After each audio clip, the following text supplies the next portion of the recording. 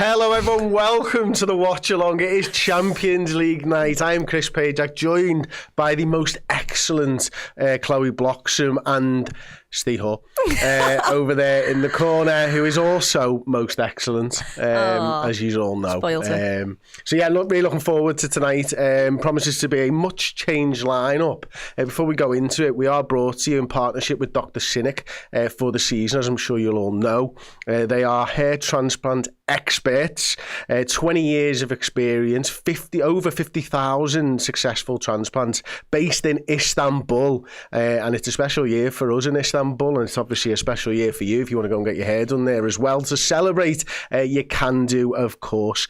Cutting edge medical expertise and innovative technologies to guarantee lasting results and natural results as well. So if you want to get involved by clicking the QR code that pops up periodically, or click the link in the description. They've supported us, help to support them in return if you don't mind. So yes, the football, Chloe. It should be an interesting night, shouldn't it? Were you surprised yesterday when the squad came out? No. I sat here on Monday and said, make 11 changes, do not play a don't even take any of the big boys to the game. And everyone sat here and looked at me as if I was absolutely mental. I do not give a damn about this game of football. I want to win it, absolutely. But ultimately, finishing first and second, you get no difference, really. It just depends the teams who finish in that bracket, who end up there. You're going to get one of them.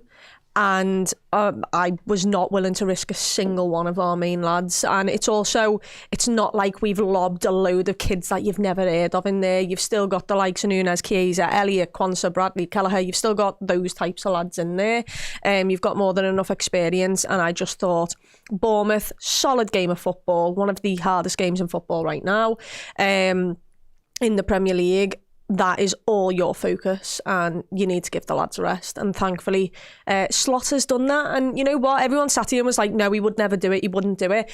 But the thing I've learned about Slot so far this season is he learns from things. He learned from the first international break where he played Nottingham Forest and he went, South Americans, yous can play on the back of travelling miles. He soon learned that can't be a thing. And he learned from it the next time round we had an international break. So what's he learned from this time? What he's learned from is that it's such an intense and tough league, and when you can make those rotations and those subs and changes, you need to find time to give the players rest. You need to prioritise different things. He wants to win every game, and we're absolutely there with him, because I love that. But also, you've got to choose the lesser two evils. Are things worth the risks? And this game isn't worth that risk, and he's learned that. I can't agree with you more. Fully on board with that one, to be honest with you. Although I was a little bit surprised, Steve. I don't know about you, with just how many lads he didn't take. Yeah, I thought Salah, Van Dijk, Gravenberch in particular weren't going to go. Szoboszlai and McAllister, Konate, maybe I understand the injury thing there. So yeah, I was a bit. I didn't think the big guns would go, but I thought it would be stronger than perhaps it is. Like, if this is the team we don't know yet, and there's loads of rumours flying around, it is a very young and inexperienced bench. I thought maybe he'd have had one or two more of them on there. But he even said, he was tempted to go weaker. He said he took Cody Gakpo, a little bit of emotional thing there. So yeah, I was shocked. I mean, I'm with Chloe. I'm glad he did it, but I didn't think he was going to do it. I've just been informed that the team is here, so let's find out if I am right. It looks like I was one off. Damn, I got close there, didn't I? It's even perhaps younger than we imagined in the first place. So yeah, Liverpool's team, I suppose the rumour's been going around all day that Andy Robbo is going to be playing centre-back. It looks like that is the case, which is, yeah, that's a big, interesting call. We'll touch upon that in a moment. Kevin Kelleher in goal. You've got Kostas Tsimikas, Andy Robertson, Gerald Quansah and Connor Bradley as a back four. A midfield three of Wataru Endo, James McConnell with two L's, not one L like Harving says, and Harvey Elliott. And then a front three, you've got Cody Gakpo, Federico Chiesa and Jayden Daniels. I'm guessing that's the order for now. We'll see in terms of the team later. And like I say, a very young Liverpool bench then. I don't have a Harvey Davies card. I don't know where our Harvey Davies card's gone. So Harvey. But Yaros and Davies are your two goalies. Morrison, Norris. You've got Mbaya, Conor Doherty, Nunes, Nallo, Trey Nyoni and Tyler Morton making up a Liverpool squad. So yeah, I suppose, Chris, the interesting ones definitely is centre-back Andy Robertson. What are your thoughts on that? Well, he's going to be captain, I suppose, as well. Captain and centre-back, which is nice, I suppose, Chloe, because as far as I'm concerned, this is Federico Chiesa's under-23s. That's the player that I wanted to see more than any other. Yeah. But the big talking point really is Andy Robertson at centre-back. And I want to know, and I'm sure the viewers all want to know this as well, Chloe, how does it make you feel that Andy Robertson is going to be playing centre-half in a Champions League game? Thankfully, there's not much on the line. Oh, Otherwise, come on. Join me in this flight of fancy. I mean, what are the odds that he's given away a penalty? He's enjoyed doing that a couple of times so far this season. There's been a couple of question marks over his defending so far this season. I'm a little bit concerned that we're playing both left backs. If one of them gets injured, we are in a little bit of trouble here. What if both of them get injured, Chloe? It's not like you can do 45-45. One of them's got to be staying on. By the way, can I say, I wouldn't be shocked if Andy Robertson comes off at half-time. Well, I think whoever comes off early, you know who's starting against Bournemouth. I think we'll probably see Wataru Endo drop back there after 45 minutes. He's got Tyler Morton on the bench. I think that's a given at half-time. One of these two comes off. Yeah. Again, I think maybe it tips the manager's hand towards who's playing at Bournemouth, whichever one it is. I'd be shocked if both of those are on the pitch for 90 minutes. That just makes zero sense whatsoever. And of course, there he's got Nallo and he's got Norris on the bench there. Nallo a centre back, yeah. If he wants to, Norris a left back there as well. So he's got options maybe at 45. I think it'd be too much to see them both come off. Yeah. But certainly he's got options, and as you say, he can drop Endo back, which makes perfect sense as well, really, doesn't it?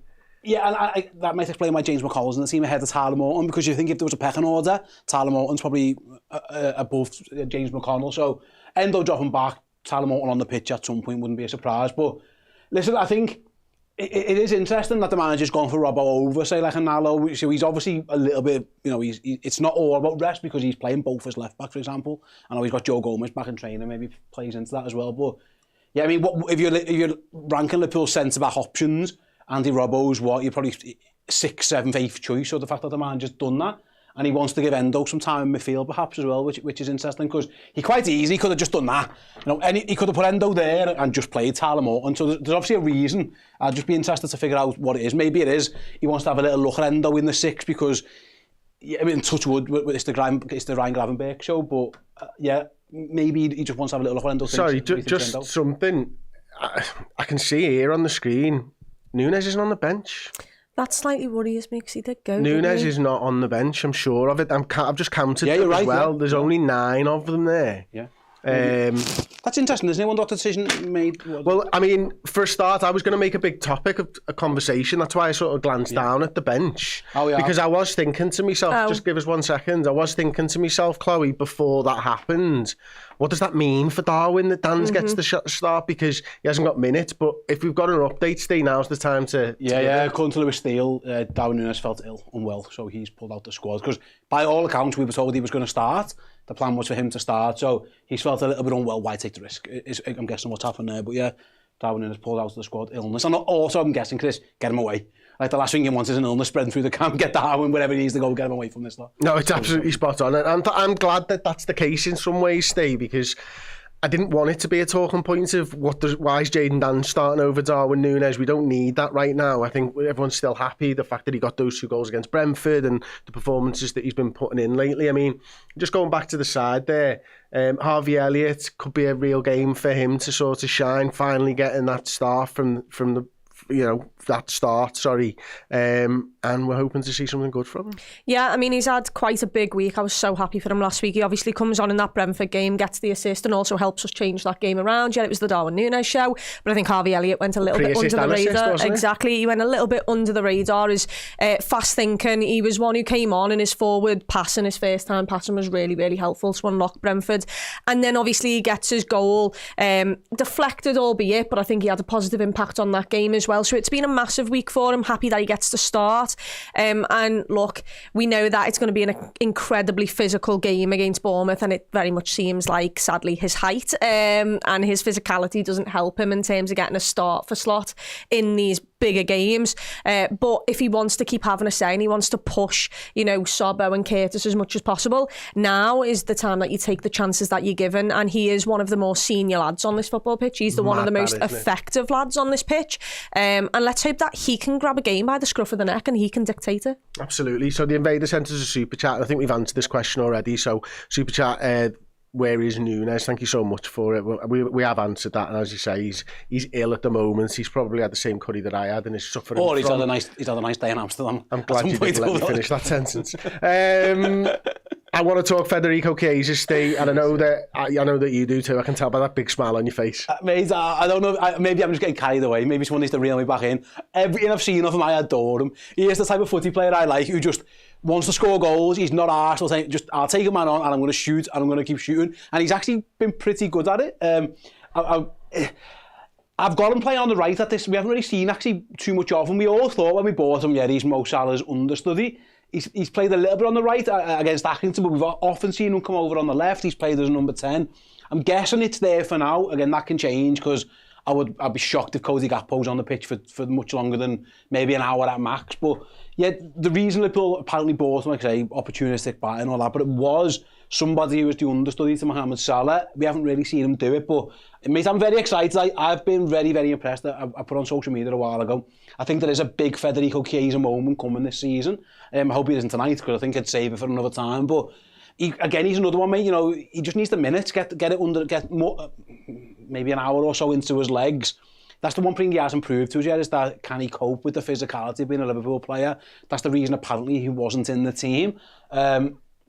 So yeah, mate, I'm really looking forward to him, and like I say, same for Jadon Danns. I'm a big Jadon Danns fan, so it's an exciting Liverpool lineup in terms of talking points. The bench is very interesting because it's a bunch of kids. So Liverpool are going, with all due respect, Liverpool are only going to get weaker as the game goes on, and some of these players drop out and some of these young lads go on. But mate, it's always an opportunity for someone. You know, Jadon Danns is playing tonight, starting because basically he took his chance in cup games. There's always a chance for somebody to make a name for themselves, and like I say, yeah, I'm looking forward to the Chiesa show. Steve's moved the conversation on, but I'm not ready to drop the Chiesa chat, Chloe, and I'm sure you're exactly the same. Like, I mean, he's currently averaging 6.99 shots per 90, which is like twice as many as the next nearest in the squad. 3.62 for Mo Salah. Now he's played like 115 minutes or something like that, but he's got 1 goal and 1 assist.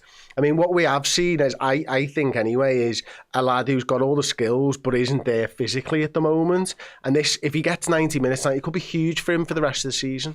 It could be, and I think we all wanted to see him from the off. We know the quality he's got there. We saw what he did in the Euros. We know how technically brilliant he is, but he's just obviously not being fit and available and ready. And also, you know, it's hard to deal with the intensity of this league. I think he's now learning, and I think everyone's learning just how intense the Premier League is. How intense it is to play for a top Premier League side, because you're in so many competitions and all of them matter because your main objective is to win trophies. And I would have liked to have called upon him more than we've been able to. We all want to see the quality that he's got, the flair he's got. Honestly, his technical ability, his dribbling's brilliant, and he gets in dangerous positions, which is why he's had so many shots. You know, and I reckon probably a large majority of them came in the game where he decided to assist Danns before he finally took a long range shot and put it in the back of the net himself. He didn't like scoring from inside the area during that game. But yeah, he's got so much quality. He reads the game well. He's got that little burst of speed, but also if you give him the ball, you know, he can take defenders on, and more than anything, he's got so much willingness to run, to get in behind, to keep moving, and to just offer something different that, you know, unsettles the defenders. So I'm really looking forward to him. And once again, this is a massive game for him, obviously, because, you know, we want to see the best of him. We want to see what he can offer. But it's also massive because we will have to rely on him. And he is, once again, one of the, in fact, possibly, aside from the likes of Robbo and Enzo, one of the main guys here who've won trophies and who can lead this squad, and hopefully his quality can come through today. I think the other thing with Chiesa, for me anyway, and I don't know whether you agree with this, Chloe, but is like, he looks like he's loving being involved. Like every time he's near someone who's scored, it looks like he's scored, doesn't it? And it's like, I get so much joy out of that as a fan, seeing players on the pitch act like a fan almost. Yeah, and it's especially good to see when everyone's turned around and said, oh, you know, he's going to leave, he's going back to Italy and everything. And it's like, well, Liverpool would be stupid to do that because we've just got him back up to It's our big advantage as well, by the way, in the title race and all that, having the 6 players who can make a differerence. And we've seen the quality that he does have. Like, it's not like look, Mo Salah is absolutely ridiculous and on a world of his own, but Chiesa is still a top quality international footballer. So it's not like a major drop off, and it's just unlucky that, you know, if he was fit and available, that he's behind Mo Salah, because good luck catching him with his statistics. But yeah, I think, you know, those 3 minutes he came on against Brentford, I've never seen a guy look happy. I think he might have been more happier than me, whilst I was getting absolutely piled on in the away end, and that's saying something. But I love how happy he is. I love his desire, and hopefully we can start seeing it on the pitch more. And hopefully, you know, he has a right to smile by influencing games of football and being a big part of this squad. Absolutely. We've had a super chat here, Steve. Son of Lucifer, 1993. Interesting. Asking, is Enzo captain? I don't know. You have to tell me. I'm guessing it'd be Andy Robertson, wouldn't it? Looking at that team, you'd think it'd be Andy Robbo. Looking at the seniority, he's in the leadership group, so my guess will be Robbo. Wouldn't be surprised if at some point Endo is the captain. While you guys were talking, I was trying to figure out, like, I made the manager's subs pre-planned, and I was trying to figure out at what stage you see them all being well without injuries and whatever, because I think Robbo has to come off at some point. Probably he gets Gakpo defo off. So Gakpo would be Cone Doherty. You might see a Inyoni or a Chiesa move over there. Elliott could move out and Morton could come on. There's a few options there, isn't there? Morrison as well can play over there, I think, a little bit. So yeah, you're right. And then right winger, I think Morrison. Sorry? I think Morrison's a right winger. Yeah, so I'm saying you might get, just like I say, shift the front three around. Norris, opportunity for him. It's a massive opportunity for Jayden Danns. Like, we're all very familiar with him. This is his first start for the football club. Like, what a moment for him and his family as well. So, and I'm guessing that came fairly late in the day, because we all knew it was going to be the Darwin Núñez. It was meant to be playing there up until he got ill. So, massive opportunity. But yeah, I'm trying to think, if you could choose 5, maybe Robertson, Tsimikas, Gakpo definitely 3, and then he's got a choice of maybe taking Elliott. Yeah, and I don't... Sorry to interrupt, man. I don't think Chiesa is going to last the 90. No. Yeah, absolutely. You're right. Like I say, Chloe said before, he's a 3-minute man at the moment, and as a man of experience, as a 3-minute man yourself, I'll provide. You've given yourself 50% more minutes there than you should have. He's a 2-minute man, ladies and gentlemen, and I've had it confirmed by Claire. That if you count the cuddle for a minute, and the afterwards, and then fall asleep before the run, yeah, absolutely. Then I know. Give it your best 3 minutes. Give it the best you've got for the little engine that could, Federico. You got 2 minutes. You got 2 kids for 3 minutes work. It does its job. It is very much. So have I. Well, it is kind of what it is.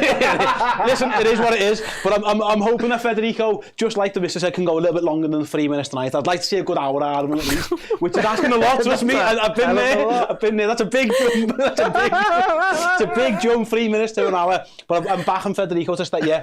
Because you are right though. He is the one. It'd be amazing if he has got 90 minutes, because then it does prove there's something going forwards at this moment in time. Again, touching wood and all anti-jinx stuff you can. If there's a reason that Mo Salah can't start a game, you'd like to start Federico Chiesa knowing he can last the entire match, and we just don't know that much about him yet. So fingers crossed, he isn't the 3-minute man tonight. Yeah, after Keegan773 says Steve, he'll get paid for overtime. Listen, mate, as long as I have a good time. Yeah, as Steve always says, you don't get anything for coming second. What? Except in the Champions League, where you get money for finishing second. So there you go. Moving on. Listen, sorry, in the Champions League, coming first or second is the exact same. And I've been preaching that for years. Steve's here for a good time, not a long time, said that Scouser Jay. Yeah. Absolutely brilliant. Yeah. Chloe cringing at her work dad and Uncle Steve, said Tino. Yeah, she this does is what happens, like, literally 7 of the 8 hours of work. Lie. Chloe is the worst. When it comes to this type of conversation, trust me, I'm not even going to repeat the conversations that we had the last time we were in the office, but Chloe is not that person, trust me. Yeah, she is on camera. Yeah. Off camera.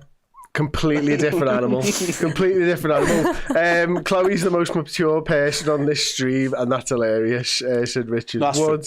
That's true. Chris is going to get a call into HR, which is supposed to stay. I think I am. That in itself's a problem. It's fine. What I have made a conscious effort to do is not swear. We haven't swore during that segment, and I don't think it was obvious to youngsters what we were talking about. So I think we're all right there, people. Is that fair, Chloe? There we go. Okay.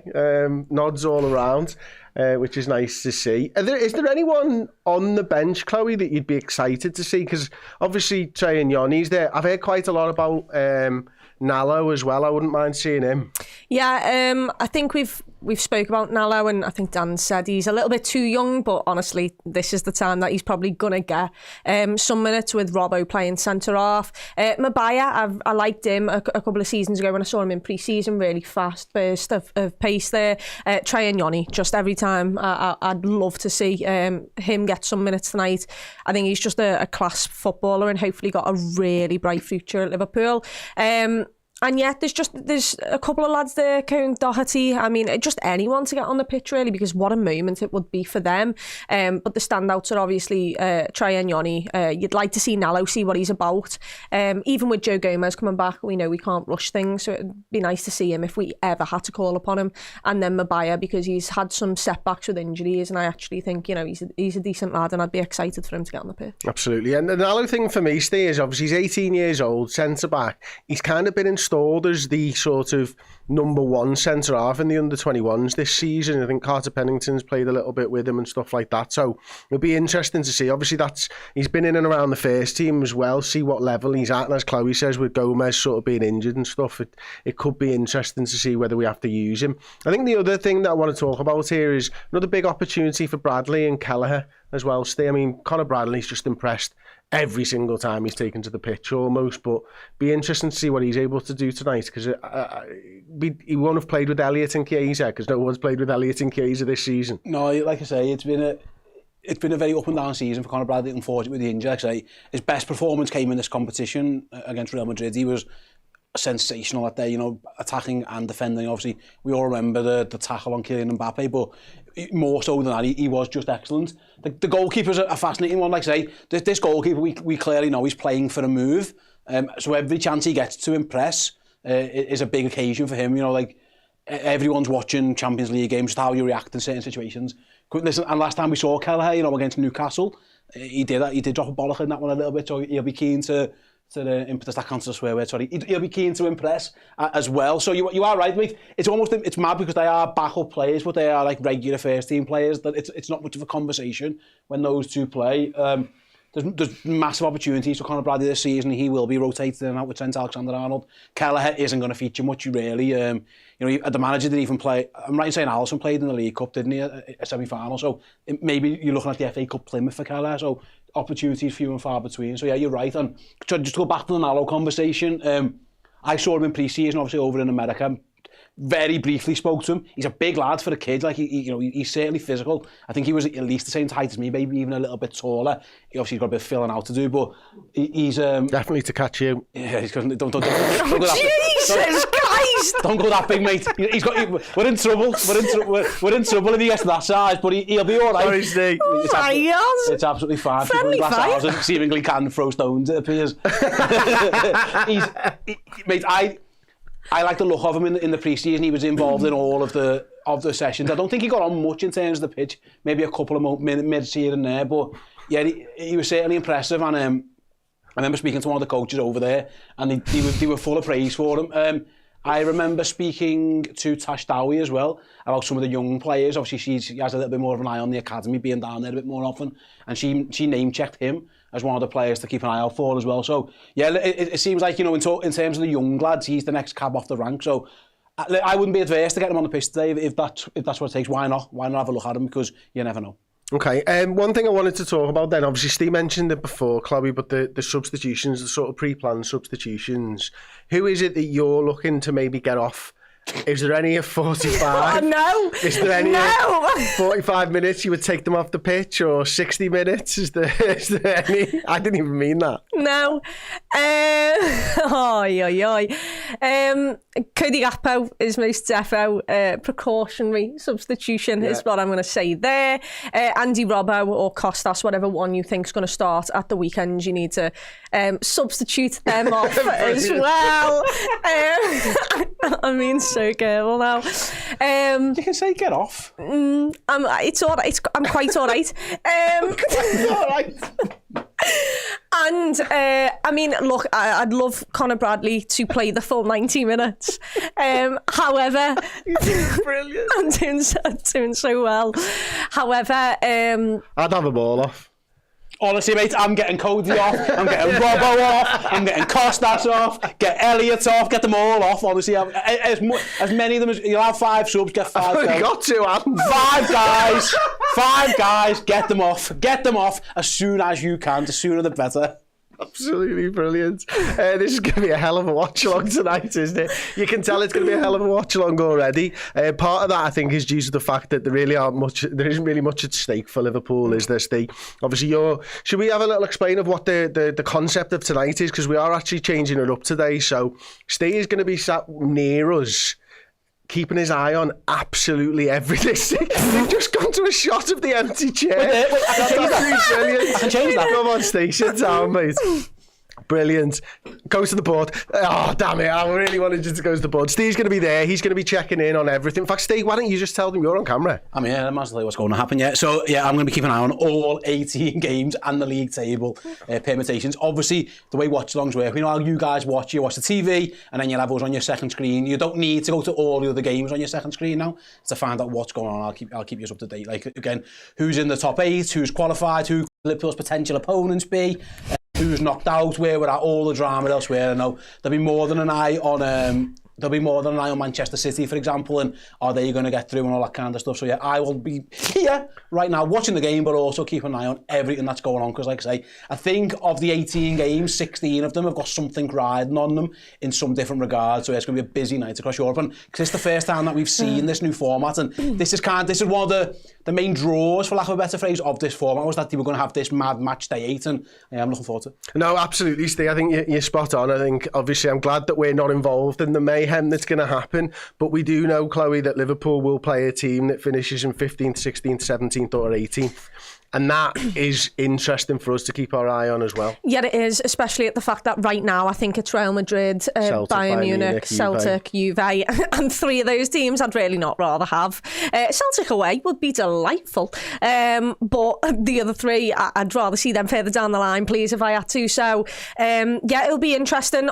Obviously, everything would have to stay as it is right now, which is pretty much impossible. I don't want to say that it is impossible, because then I'd make the most boring game week ever. Would every game have to finish as a draw or something? Yeah, like just the same goal difference and everything. So yes, I'm looking forward to it. I'm happy that it's got nothing to do with us, and I'm hoping that some crap teams make it through, and I'm hoping the likes of City and that actually don't get over the line. Oh. Yeah, I think that's right. I'm just going to, if you can just bring up the Champions League table on my screen for me. I just wanted to have a quick look at where PSV are, because obviously that is an interesting position for them, isn't it? 7 games played, 11 points, 3 wins, 2 losses, 2 draws. They should be going for it big time tonight. Yep. Now, one of the things that I wanted to talk about, Steve, and I'll bring you in on this, mate. I actually think that this Liverpool side could go out there and dominate the game, like we've seen Liverpool sides do already this season.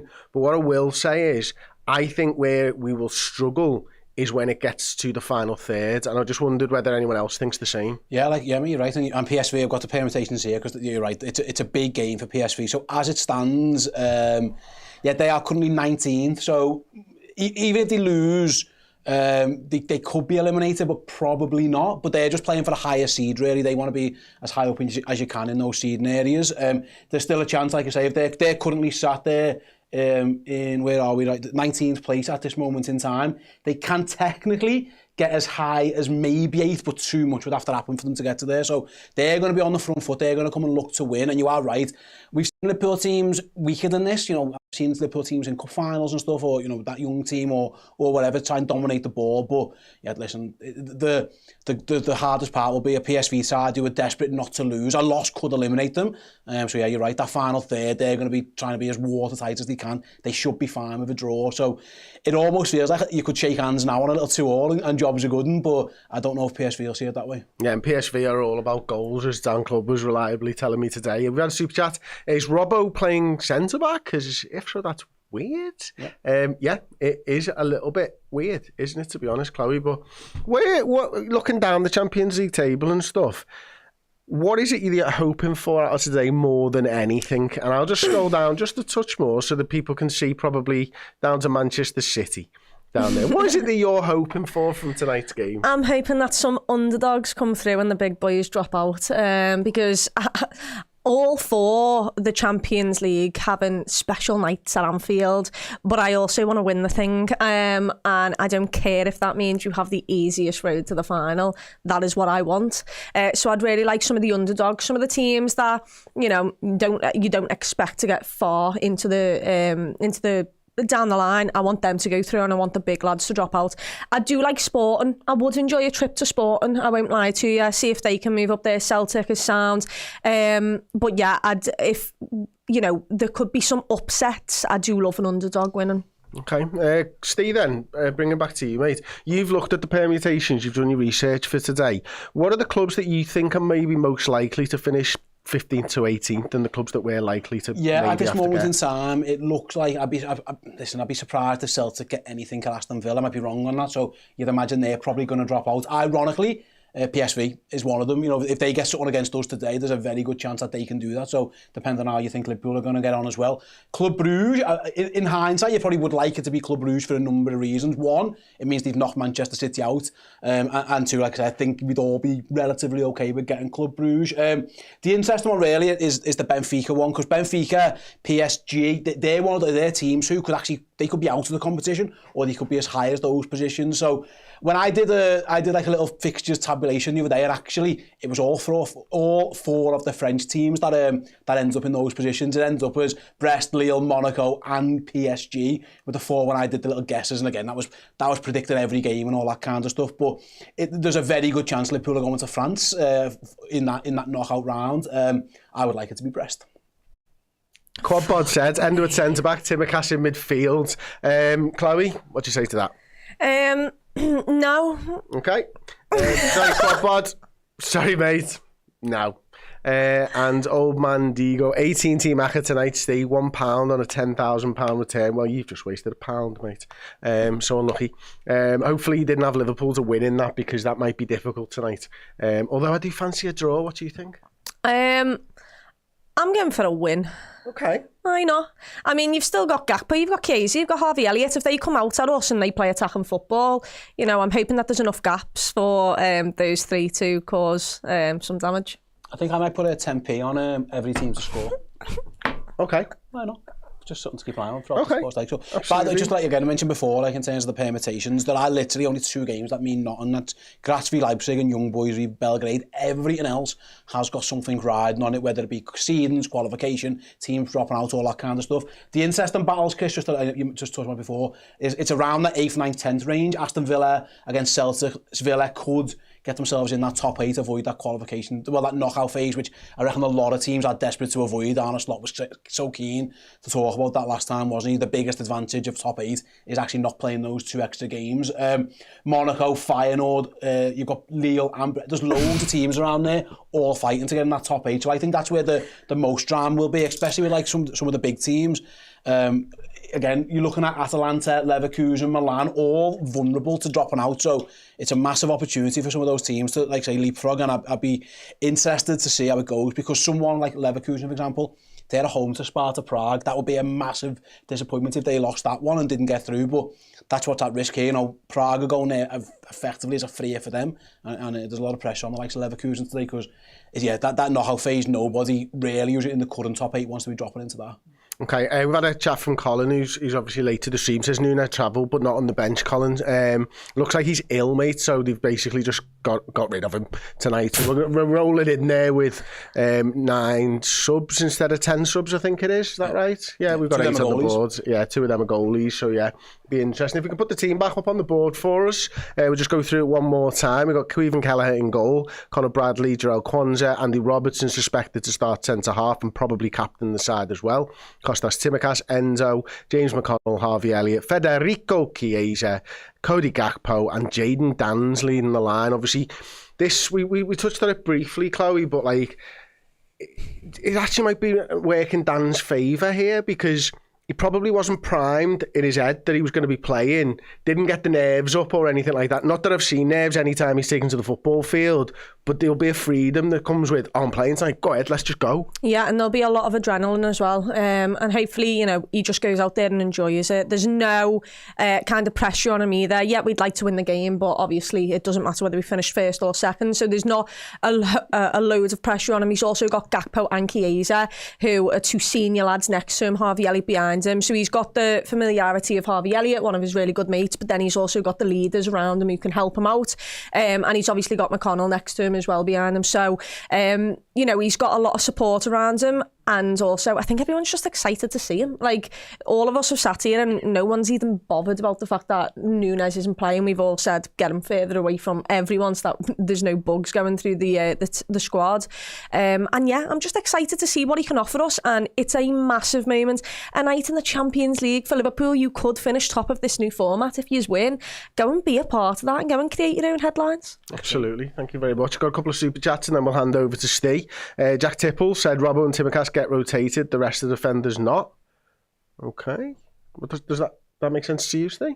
Robbo and Tsimikas get rotated, the rest defenders not. I'm guessing he means Kwanzaa and Bradley stay on. Oh, okay. Sorry. Okay, that makes perfect sense. I think someone else might be avoiding saying get off. Yeah, fair play. Like. I totally get it. We've got another one here. Christian Wren, thank you so much for the super chat. Get a chat in as well. And finally, before we go, Hitch and Baz, thank you so much for the super chat. Stuck in the pub, marking for a darts competition. No TV in the room, and I can't use my phone. Hope you all have a nice one. Come on, you Reds, top of 2 leagues. Well, how did you type that? Maybe, I don't know, but we started the darts competition earlier. What's going on here? How's he done that? Telepathic Baz. Yeah? Did you just send a super chat with your mind? That's incredible. Anyway, we're going to have a short break. Steve's going to take you through till about 2:45, and we'll be back for the watch-along. You've obviously left quite a lot of the senior players at home. You could just explain the reasoning behind that and how it's hard to give some younger or fringe players a chance to prove themselves tomorrow. Yeah. They don't need to prove themselves. We know what the quality is for the players that we're going to play tomorrow. But I think we are playing, like all the teams in Europe, many games. And these players are ready. So all the ones that are left behind could have played tomorrow. But for the long term, so it doesn't tell you anything about the short term. So it doesn't tell us anything about the Saturday game. But for the long term, if you look back at our season, it's been almost every time after 3 or 4 or 5 weeks, we gave them the break during the week when it was a League Cup or an FA Cup. If there was a moment for them to get some freshness back, we've always done that. And it took me a while to understand this new format, but I always say when I think I'm 100% sure, I use 99.9, but now I can say I'm 100% sure that it doesn't matter at all if we end up 1 or 2, because we will play 14, 15, 16 or 17, and then in the end it's a draw. Which of the teams we are going to face. So this is a game for us, because we're now number 1 or 2, we cannot drop to number 3. That has no importance of result coming to the league table, but a very wise man once said to me, I've never seen anything good coming from losing a football game, so we are not going into the game tomorrow trying to lose the game. We will do everything we can trying to win it, of course.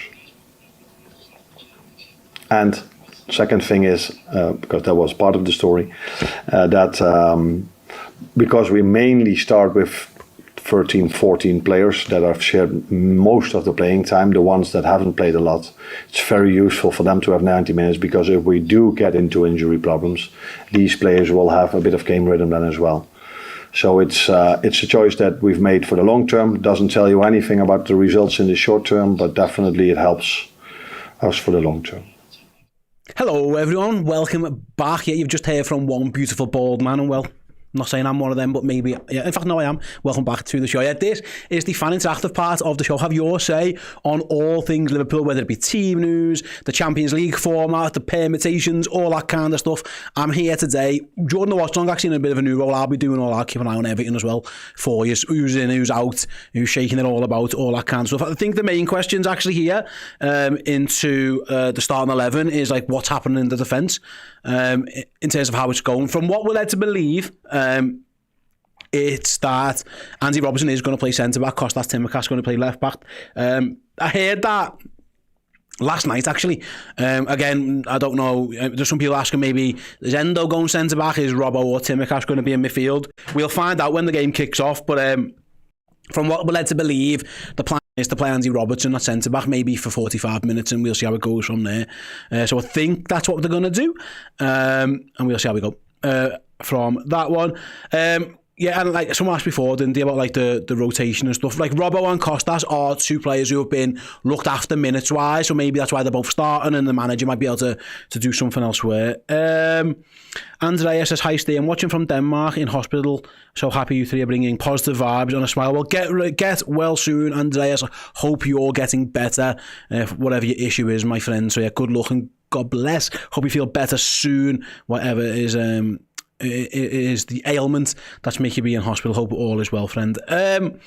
Who else do we have here? We have got Star Ann Coleman, who says, I'm stuck in Canada with no stream and stuck at work. You guys saved me from being completely out of the loop. Well, we'll do our best again for you, Star Ann. You'll have Chris and Chloe describing the action. Like I say, I'll keep up to date with what's going on around Europe as well, because it's interesting. This new format, as it stands, technically only Liverpool and Barcelona have definitely qualified in the last 8. You'd say Arsenal, you'd put Arsenal in that mix as well, just because the goal difference. It'd have to be some goal difference. Arsenal would have to get absolutely wellied for the goal difference swing, but as it stands rather, only 2 teams are guaranteed top 8. Everybody 18th and above is guaranteed at least a place in the knockout phase, maybe in the top 8. Everyone 19 downwards pretty much is vulnerable to that. Everyone from Bologna in 28th down are already out. So Bologna, Sparta Prague, Leipzig, Girona, Red Star, Sturm Graz, Salzburg, Bratislava, Young Boys, they're all eliminated. But everybody here, in theory, has got a chance again. Shakhtar Donetsk would have to overcome the most mighty of goal difference swing, but you never know. But yes, everybody has an opportunity here, so that's what we're working with today. So yeah, we'll do our best to keep it up to date. The magic numbers in terms of Liverpool's opponent in the next round, something to definitely keep an eye on, and I'll be keeping you up to date with that throughout the course of the show, is places 15, 16, 17 and 18. Those Liverpool will play one of the 4 teams who finish in those places in the round of 16. Obviously there's draws to be decided who exactly it'll be. Those 4 teams, 2 will play each other, if that makes sense. There'll be 2 games, the winners of which Liverpool will get one of those. As it currently stands, that would be Bayern Munich, Real Madrid, Juventus or Celtic. It's very unlikely to finish that way. There'd have to be a ton of draws for that to be the case. But that's definitely something we'll be keeping an eye on as well. So if you're looking at the permutations and stuff, definitely keep an eye on places 15 to 18, because that is who Liverpool will be facing in the next round. And of course, towards the bottom of the table, you're looking at potentially Manchester City, unless they win. If they win, they'll be through to the knockout phase. If they draw or lose, they will be out. They are currently playing Club Bruges. Another big gun there, PSG, vulnerable, Benfica, vulnerable, Sporting, vulnerable, all to going out as well. So yeah, some big names there, potentially on the chopping block. Now obviously all of them you'd be shocked if all of them get knocked out, but there's some potentially big teams there to keep an eye on. The biggest, of course, in terms of Liverpool is probably Manchester City. Yeah, so if Simon Mignolet keeps a clean sheet for Club Bruges, former Liverpool goalkeeper, then Manchester City will no longer be in the competition. So we'll definitely be keeping more than half an eye on that game as well. So that's all the permutations that you need to know for now. Liverpool, for what it's worth, finished top if they draw. They can technically finish top if they lose, but that would mean that they would need Barcelona not to win. Barcelona are at home to Atalanta, not an easy game. Atalanta currently in 7th position, and they're fighting for that berth in the top 8 as well. So we all know the dangers that Atalanta hold. They knocked us out of Europe last season, obviously reigning Europa League champions. They've had a good campaign so far as well, sitting in 7th place. So if Barca don't beat Atalanta, no matter what happens, Liverpool will be top. But if Liverpool lose and Barcelona win, then Liverpool will drop to 2nd. It doesn't really make that much difference in truth in terms of what's happening in the next round. But it'd be nice to finish first, wouldn't it? Just the prestige of getting that as well. Like I say, Liverpool do have a chance with a win to be the only team to go 8 from 8 in the first ever edition of this new league phase. So a little bit of history potentially on the line there as well. Jack Lloyd with the chat. Thanks very much, Jack. Jadon Danns is the youngest player to start for Liverpool in Europe. What a milestone for him tonight. It's been a long time coming for Jadon in terms of getting himself in the team. Like I say, we're led to believe Jadon's starting because Darwin was ill, but with one man's misfortune is another man's fortune. So yeah, congratulations to Jadon Danns. I'll be delighted for him. Hopefully he scores a goal. More than one would be nice as well. We have made up for Jadon Danns. First Liverpool start. Absolutely fantastic opportunity for him, and I hope it goes well. And yeah, Eddie's right. Basically, if we win or draw, we finish top. Yeah, you're right, Eddie. But what I was saying is Liverpool can lose this game and still finish top of the table if Barcelona don't beat Atalanta. It's worth keeping an eye on that one as well. Daniel Ward says, have Barca put out a weak squad for their game? My guess is not, because there's a chance. Listen, Barcelona, if they lost, they could finish as low as well, technically 5th, but Atletico would that'd be some type of goal difference swing, but they could finish as low as 4th if they lose. So my guess is no, they haven't. I'll check their team now. No is your answer there, pal. Yamal, Lewandowski, Rafinha, Pedri, De Jong. No, not particularly. They've got a pretty good team out there of Barcelona, so it doesn't look like anything other than them going for the win. Because like I say, there's more than just top place on the line for Barca. They could drop down, and then that's where seedings and things are affected. So no is the answer to that one for them. They've got some of their big hitters out. You know, Yamal and Lewandowski, obviously the two that stand out, but obviously Pedri, Gavi, Rafinha. Yeah, they're a good team. There's a reason why they are so high in that league phase for sure. They've gone pretty strong for that one. Adam, Steve, have you heard Arsenal have come in for Watkins, Nunes to Villa, or maybe he's still no, I don't believe the Nunes. I don't think Liverpool will sell Darwin Nunes, pal. I did see that Arsenal have had a bid rejected for Ollie Watkins. It feels a little bit desperate for Arsenal to be spending potentially £60 million on a player of that age, but they are a little bit desperate. So the point that Jamie Carragher made the other day is you can half square losing to Manchester City when it's, because for obvious reasons, but if Manchester City have fallen away this season, which they have, it's a little bit embarrassing, I think, for Arsenal to then not win the title. I think that's what they're thinking is here, because it is moving away from their usual transfer strategy. But by all accounts, I'd be shocked if Aston Villa sold Ollie Watkins anyway. There's talk of John Duran potentially being on the move as well, and maybe that's what Arsenal are thinking. We know Villa might sell one of them, and they're trying to push their luck, but I would be shocked if Aston Villa sold Ollie Watkins, to be honest with you. He starts tonight. But I did see it. It was interesting. They definitely need a striker, Arsenal, and it would be a very short-term move for them. Very unlike them, particularly. But yeah, no, I wouldn't read too much into Nunes, mate. I think he's just sick. If truth be told, Wobbly Banana, do you get any extra money for finishing top? Not much. It's like €250,000, so I don't think it's the be-all and end-all, which might explain why Liverpool have taken such a weak squad. I don't think you need to worry about that, to be honest with you. Right, Moses said, Ali, hello pal, regular of the watch-alongs. Evening goal. I was hoping Slot would rest our players tonight, and I'm glad to see it. Well, he didn't even take them. half of them are back home at the Axis. So yeah, it's a very youthful Liverpool bench. I'm sure we'll see plenty of them throughout the course of the day as well. Who else do we have here? Mr. J. Tibbs, I'm wondering about our young centre-backs that could have been given a run-out. Is that a registration thing at the beginning of the season? Not so much in terms of the centre-back, pal. That's the reason Rio Gamoa, or we saw Rio against Accrington. He isn't in the squad because he isn't registered. He hasn't been at Liverpool that long. He'd have had to take up a proper place in the squad, so they didn't register him. Nallo is the young defender. He is on the bench. I think it's a lot to ask a young lad there to play 90 minutes as centre-back. I wouldn't be, again, maybe too surprised if you see him at some point. I personally personally thought Endo would just play centre-back and that Morton would have been in the midfield, maybe at the end, maybe alongside Elliott and McConnell. Trey Nyone's there as well. But I think maybe the managers thought it's a bit too much to put a young lad in straight for 90 minutes. We saw what happened at Manchester City, and again, bigger game for them, and they threw a young 20-year-old lad in who wasn't ready, and he had a bit of a stinker. So I think you have to be careful with centre-backs. So I think maybe that's where the managers... I think that's maybe what the manager's thinking was there. Adam says, Endo will probably shift into centre-back towards the end of the game. No? Question mark? I said before, mate, I wouldn't be surprised if at half-time one of Robertson and Tsimikas are taken off. You bring Tyler Morton on, you put Endo into centre-half. I'd be surprised if that didn't happen, in fact. So yeah, I think that's probably where I would be looking at. C. Laren, okay, who are the lads on the bench? Are any of them decent? It's a good question. Can you bring the bench up on the camera for me, please, Frank, if that's okay? There you go. There's the bench. The gap, by the way, is for Harvey Davies, who for some reason I just couldn't find his card. So I should have shifted everyone up there, but I didn't. In terms of the youngsters, a lot about Morrison. There's a lot about him in terms of good words to be said about him. We've seen a little bit, of course, of Trey Nyone. He is the young player, I think, that everyone's really got their eye on in terms of like being the next cab off the rank. But he's already played, of course, first team football for Liverpool.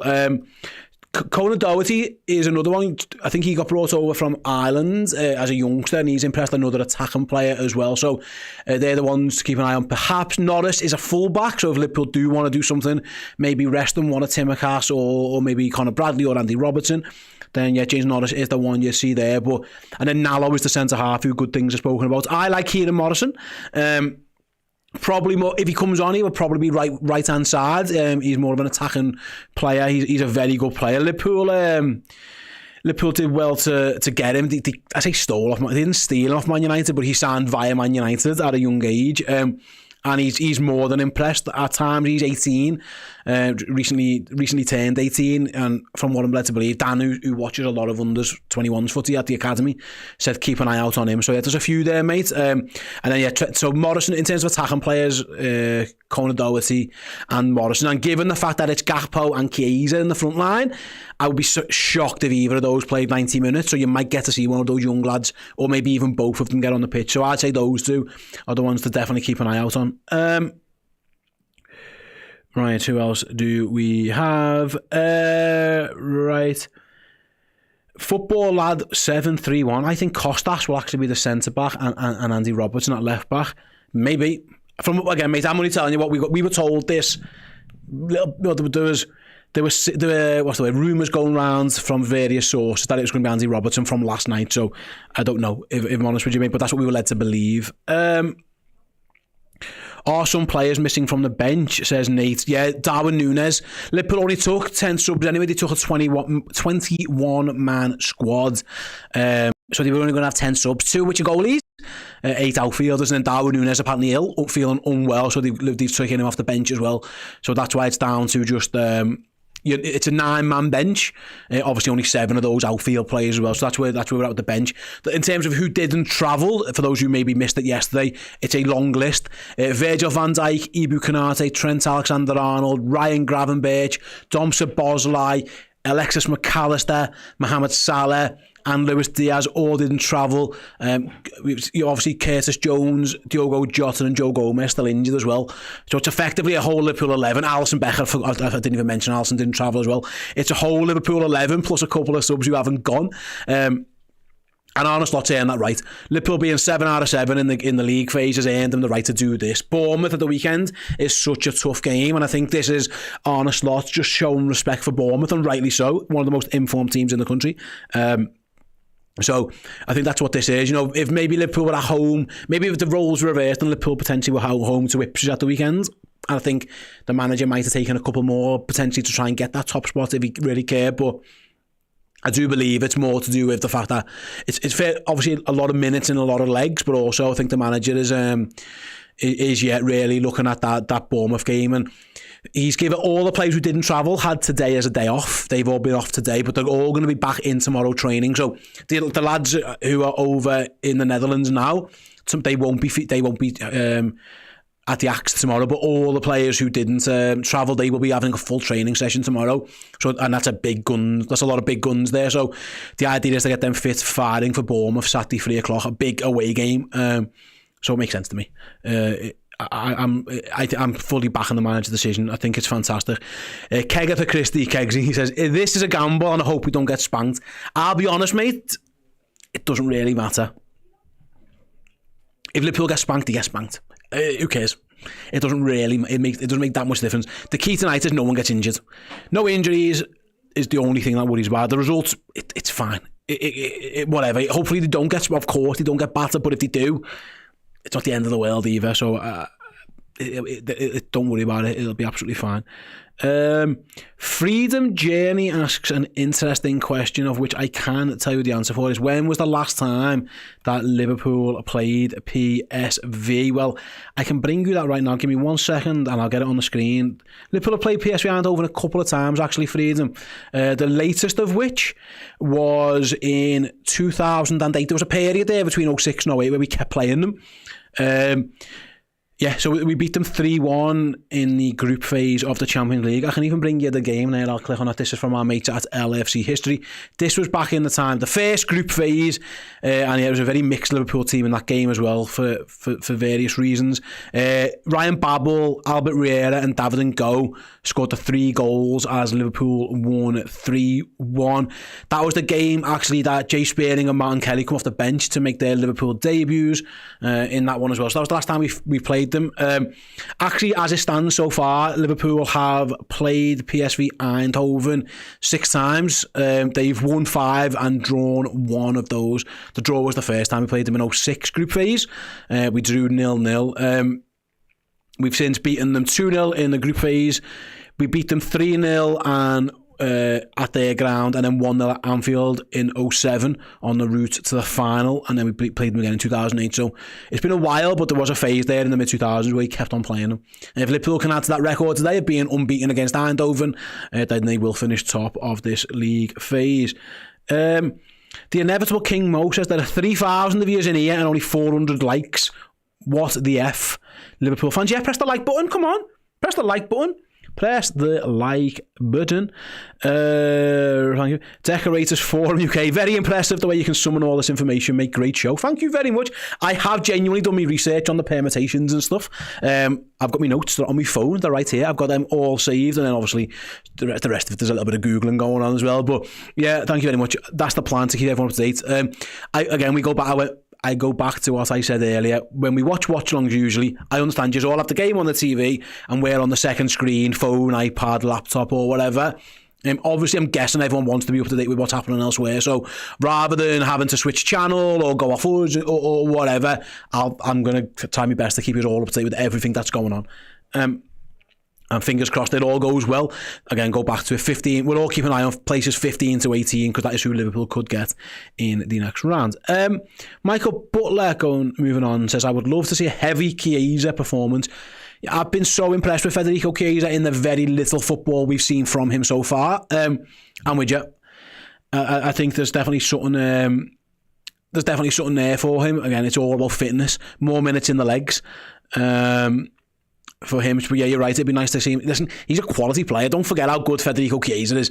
You know, he's a fantastic player. Italian international, Euros winner, league, Serie A multiple winner. Like, this guy knows what he's doing. He's a good player.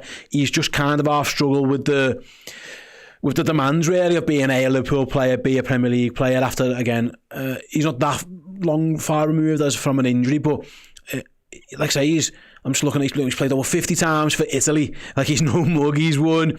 I'm just looking actually what he's won. Actually, I said Serie A before. He hasn't won the Serie A. He's won Coppa Italia's rather. He won the Euros with Italy. He was in the Serie A team of the year as well. He was in the Euros team of the year. So yeah, he knows what he's doing. This fella. He's not.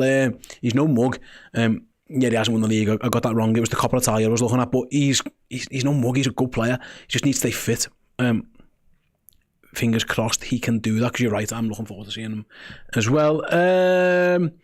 Phil 12323, could Slot be looking at Robbo as a future utility option a la Joe Gomez? I think it's more a case of needs must, to be honest with you, pal. I really do, in that I just don't think Andy Robertson's ever going to have the height to be a Liverpool centre-back in the Premier League. There's just no way this would happen. If this was a Premier League game, I just don't think it would be. And I know he's not that much short. Like, Endo isn't tall either, but Endo's got that big leap on him that makes it a bit different. So I doubt that's the case. I think it is just more, like I say, Konate, injury worries. Van Dijk needs a rest. Joe Gomez not quite fit. He obviously wants to use Endo in midfield. I think it's probably more to do with that one, if I'm honest with you. But listen, you might be right. You might be on something I haven't considered. I think that if there was absolutely anything riding on this game whatsoever, that wouldn't even be a consideration that Andy Robertson will be playing centre back. It just kind of is what it is. At this moment in time, like I say, he probably didn't want to put a young lad in, keep an eye on all those kind of stuff, and away you go. There's some sort of maybe Liverpool are playing 5 at the back. I just don't, maybe Endo slots in a centre back and Robertson's like a left side centre back. That could be an option. Who knows? I would be surprised if that was the case, but that is definitely something to consider. But we'll find out. Like, in due course, Robertson. I think it's just a case of needs, must, mate, if I'm honest with you. Right, who else do we have?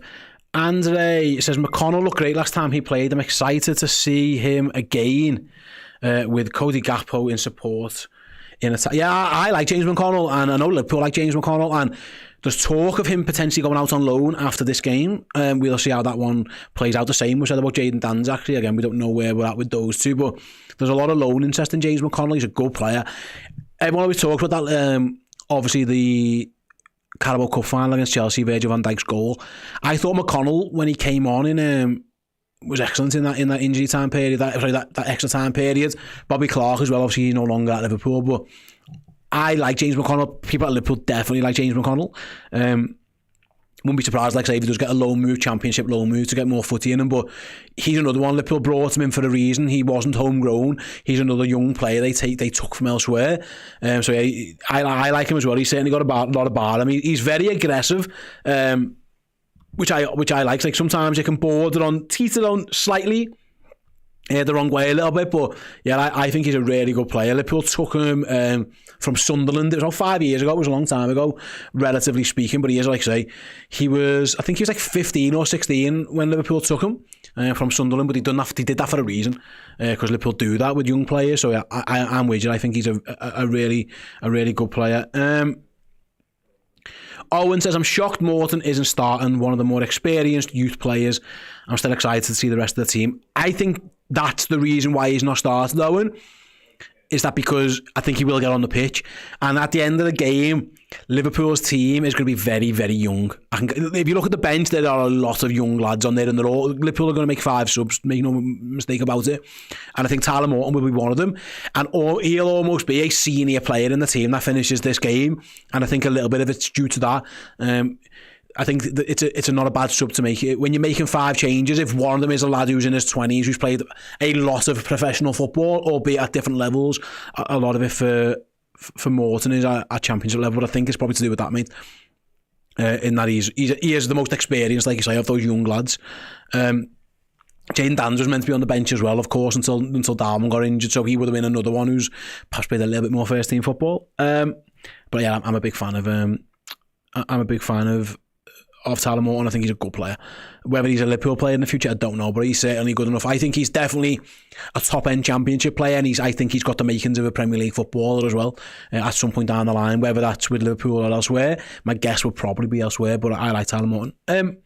Knocky knock, high state. Looks like Bajcetic is on the move. Thought, yeah, obviously Pep Linder's losing his job at Salzburg is maybe a big reason why it looks like he's going to Las Palmas. Stefan Bajcetic obviously gets back to Spain for a little bit as well. So yeah, if you're out on loan, you go and play is the thing. And it wasn't that long ago where Liverpool said they were quite happy with what's happening at Salzburg, but obviously maybe not. And like I say, maybe it's a weather thing as well. Like, maybe it's, I don't know. Maybe it's just he wants to go back to Spain. But yeah, listen, I would loved Stefan Bajcetic when he broke into the team. He's obviously got a little bit of maturity to develop in terms of on and off the pitch by all accounts. And low moves can certainly help that one. And like I say, I think the fact that Pep Linders lost his job is probably more to do with that. Maybe he wasn't guaranteed the amount of football that you thought he was going to get or something.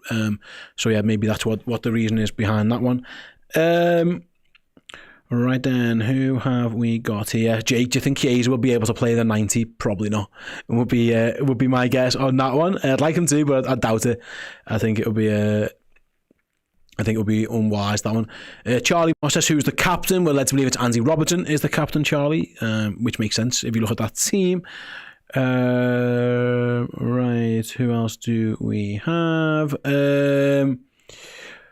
Marco again joining us later. Why is Nunes missing? He's unwell. He was ill. He was meant to be in the team, but he's sick. Anthony says Morton will surely leave in January too. Right, I don't think he will. I think Tyler Morton will be one who's asked to stay for the rest of the season. I don't think he would let McConnell and Morton go. I think Tyler Morton will be asked to stay.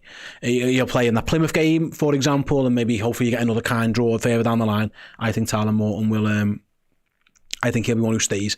I might be wrong on that one, but that's my guess is. I doubt Liverpool would loan both of them out at the same time, and it looks like James McConnell probably is going to go. So, yeah, that would be my guess on that one. And then maybe in the summer. Listen, if Liverpool would have got Zubimendi in the summer, I think Tyler Morton probably would have left. So he was a little bit harshly done by there in terms of his full-time career and playing every week. But listen, he gets to play for Liverpool. He's doing fine. If I'm honest with you. Who else do we have? Liam, when a player says they are sick, are they really sick or are they just hung over? I mean, it's not that far from Amsterdam. So I don't think Darwin Núñez is hungover, though. I think he'd either love to have played today. So I think he was just a little bit unwell. If I'm honest with you. Who else do we have? The Hunter, I feel a 2-2 draw. Liverpool will bite your hand off. If you offer Liverpool a 2-2 draw now, I think Arnold will bite your hand off. So yeah, maybe. I hope you're right. I'll take that one as well all day long. How many minutes says Bas van der Heide? For Chiesa. I reckon you might get an hour out of him. If Liverpool get an hour out of him, I think that'll be good. Dean says, where's the 16-year-old who started the cup match? That's Ria Gamoa. He's not registered for the Champions League, so he wasn't able to be in the squad. So that's where we're at with him. Who's on co-commentary tonight? For us, on Redmen, it's Chloe and Chris. I hope that's what you mean. Kegatha Christie, nice name, says, can PSV go through as automatic if they win? Well, let me bring you up the league table to clarify. They can technically, but they are 19th and 13th. They would have to win, and there'd have to be about 7 different things go their way. So the answer is almost certainly not. But they are playing for seeding as well.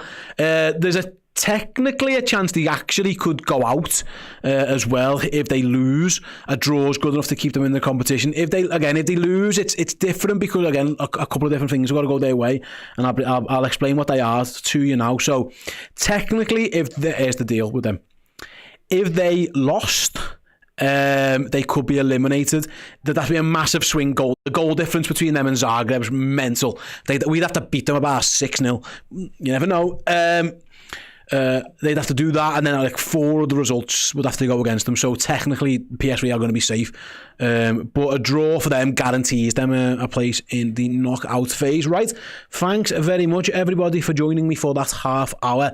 Chloe and Chris are on the way back into the studio right now. I'm going nowhere. I'm staying here because I'm on permutations watch. But yeah, we are going to hear a clip from this week's Oppo preview ahead of the PSV game, and we'll be back in a moment. See you in a sec. From Peter Bosz, the manager, the approach, the tactics and the system, very attacking. Like he wants to win games of football, it sounds like. Yeah, that's true. So he implemented a different tactic. Before we had Peter Bosz, our manager was Ruud van Nistelrooy. You know him as well. He implemented more tactics that are the possession of the ball is really important for his team. So he wants to have the ball and combine with players and then go to an attacking style of playing and of course score a lot of goals. So the attacking part is really important. That's what you see on the score sheets. we don't win a lot of games with by one goal difference. Last matches we did, but we struggled to keep clean sheets. That's different to the approach of the former managers at PSV. And it's funny, I looked it up. Last season we played Feyenoord 4 times with Arne Slot being manager there. And that's always an interesting match between these two coaches. Arne Slot having his style of playing, Peter Bos. And there was one match where Peter Bos really surprised Arne Slot with playing midfielders in the defense, Jerdy Schouten playing in the last line.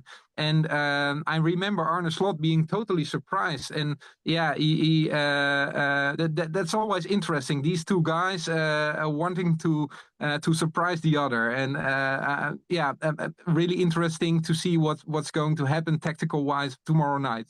Yeah, that is an extra element to sort of this game, because we've said it both a few times, like it's not the most important of matches for the teams, but for the managers who've obviously pitted their wits against each other a couple of times already, they'll both be wanting to get one over the other.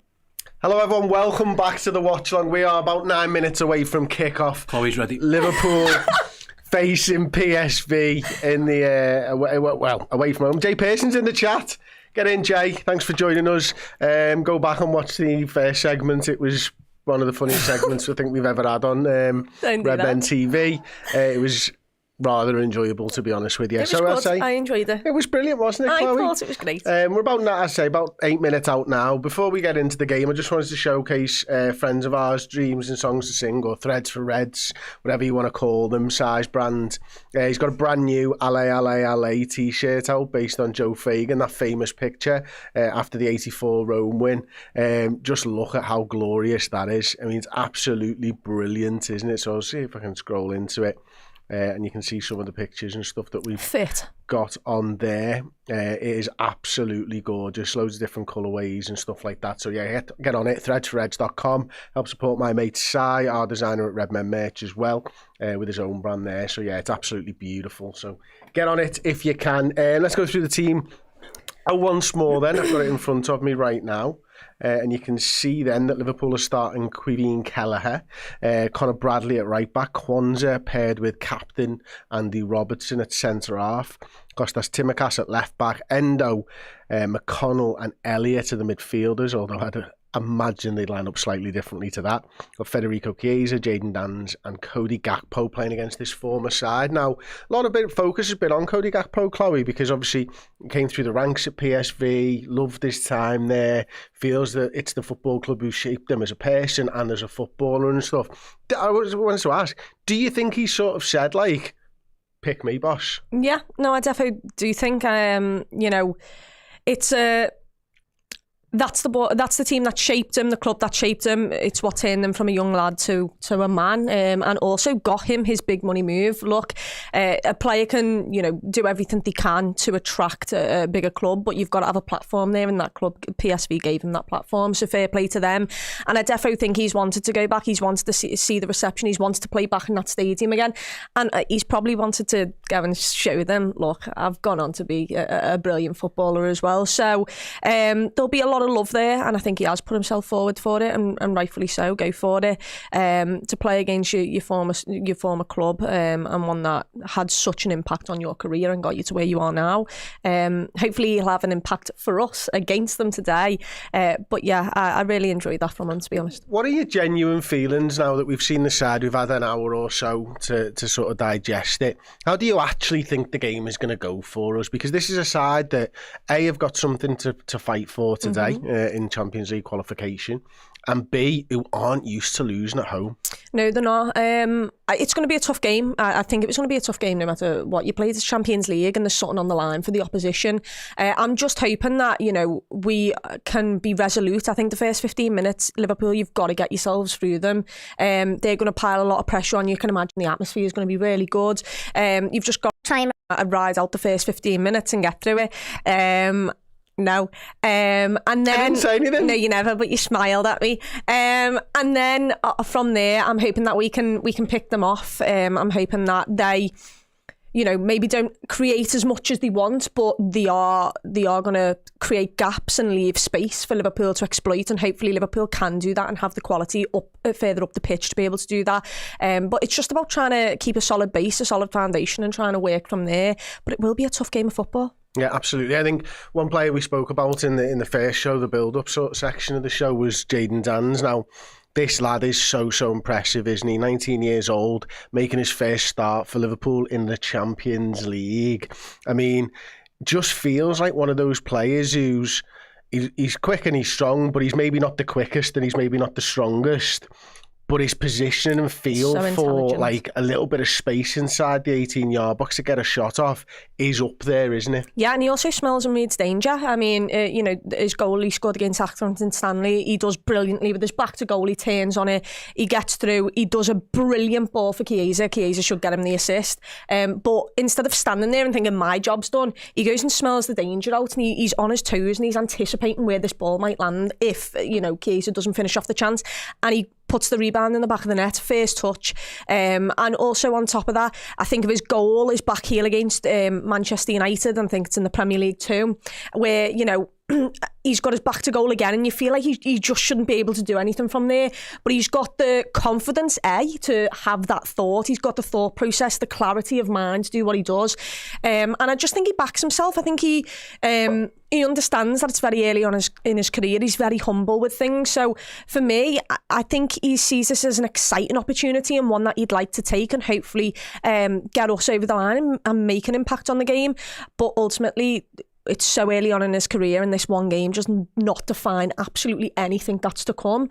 Hopefully it's just a little taste of something that, can happen more regularly in the future. Absolutely. Gareth Williams got a comment for you here, mate. Top eyebrow work. Oh, thank you. Thank you so much. When did you get your brows done last? I got my brows done last Wednesday. Okay. When are they getting done again? 3 weeks' time. I got my lashes done as well. You can't. Yeah, you got to book in advance with this queen. Honestly, good luck trying to find days in the week that she can do. Fully booked, but I can try and get you in maybe one day. Yeah. Maybe get them dyed. No. Dyed. Maybe you need to maybe get them tattooed or tattooed. Yeah, I wouldn't recommend it personally, but that's an option that you could go for. I worked in restaurants for years, didn't I? So I've seen far too many younger girls and stuff who've had their eyebrows tattooed, and they just look surprised. Mine aren't. Mine aren't tattooed. Fucking ridiculous. To Mine are, I got an LVL. What's an LVL? Lash lift. Instead of getting lashes on and lashes done, fake lashes. Oh yeah, we've got to talk about football now. Steve, I'm going to have to bring you back in, mate. This is fucking ridiculous. I don't give a shit about fucking eyebrows and stuff. Do you? Yeah. I had mine done by the same girl last week. I need eyebrows. Man are very blonde as well, so what do you think of mine? All right. You've got... They're just a bit...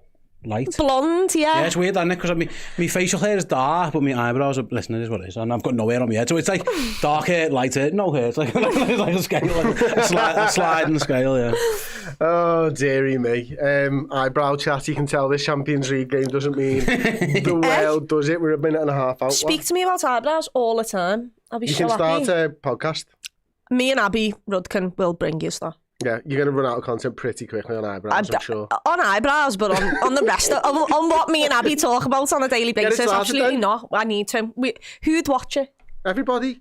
Get in here now, let us know. We won't be talking about football. We'll just talk about life. We will talk about football as well, but mainly life. Yeah.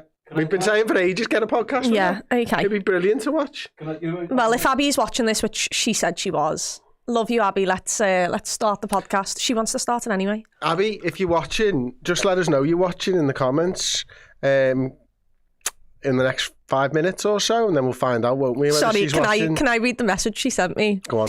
I'm sat with me dad and Chris and Steve making sex jokes. I'm turning news off. When did you make a sex joke? That was earlier. We never. I think you were talking. No, I can't. Can't do it. We're 30 seconds out. The Liverpool team's out. We're about to take to the field. Let's have a little look at what TNT Sports are doing. They've said Kelleher in goal. Good one. They've said Robertson and Kwanzaa at centre-back. So, yeah, absolutely as expected. Endo McConnell-Elliott. Again, they've got Elliott in the wrong place, I would guess. I thought he'd be on that right-hand side. And you've got Dan slightly behind Gakpo and Chiesa, which I suppose in some ways kind of makes sense. A lot of love for the Chloe and Abby podcast there in the comments, which is nice to see. So, yeah, Liverpool. Yeah, no. Remember you muted, Steve? Flabby! Yeah, thanks for that, mate. Brilliant. We've had to mute Steve because they do this all night to us, and we can't be having that. On a slot, looking quite pleased actually on the bench, and Liverpool about to kick off right now. Harvey Elliott's going to be taking it. Now, one of the ones against Ipswich we just played it short, didn't we? But it looks like we're going long again this time around. And it does. I quite liked it going short the other day. I thought it was quite an interesting tactic. And we actually kept the ball, which was nice. Yeah, we've still there got... you go. Okay, it's bouncing up in the air at the moment. And Endo, as he does, wins headers. Lovely little touch from Gakpo to get the ball into Jaden Dan's there. And Costas turns his man beautifully. Chiesa in there. Oh, it was a good ball across. Harvey Elliott controls it. Good start by the youngsters. Entertaining. Well, it's a nice turn. It's a delightful turn. At least I think they've done well. Do you know any of the PSV players? Isn't that Bakayoko a guy who we were linked with, who I really did enjoy on the right wing? I know him. I'm going to have to get their team up to fully see who. FIFA is the only way I'd really know them, I won't lie to you. Because the right back, didn't he play for Atalanta last year, mate? Benitez is an Argentinian goalkeeper. Veerman is Dutch midfielder. Know him.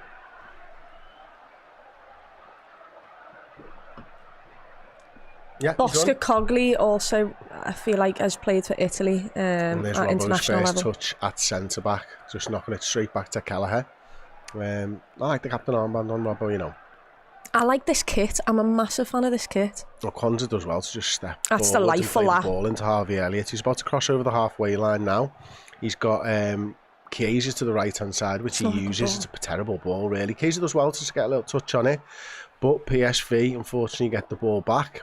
Play it inside, and Endo's beaten, but Conor Bradley is not, and a foul, unfortunately, by Endo. Giving the first free kick of the day away. It was a good little start, that first sort of minute, wasn't it? I mean, we're only 2 minutes in, but, you know, Kostas Tsimikas turning his man, crossing the ball in. Federico Chiesa getting in there, not quite getting it. It was a good start. It was a lively start. You know, there was not a lot of control under any part aside from when Kostas got the ball. But I did enjoy it. With Torrendo's being turned inside out a little bit there. And that's a great ball. Oh. There we go. PSV have it on the edge of the area. Shot from distance. Ooh, Charlie Adam-esque. Way over the bar. It's interesting that Charlie Adams, the Everton set-piece coach, remember that one where he took the corner and fell over before he took it? Yeah, I do. Brilliant. I don't know how old I was for that, but I do remember it. I remember how bad he was. Yeah, he was really good. Was it Blackpool he came into the Premier League with? He was actually really good then, and it just didn't work out for Liverpool, unfortunately for him. But I think he enjoyed his time at the club. Much more than the fans probably did. I hope he enjoyed it. It's a throw in right now to Liverpool on the left hand side, just near the halfway line. Kwanzaa's in a bit of a battle there with their centre forward, but he does well to get himself a little bit of space. Plays the ball to Andy Robertson. Back to the goalkeeper, Kevin Kelleher. Sit long to Jaden Dan's. Oh, unfortunately, centre-back's on it. Yeah, it's nice from McConnell. Like it. There's a nice ball to Cody Gakpo. He's got one-on-one with the right back. Go on, mate. Costas around the outside, and unfortunately, he was bullied out there by 3 players, really. That's probably a bit of a game plan for PSV, isn't it, to get numbers around Cody?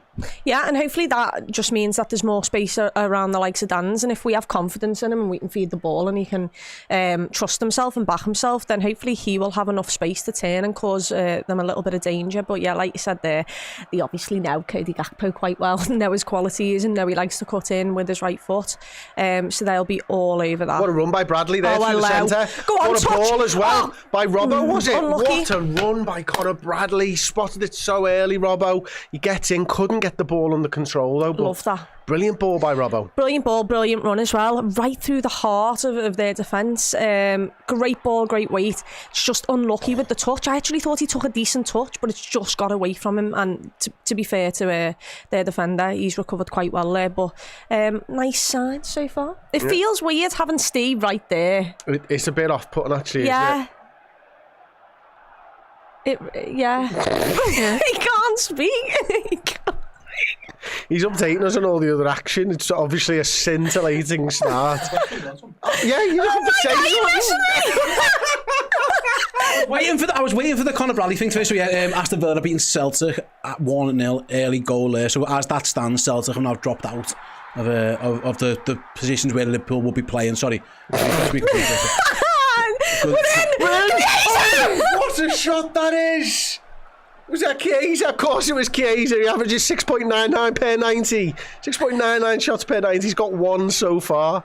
What a shot from distance. Kind of came from nothing, really. I'm not sure about you, but I think this might be the best watch along of the season. It's a decent hit. It's not quite... It's quite central. Yeah, you're right. It's quite central. But it's a good hit. Kept it down as well, which is interesting. Because most plays Well done, first. Connor. There's a sight over the bar, innit? Well done, Connor. Yeah, he's done well there, hasn't he? He will be one of the teams that Liverpool could get because Celtic are going to beat 1-0. So keep an eye on. Okay. Fellow was offside there, Chloe. Offside, didn't he? Still does well to recover, by the way, because that lad's got about 5 yards on him. That's because he was offside. Do you know? Villa scored again. Celtic are crap. 2 goals for Morgan Rogers in South Park. That's a shame. I wouldn't have minded Celtic. Are Aston Villa selling both of their centre forwards? I don't know. John Duran, 75 mil to a Saudi team, which I've already forgot. I think that's also dependent on someone else, though. I think there's another player who that team are linked with. It's Boniface, maybe. Okay, go on. But actually, it's mad that Aston Villa are playing a game that's come out. John Duran is having his medical. Will have his medical on Thursday before going to Al Nassr, which means Ollie Watkins won't go to Arsenal. And what's the latest? I love that. Okay, so that I was going to say. It looks like it was going to be one or the other, and they've rightly, I think, decided to get more money for John Duran. He's going to go to Saudi Arabia, which it seems a waste, really. He's probably better than that. No, he very much is better than that. Aston Villa, the score came up about 10 Well done, seconds boys. ago, 1-0, and now it's just come up 2-0. I love that touch. So we're Unlucky. ahead of it, and Costas is Great. in, and he's got a good ball. He's put a little bit of height on it, which was good. It was the best thing to do. It was really good by Jayden Dan's, that, by the way. Absolutely. We've got a super chat about Jayden Dan's, actually. Do I finally get the chance to break out the Fallout Boy Dan's chance I've been sat on for about a year tonight?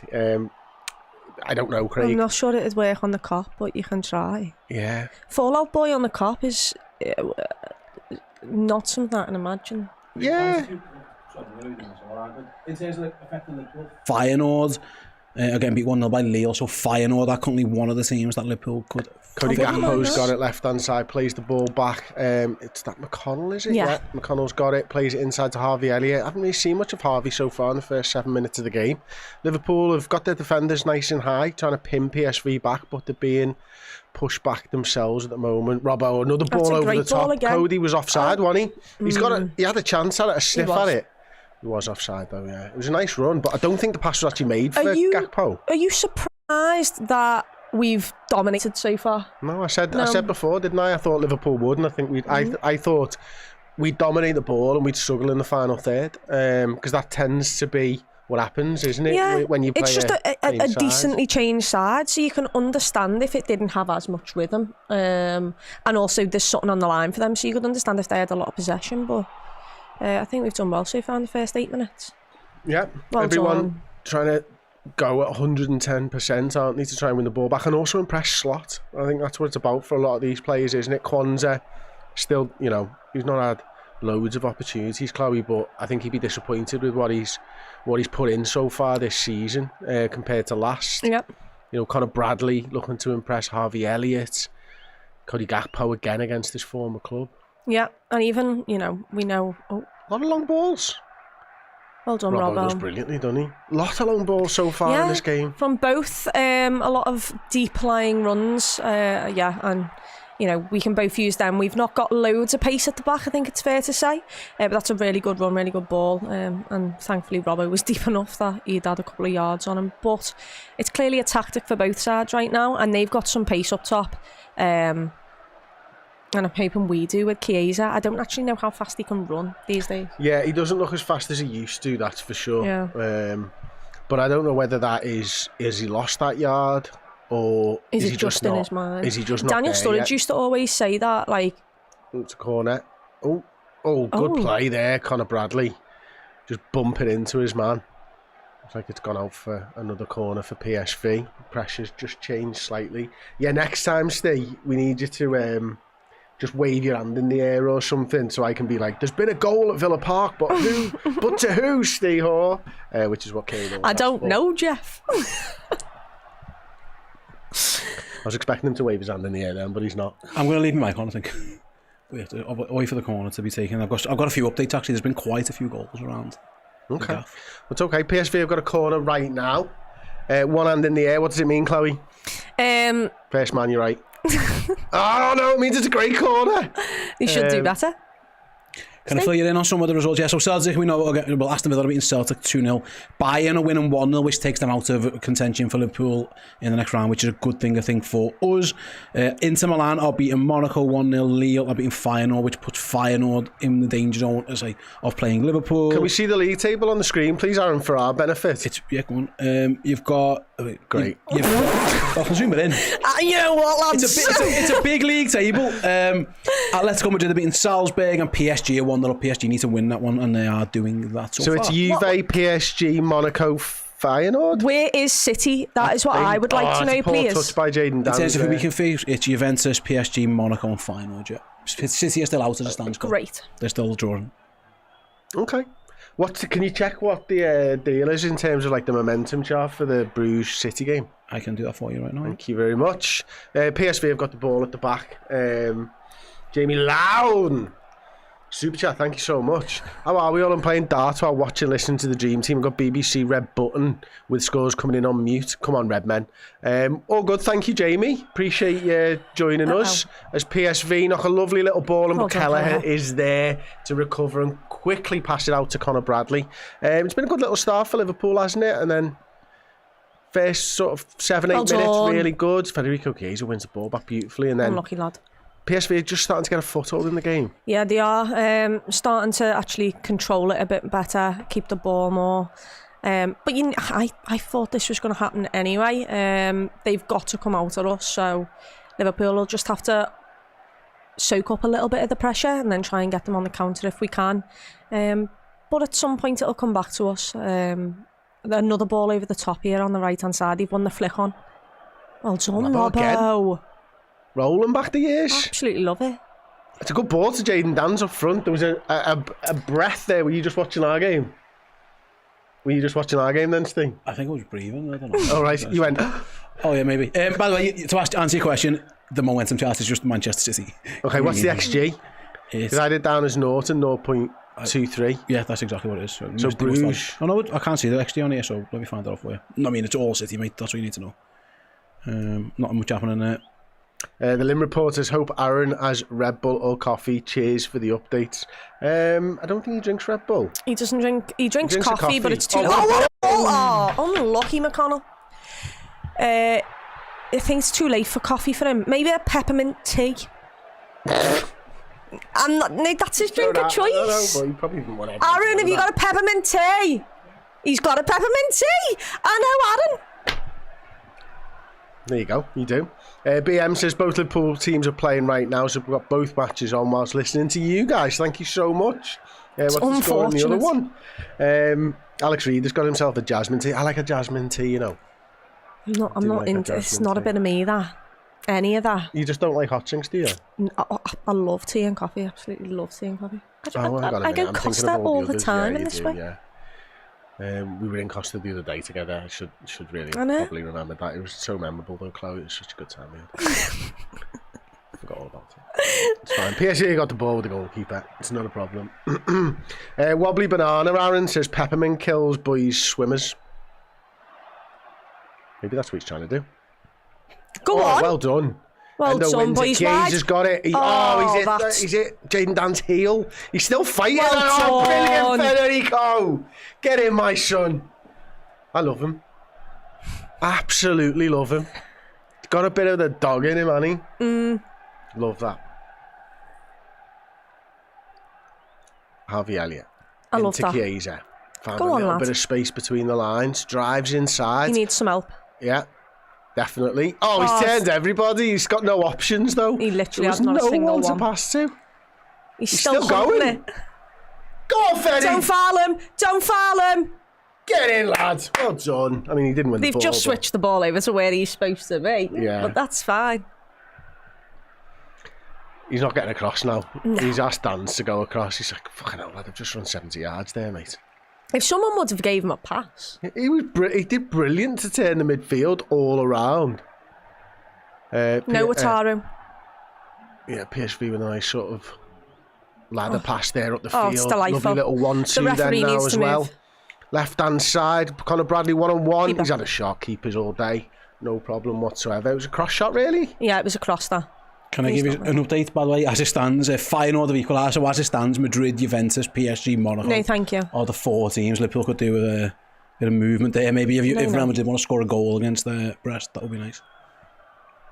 Absolutely. We do not want to face Real Madrid in that round. Not the form that they're in now. I think we played them at probably a pretty good time. Jaden Dan's with a beautiful turn. Plays in Harvey Elliott. He's got Gakpo on the left-hand side. He's got Conor Bradley and Chiesa. And here he is. Finish it! Oh, he slipped. Bang it, Dan's. Oh, in your face. Harvey. McConnell, edge of the area. Jaden Dan's lovely little 1, 2, 3, 4. For a second, you thought. It's never a foul. It's never a foul. On it tonight. Well done. There's a foul here, though. Right. By the way, Chiesa just should be doing better. I understand he slipped. Yeah, he should have. But he had the opportunity to it at first time if he wanted to. And it's a great he ball. Wanted to sort of cut inside. Yeah. Take a touch, settle himself, and then finish it. But there was no time for that. Right, let's have a look at this. What's going on in the game, Chloe? What's going on in the game is the ball is just at the goalkeeper's feet. PSV passing it out from the back, long ball into the mid, and Joel Quansetta, we're on the attack. We've got Costas down that left-hand side. Can he find someone to pass to? Liverpool just playing around with it in the opponent's half, but not in any dangerous positions. Steve, can we have an update from the San Siro, please? one second, Jeff. I'm not there yet. I'm still in Munich over the lands. I was in Turin actually, but yeah, Inter Milan are winning 2-0. Interestingly, Juventus are getting beat by Benfica. And Man City thought he'd score, but I think it had been ruled offside as well, so keep an eye on that one. So as it stands, yeah, Benfica have leapfrogged. Juventus have fallen out of those places that Liverpool could feature against. So Real Madrid, Benfica, PSG and Benfica. Monaco are currently the teams in there. Is there any chance you can find a website that we can read, Steve, like with the league tables a little bit more condensed? Yeah, bring it up like a little bit more condensed. See all that space there between the names and the numbers? There's 36 fucking teams. Yeah, just zoom into the teams. It's we don't care what points they're on, really. Yeah, who cares? Just the position. Yeah, and PSV have won that's the best. Honestly, I've been signed for ages. That's the best one I've got. Yeah. So you tried BBC Sport. It's a bit slow updating. Oh, is it? Okay. Yeah, this is live. Did you run a test on that, did you? I did. Yeah, they had fucking lies. It was 2-0 in the match. Is the Chiesa chance? It was 2-0 in the Aston Villa game, and BBC had it as 0-0. So okay, fair enough.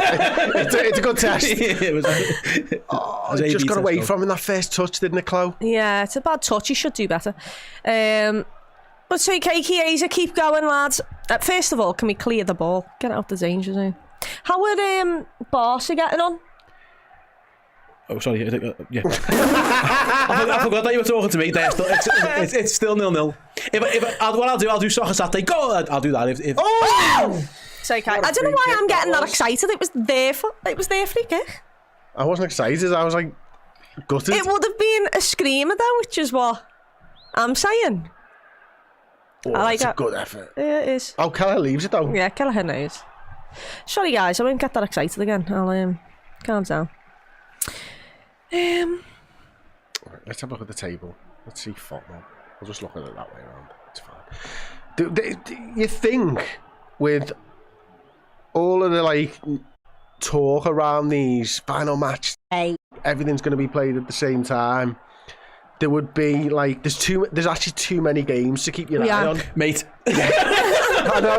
I know. There's like how many games are there? 18. 18. Yeah. It's just too many. You can't. You've got to memorise all the scores to see if there's nothing. You need a live text, Mate, I've got it. Don't worry. A live commentary. Mate, my system is working fine. What's your system? Well done. Using live score with the I mean, update on. that might have been a high boot. I've also put a bet on every team to score. Oh, have you? Yeah. It's like 5 games. Chiesa, that is absolutely delightful. Can he get out of it?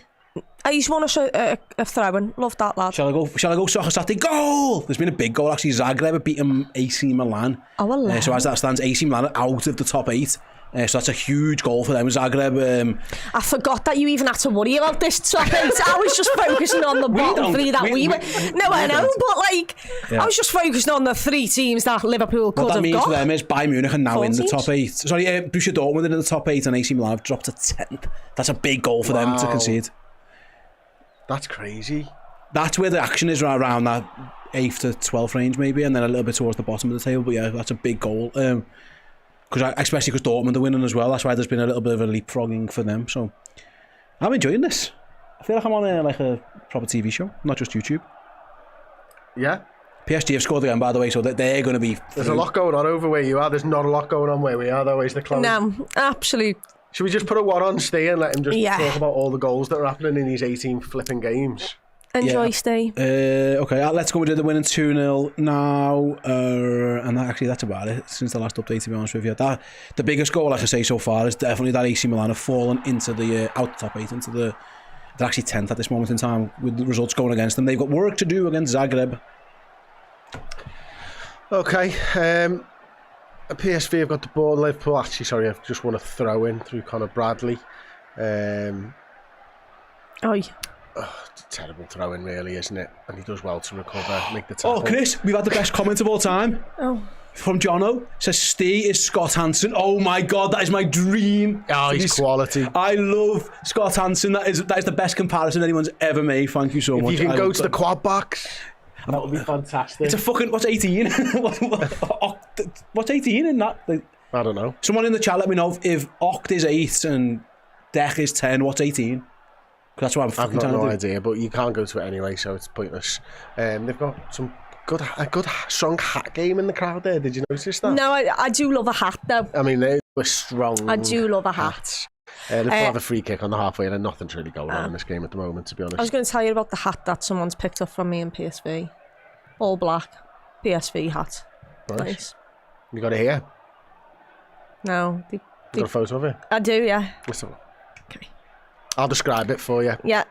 Can I guess? Black hat with the PSV logo on. All black. Liverpool dicking around with it outside the edge of the 18-yard line. Yeah, it's a black hat with a PSV badge and 2 gold stars. But they're not gold. What colour are they? Black? Oh, is it the light reflected off them? Yeah. Okay, yeah, it's a black hat, guys, with a PSV badge and 2 black stars. And the light was reflecting off them in such a way that it made it look like they were slightly shimmery in gold. Well done, but they Chiesa. weren't. But Bradley's got the ball. No, he doesn't. It's a throw into them. Knocky Knock says, Chloe, I noticed you in the cop on Saturday rocking the Redmen hat. Oh, yeah, constantly. What all of a the kind, time. that. It is. That brown one that I robbed, sensational. Yeah, there was a bit of upset in the office about that. I'm not asked. I had 2 people come into my office. You didn't, you just took it. No, I asked for it when we first made it, and Sai said, yeah, you can have it. I went in one day to get it, and it was completely and utterly gone. It had fell down the back of somewhere and we'd lost it for this entire season. I've been wanting this hat and kept asking for everyone Just fell for down it. the back of Si's desk. And then Si found it and I took it. Sorry to everyone else who wanted it. Yeah. I wear it at the football game, so... Are you trying to say you're more important than Joe and Aaron? No, I'm just saying I will wear it more on a thing that can be seen. And people have asked me about it. It's not my fault that we don't make it. It's actually more annoying, isn't it? It is. Because if we'd have just given it to Joe and Aaron, we wouldn't be making Yeah, it that's stupid all true. the time because we don't sell it. That's also true, yeah. Fit though, innit? It's a lovely hat. If anyone wants it now, you can have it, but it's got makeup on the inside of it, so... Joe will probably like that. Joe will probably like that. Liverpool have got it at the back four.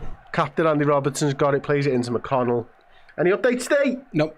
Okay, great. It's calmed down over there as well. A little bit. Lovely ball by No. two Endo. Tries to flick around the corner, does Chiesa. Oh, Jaden. Oh, Jaden.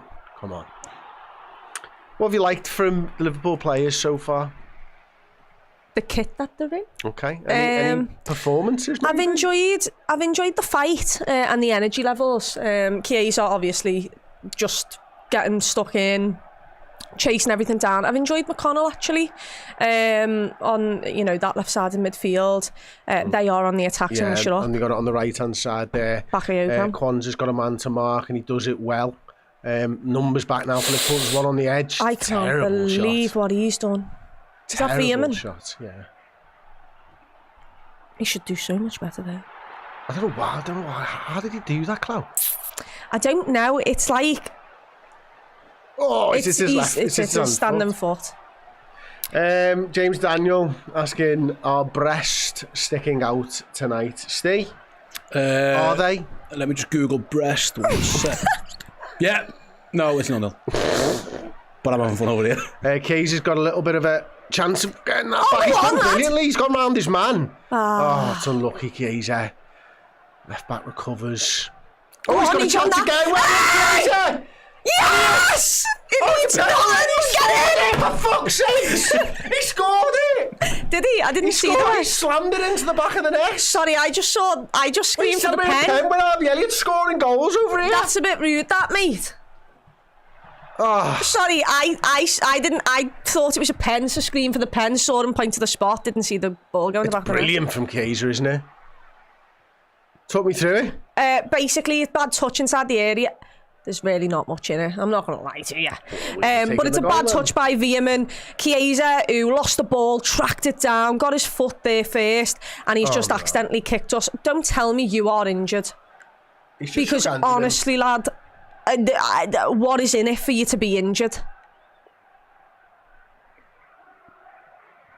I didn't know that Harvey... Why is it not showing us the fact that Harvey Elliott scored? I don't know. Maybe because it'll piss people off. Draw Chiesa- attention to the fact that the ref's a knobhead. I Who don't get- takes it? Gakpo? Yeah, look, they might show it now.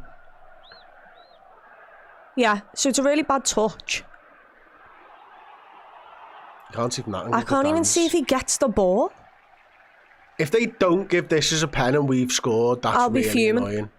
He does get the ball there. Yeah, he gets the kicks ball. us. Yeah. It's a penalty. But Watch what where's Harvey the does. where's the keeper? Hello. Actually, I would like to see that back, please. Hang on 1 second. Producer, could you put that fucking finish by Harvey Elliott back in?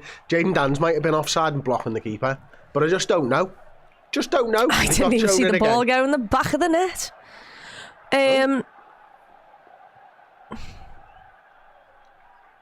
Come on, it doesn't normally take this long in the Champions League, actually, No, does it's it? because Chiesa's still down receiving treatment. Oh, of course. I thought they were... It's clearly Gakpo. Oh, it's definitely a penalty. Yeah. Oh, sound good. I thought they were checking that. Oh, well, at least they got Cody Gakpo right. I reckon he smashes these top bins. What do you reckon? I reckon he smashes it. I don't know whether he scores it. Top right. Against your old club. What do you Top reckon right. he's going to do if he scores? Not celebrate. Oh, bottom Love right. that. Well Beautiful done, penalty by Cody. Cody Gakpo. Well done, Liverpool. Yeah. Muted celebrations, I think it was fair to say there. Yeah. Goal! What's happened and where, Steve-Ho? Cody Gakpo scored a penalty. Liverpool leads 1-0 against PSV Eindhoven. Back to you, Chris. He thought was so Thanks funny. for that. I could He tell, that's why I was turned around in disgust. He thought he was fucking Adam Rowe over there, like, you know what I mean? Building it up and everything. Ridiculous. I'd have still liked to have seen the finish. It was a lovely finish by Harvey. Nice pen. Like that. But by the way, that's all Chiesa. Chiesa first did so well on the byline. He takes a bad touch, the player takes it off him, but he goes and chases it down. He doesn't give up and he wins us the penalty. He's clapped, Cody Gakpo's clapping, I assume, the entire stadium and not just our away end. Go on then. He's on it again then, wasn't he? We had a super chat from Carl. Thank you so much. Chiesa, the new Shaqiri, 12 million pickup, can hopefully chip in with some vital goals and memories. That'll be lovely. I did love Shaqiri. There has been a goal, by the way. Arsenal are losing in Girona 1-0. I say Arsenal go down to 5th place in the table as it stands. Does that mean anything? Girona have got none to play for. It's a dead rubber for them, but they are currently giving Arsenal they're beating Arsenal 1-0. John Dalimple? I'm not sure. Steve is so funny, man. Fucking brilliant, Steve. If this isn't a weekly format from now on, you're missing a trick, said Louis J. And what else have we got here? Lol, go Steve, said Gary, and Carl said, pissing myself laughing. I love Steve. So there you go. Why is all inflating his ego? He does not need that. He loves where himself. Aaron really needed to be on Steve. He'll hold the pose. He'll hold the post for you. In fact, don't even go to him, Adam. No, fuck him off. Come back to us. Come back to us. Okay. Yeah. Go back to him.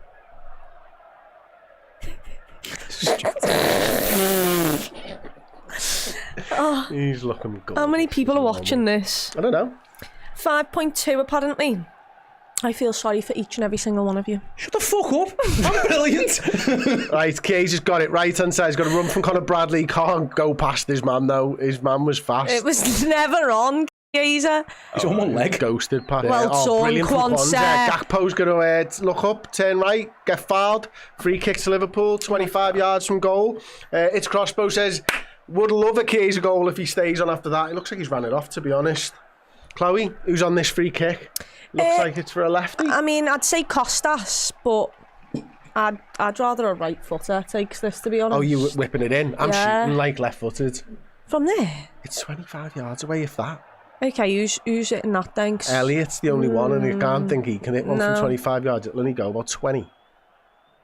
Well, she's done the nails there. Do you like that colour? Did you like a nail game there? No, not for me. Not for me. Oh, no, you know what? It's well too far out. Thank you. Apologies. Thank you. Apologies. When I'm wrong, I'm wrong. What was that one? Steve, flash it back up, mate. That's it, 3,000 likes. There's literally 5,000 of viewers. I don't know what we're on, but let's. Ball's whipped in by Costas. He's got... Oh, Kwanzaa! Oh, is that Robbo chasing? It is. Oh, he's... Oh, hello. Oh, he's nearly turned his Go man. back. And Costas has got it. Edge of the area, still got options in there. Elliot, it's a good run by Gakpo. Keeper. Oh, keeper makes a great grab. Ooh. I mean, that's not us. Your own player's gone into you. It was, actually. It was. Guys, goal. Brest are losing. Oh. They don't lose often. No, it's good. Is it? Yeah, we won. Real Madrid are out of our unless you want to play spaces. Real Madrid, yeah. So Real Madrid are beating Brest. Who was it who had a little go at Brest? I'll find out for you in a second. Was it not you, Steve? No, not today, mate. I'm here working. Yeah, Real Madrid have scored against Brest, which is, like I say, should take them out of the running to face us, which I think is a good thing. Can we go over to Germany and Leverkusen? Is there a score update there? Oh, fuck. No. I mean, yes.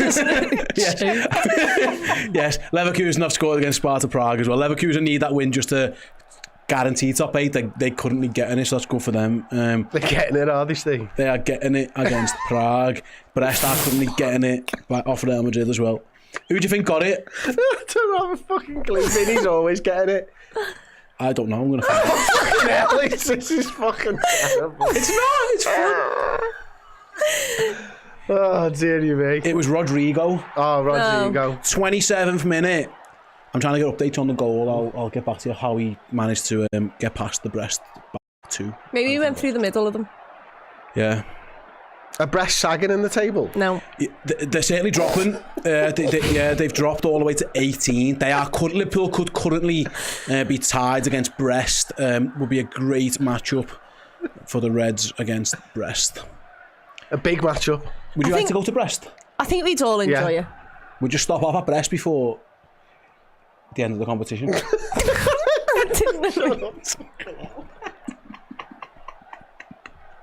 Liverpool have got the ball. We're 33 minutes into the game. But what that means, by the way, can I say, as I mentioned earlier, about who Liverpool could face? As it stands, there's 3 French clubs in that mix. You called 4 French clubs Well, before. I thought Lille were going to potentially lose. But we'll find out. At this moment in time, it's PSG, Benfica, Monaco, and Brest who could be playing Liverpool in the last 16. Okay, Regan's got a super chat. Thank you so much. James McConnell's such a good player. He is. He's really composed on the ball, isn't he? He's not afraid to take the ball with his back to goal, and obviously under pressure. He's really calm, collected, cool. PSV have got the ball, decent ball, out wide. Yeah, they've got it out wide now. Looking to cut inside. Liverpool Well got done, numbers boys. back already, haven't they? Ball's coming over to the left back. Cage has got to step across, and he does. Well done, Dans. There's a lot of hard work Brilliant. going in here. I'm going to keep an eye, by the way, on the City game. They have. I mean, the I thought XG you is were going mad. to say Brest then. I was No. gonna Oh, just what leave a it. Now, hang on a minute. touch! Oh, he's done He's both done of a them. Bakayoko! Wow, Oh, what a goal that is. that He is sensational. Sat, Robbo, and who else on his arse? I then? don't know, but it's delightful, that, by the way. It's a hell of a goal. It's a great flick on, but the chest, the composure, turned 2 defenders inside out, sent them for the echo, and then put it past Kelleher, who couldn't do anything. That is a delightful goal for them. Where does that move them? I found out first. As it stands, a draw would keep Liverpool top. Currently, PSV at 22nd. Again, this could all It's change. just Look at this simple, though, that. Chloe. Oh my Oh, god! the finish as It's well. To come back past the outrageous. keeper. But it's like. It's not even. That's Try and get it beautiful. more in the corner if you tried. It's hitting the side net, and that. Oh, It's delightful. Really good player. He was someone. Yeah, oh. it's just delightful. Not much you can do about that. I mean, there is. You can defend it better, but I meant the finish. Not much you can. Sadly, it's pissed all over our Brest parade. As it stands, Can we just I go, was gonna say, do you mind as if it we go stands, straight over to Germany and Stuttgart? yeah, give me a second, because as it stands, by the way, that puts PSV in the mix to play Liverpool. Sorry, just about. They are 19th, so they're not that far behind Nice. Brest. It would currently be PSG, Benfica, Monaco or Brest, but PSV Eindhoven are sneaking into that conversation. Again, if they win, then there's a very good chance they could be our opponents. And then what did you ask me, Chris? Sorry. Yeah, it was the Stuttgart PSG game. The Stuttgart PSG game is it's still 3-0 to PSG, so that's a wrap. PSG are going to be in the knockout phase for sure. And does that mean that if they win, are they more than likely to Go be on, in boys, 15, get on it. 17 or 18? Yes, It's just so they're bad. they're currently 15th. They can't obviously. They can't go higher than 15. They could. They'd have to score a couple more goals, which they are more than capable of doing. Their goal difference Go on, is it's currently punched away, +8. Liverpool. Lille +10. So yes, there is definitely a chance that could happen. Is that Kaiser over there? Yeah, it's just really. Kaiser and Gakpo both on the same side. Yeah, it is, Man isn't on. it? Harvey Elliott's got it. No. Yeah, he's done well, but McConnell Well does done, even better. McConnell. Bradley now, he's got Kaiser. Space team. Look at Kaiser with his arm up in the air. Give me the ball, he's saying, but it goes back wide to Conor Bradley. Inside McConnell, Love that. lovely. Oh, I thought it was a 1-2, but Harvey Elliott's there. And he's looking for Endo's in the box Love that. now. Bradley, it's beautiful play. And a Unlucky great ball Liverpool. across, well defended. Out for a corner for Liverpool. Great football, Chloe. It is great football. Nice one-touch pass in the triangles down that right-hand side. But Taruendo there with quite high up the pitch, lovely ball into Bradley, and it's just a shame no one's running across the front, or that we couldn't find a better ball. But nice intricate passing play from Liverpool and a good response to conceding the goal. I'm just going to send you to our reporter over in Birmingham, because I think there's been a goal update Yes, from Villa Park. Our reporter, Steve Kamara. Yep, Celtic have scored, Chris. Back to you. Did you see it, Steve Kamara? No. Who scored it, Steve? Fuck it, I'm trying to find that out. Give me a second. There's got to be a better website. I'm on the live score app. It's just Go on, flash score. That's exactly what I'm on my phone. Come on, you talk about this. Go on, Okay, McConnell. here we go. McConnell, Chiesa, right-hand side. Oh, he stepped his man, but the defender's strong and wins it. And they're playing it out from the back, PSV. He's got bodies around him, and Well he's got done. Bradley, and Bradley doesn't let him get past. That was McConnell. Atalanta have scored against Barcelona, but it's under the VAR check at the moment, so I'll keep an Was eye it on a that die for for you. Celtic, maybe?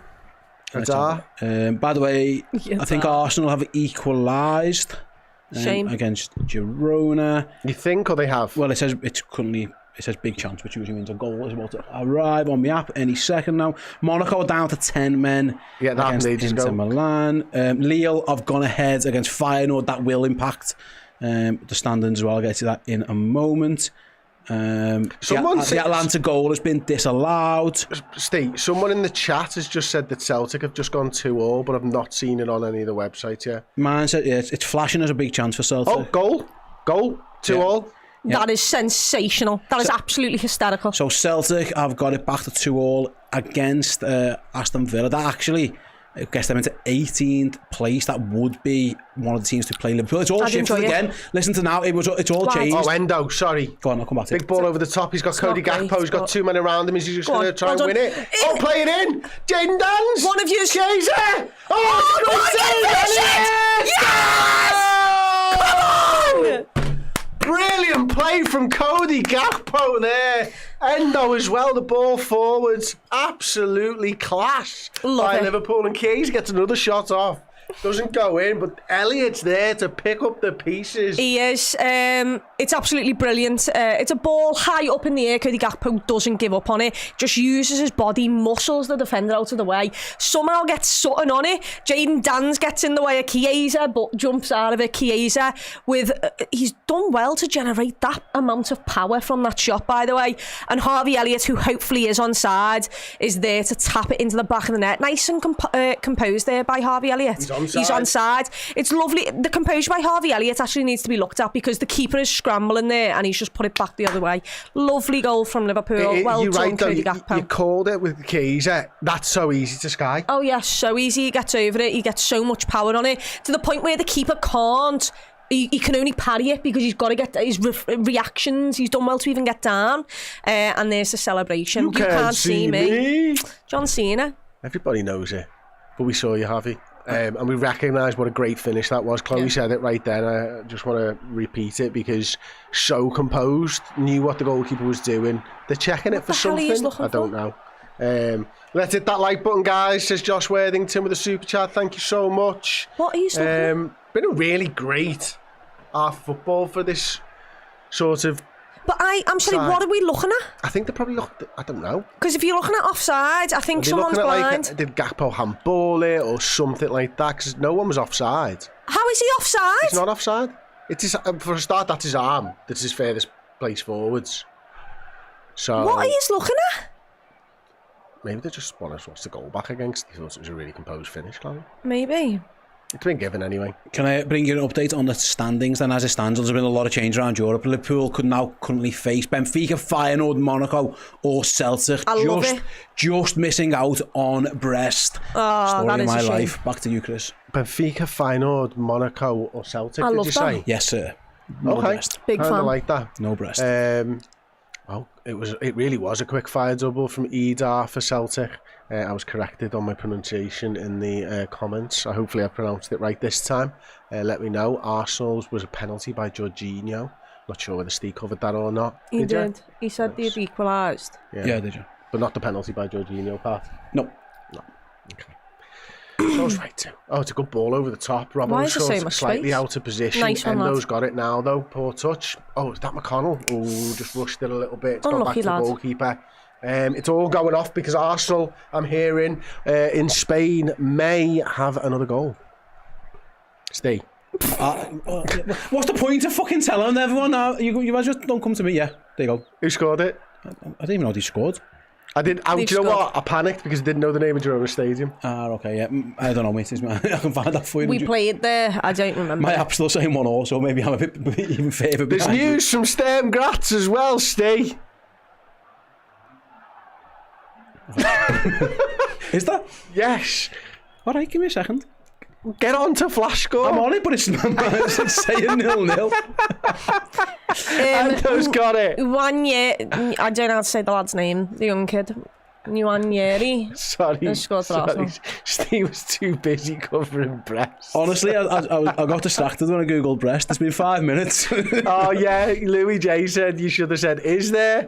I don't know, Chris. Honestly, my app's still saying 0-0, so that would have been the perfect opportunity. I think the internet's taking a pace in here. Absolutely. It is 2-1 Arsenal, though. No, it is, yeah, you're right. Who scored? I can't say the lad's name. And Ranieri, the young kid. Oh, okay. He swapped place with Chris. No, all right, I've got you covered. Don't worry, I've got you covered. I was looking elsewhere. I was looking at the league table when you caught me by surprise. We've done it every single time we've tried to come to you, though. That's the problem. Well, just leave it with me. Borussia Dortmund have scored. There you go. There's a goal for How you. long ago was that? Right now. Well done, Chiesa. Unlucky, lad. Who scored, Steve? Okay, give me a second. Where's It was Grassi, and it was 17 minutes in when he went 1-0 up. It's 2-0. Oh, okay. Sorry. Oh, hello. Dan's always got an opportunity. Chiesa, look, class so far. Stay is the new Cammy, says Craig Thames. Absolutely. Do you know what? The idea before when I said wave your hand when you've got something, should we go back to that? No, do this. Now we'd be okay. doing it every 2 seconds. Yeah, honestly, there's so many goals. Okay, sad. Do you know one thing, and it's been brought to my attention by Ross. Can I tell? Big goal. This is a genuine one. Club Bruges won. Manchester City. As it stands, Man City are out. They need 2 goals to get through into the knockout Move out the way, phase. ref. Goal for Club Bruges. Wow. I'm sorry, right, yeah, come on, that he's been referee, fouled. the They're under attack. reason that Numbers they've got to the the left. ball is the referee. He's It's the beaten. referee. I don't get how Liverpool can't fume at this referee, by the way. We're just on that ball in acres of space if he moves out the way of Wataru Endo. It touched him, so why has he not stopped I him? don't know whether it did touch him, but he's in the way of the lad who's receiving the ball in Wataru. Why are Liverpool not crowding that referee? Exactly. They are, Why are yeah. you in the way of us? That's Get out of bullshit. the way, you dickhead. And not only that, Endo was fouled as well. I'm not asked if he was fouled. A player wouldn't be in 5 yards of us if we've got that time to walk onto the ball. The referee was in the way. Watch this ball bounce to Wataru, and the referee just cuts across him. Yeah, it doesn't touch him though, does it? Oh, goodness me. Oh, was he fouled? I'm not sure it's a foul, but I think the referee is in the way for the main part. Yeah, but I don't think there's anything in the rules about that. I think the rule is if the ball touches him. Yeah, I'll go it's to not our a foul. rules analyst from the PGMOL, Mr. Steve Horsty. What are you thinking on that one? Good process, boys. Everything's fine. Good process. Don't send me any death threats. Thank you. And I'm like, I get it. It's fucking stupid. It's not a and foul, but it's No, it you're wasn't. in the way. You're in the way. If Wataru Endo just chests that ball first time, there's no one on him. What? He's got. He's got acres of space. Why is the referee there? Like, it's being given fine, it's not a foul, but I still don't think you should be in the way of us. Anyway, City are losing, so City are losing. We're 2-2. Barcelona are drawing. 3-0 up in Salzburg. They're sound as a pound. They're maintaining a very high position. They're going to be 5th as it stands at Atletico Madrid. It's currently Liverpool top, Barca 2nd, Arsenal 3rd, Inter Milan, Atletico Madrid, Bayer Leverkusen, Lille and Atalanta. They're your top 8 so far. And I believe I'm right in saying that Man City Bruges is now at half-time as well. Yeah, you're correct, Chris. 1-0 to the visitor City. Got it all to do. They need 2 goals to be in the knockout phase, or they are out. A draw is not good enough for City. They have to win. That is wild, isn't it, to think that City wouldn't make it. Get even on it, with how lad. shit they've been. Oh, go on, brilliant by Jayden. Dan's. Inside. Got no one in the hey! box. He's yellow carding him, right? Nice It was one. I don't know probably- what you're asking for, mate. Like, it's a clear yellow card. Are you booking someone else as well whilst we're here? Oh, I love it. 2 for 1. I'm going to do that chat, Ross, at half-time, because I do think it is really interesting and definitely a talking I mean, point. that's not a foul. If Wataru Endo wasn't a foul, that's not a foul, believe it or not, mate. Actually, it worked out quite well for us because there was nobody in the box Yeah. for Dan's to get a pass to. Nah, it's No. not a foul. Not enough there But for me. there was more Not on enough Wataru contact. Endo a minute ago, and I didn't think that was a foul, so... Trick, Josh, thank you for the super set. See, to avoid death threats, mate, you have to tell everyone that you're homosexual, though you're not, like David Coote. No. Chris Brain says, best watch-along ever. Hawks has just become a cult hero. Thank you very much, Hawks. Bosh. Chris C says, Chloe is very shouty, and the free kick is coming in by Costas. That's me. She doesn't fucking shut up, does she? Do you know what? I went to the match with her and her sister. Chloe didn't get a word in edgeways. Leanne? Did they when they were taking the kids? Oh, Leanne. You didn't get a word in edgeways. To be fair, it was the kids. That wasn't me. No, it was your sister. Yeah. Watch a football game with her. Enjoy that. Much more colourful words, and I think I'm bad. Boy, Kwanzaa nearly gets Still there. to it. Harvey Elliott chance to bring it back in. No. Lifts it, not high enough. Gakpo, nothing. Oh, PSV probably going to get it there. away. No. McConnell. Endo. Go on. Endo. Stepped on the ball. Bundled into PSV. Foul him. Yeah, he did what I said. Well done, lad. Card, Robbo. That is a yellow card. James Daniels asking, has John Duran left Villa? Chris Kamara? I don't know. Oh, sorry, I looked at stay. Aaron went to stay, but you're Chris, so yeah. Yeah.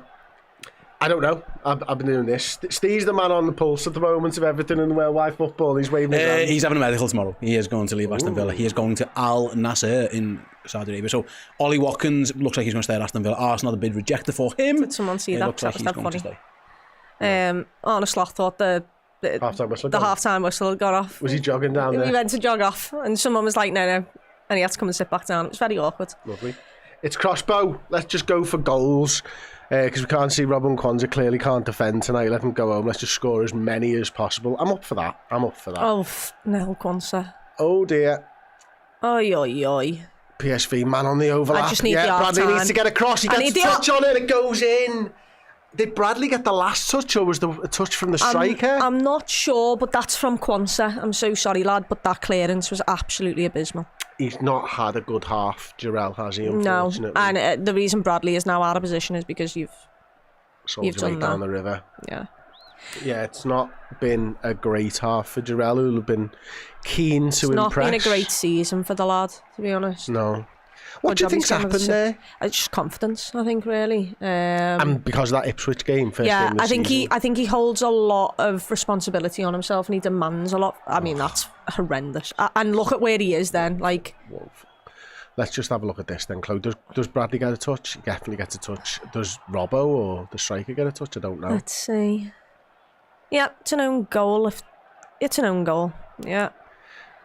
The striker wheels away like he's celebrating, but nah, he doesn't touch it. It might be Robbo. Yeah, it's fucking assist either, for Bradley. Yeah. Goal for Robbo. Fantastic. Well done, I lad. said he'd Has give that away ever happened before? VAR goal check. What for this time? Could you just give him a second booking? Because he's just gone on far too much and his tattoos are shit. So maybe just book him for that. What is the VAR for? Is he offside? No. So what are we looking at? Don't have a clue. Let's check. Well, he's just not offside. What about the attacker? He's not offside. He might be, but he's not. He's fucking not. Robbo's head's ahead of him, I think. Yeah, maybe the knee. Oh, it could be. It's going to be close. Let's get the lines out, please. please. Semi-automated No, I think it's VAR been technology. And the result of this is... I mean... Por favor, replay. What's the Dutch version of that? Please. For every Dutchman can speak English, so why not? I don't know. And I don't know if they're in an area of Flemish or anything either, to be honest. Yeah, just blow the half-time whistle, mate. There we go. It was 4 minutes, about... 7 minutes ago. Yeah, something like that. They've got rid of the clock on TNT Sports. It took that long. You've had enough. Fucking hell. Well, they've got rid of the score as well. Why? What's going on? Liverpool have the ball, and now it looks like it's half-time. 2-3, an exciting game of football. 3-2. Nothing else. Yeah, you're right. Knocky knock on a more positive note, Joey G back in training. Absolutely more positive there. Before we talk a little bit about the match, is everyone at half time now, Steve? Yes, sir. Can we have like an update where I can actually understand what's going on? Okay, I'll just go through all the games very quickly and I'll say what it means in terms of the league table. Villa 2, Celtic 2, Barca 0, Atalanta 0. Bayern are beating Bratislava 1-0. Real Madrid are beating Brest 1-0. Zagreb are beating AC Milan 1-0 and Milan are down to 10 men. Dortmund 2, Shakhtar 0. Arsenal are beating Girona 2-1. Inter are winning 2-0 at Monaco. Against Monaco, Benfica winning in Juventus, Leverkusen beating Prague, Lille beating Feyenoord. The big one is, as it stands, Man City are out. They are losing 1-0 at home to Club Brugge. There's our game, 3-2 mental game. Madrid, Atletico Madrid are winning 3-0 in Salzburg. Bologna are beating Sporting 1-0. Graz are beating Leipzig.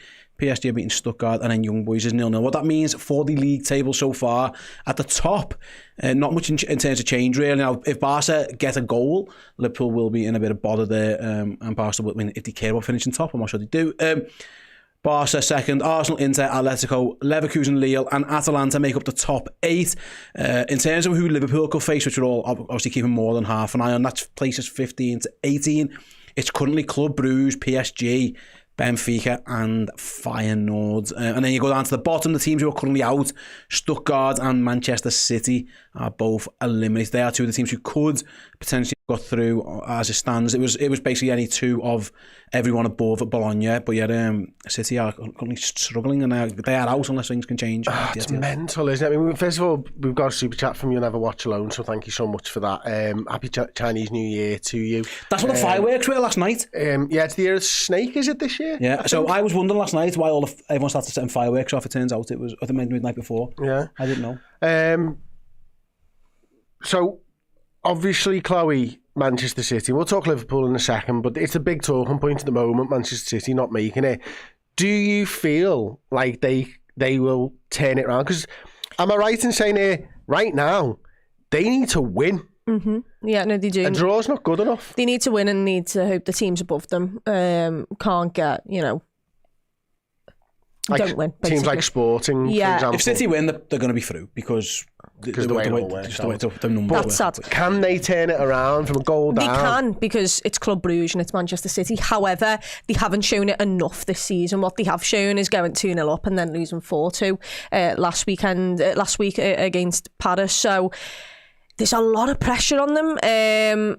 And they're not used to being in this situation. They're used to not winning Champions Leagues, yet they've won one, but they've been beaten by the likes of Monaco and things like that in previous years. It's a bit mad. I've thought all season at some point, surely they're bound to turn it around. Surely they're about to put a run together or just be a bit more stable. They've made some signings in the transfer window and now they're playing Club Brugge and they're losing 1-0. Like, it's unheard of really it's not what we're expecting, not what we're used to. I hope to God that they can't turn it around, but they are Manchester City and they can turn it around because they've got the likes of Erling Haaland and Phil Foden and players like that who can just pull bits of magic from nowhere. But, it is 2 goals that they need. It's not just one here. So even if they do draw, that'd be tough to make it into the next round. But yeah, it's mad. I'm looking at the live standings myself. Obviously, it's not on my screen, Aaron, so don't go to it, please, mate. But I'm just looking at the top 8 now. It's Liverpool, Barcelona, Arsenal, Inter, Atletico, Leverkusen, Lille, and Atalanta. Now, Lille and Atalanta are the 2 teams there where you would have said at the start, no chance. Maybe not Atalanta as much, but you would have guessed Bayern, Real Madrid, PSG would have been fighting for those 2 spots. Not PSG, I don't rate them as much as maybe everyone else does, but like you said there, I mean, Atletico Madrid, even them, they are a little bit of a shock because, they've got a great squad. Simeone is a decent manager and they're trying to play different styles of football and what they're used to. But Inter Milan, they've got there by being so defensively solid and being able to, that is their platform. Atletico Madrid have got some really good players, but even then to finish in the top 8 and you've got the likes of Bayern and Real Madrid further down the list. Lille is a surprise package. Atalanta play some really, really good football, so not really surprised by that. Dortmund, I'm surprised by being 9th when their league form is really not that good. So yeah, there are some surprises there. I mean, even Bayer Leverkusen, like I think they've closed the gap on Bayern a little bit now, but I don't think they've been brilliant this season, and yet look at how far up they are in the Champions League. So it goes to show that form kind of does go out the window when it comes to this competition, and there are some surprise packages in there. Okay, looking at, because bringing it back to the Liverpool game then, Chloe, I think it's fair to say that Kwanzaa's had a poor half. Now, we were talking pre-match about whether, Robertson or Tsimikas should be getting taken off at half-time. My guess is one of them would have been, potentially both of them. Yeah. I just wonder whether Kwanzaa's form in this game allows you to take off, for example, Andy Robertson. I get what you're saying, but I'm looking at the wider picture, and the wider picture is I want to win a league title. So sadly, Kwanzaa, you're just going to have to battle through it. And look, players have these moments, and he's had it feels like a season of it, to be perfectly honest. But these are what shape you and make you learn and make you develop and grow up and, be more mature.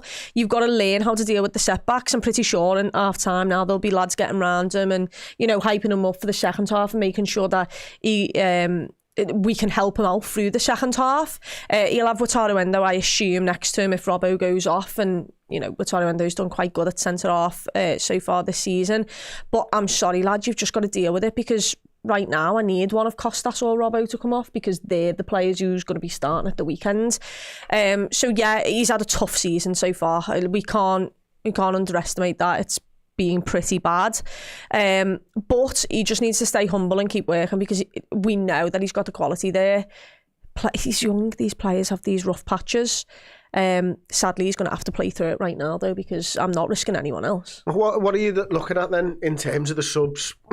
So Cody Gakpo's got his goal. I mean, I don't think I've seen loads of him. I've seen an alright amount of him, but actually it's Chiesa who I think has been the most lively of the front three. I'd keep Chiesa on, see how long he can go. He can probably go to 60, I'd imagine. So Gakpo would be my first sub, and then either Robbo or Costas, one of them. If you're doing that, you put an Enzo back, and you're maybe bringing on, maybe put McConnell in the 6 and bringing on a Traignani, or you're bringing Morton on and putting him in the 6. And yeah, that's the subs I'd do now. If you want to go one further, you can bring Costas off and put Norris on as well. But for me, it's keeping the youngsters on and taking the likes of Gakpo and Robbo off. Yeah, I think that makes perfect sense to me. I think Robertson or Tsimikas would go off. Probably Tsimikas at this point, I think, because Robertson is the captain. He's on a yellow card though. Oh, that is a good point. Does it matter? Well, if he gets a second yellow, is he banned from the next game in the next round? Honestly, I don't know. It was a genuine question. I'd just assume he is, so yeah. Yeah. Okay. That's a good point. Yeah. That's a good point. I'd be looking at Gakpo's got to come off for me as well. They're one of Tsimikas or Robertson and Gakpo would be my half-time subs. I don't know what that means in terms of who plays where. Like maybe Chiesa moves over to the left, Elliott moves to the right, and you could bring in a Morton or something into the centre midfield, or a Traignani into the centre midfield, move Elliott to that right-hand side, Chiesa over on that left-hand side. Chiesa, for me, has been one of the bright sparks, along with Gakpo and Elliott, actually. Yeah, it's Chiesa's work rate and determination that's been really good. He's obviously he's had some nice touches. He's been able to get out of tough situations with the ball. That shot as well. Yeah, that shot for the Elliott goal is really good as well. So he's been the brightest spark. And actually, and he wins a pen, Chiesa. Yeah, he does. And actually, if you bring him onto his left and he's cutting in on his right hand side, you might actually see a little bit more of him, because it feels like he's having to go away from goal a little bit on that right hand side. But, we'll have to see. I wouldn't really like to see Harvey Elliott on the right wing, because I just don't like him there, but needs must in this moment, and that is the most important thing. I'd like to see Traignani, I really would, maybe come in. But yeah, like you said there, Chiesa's been our best player by far. Some other players have had all right moments, but Chiesa's just... everything good about this Liverpool performance has came from him. Okay, got a super chat here from Hawks, or that's a member chat, apologies. It's a fun enough game that really doesn't matter. Thanks for the better entertainment from the shooting after tonight's score. Surely Brest need to unite with Bournemouth's manager. Excellent work. It's not spelt with an I though, I think I'm right in saying. It's Areola, so it's the goalkeeper. West Ham's goalkeeper. There you go. Areola. And Iriola is the Bournemouth manager. Absolutely. Subil Patil, holy crap.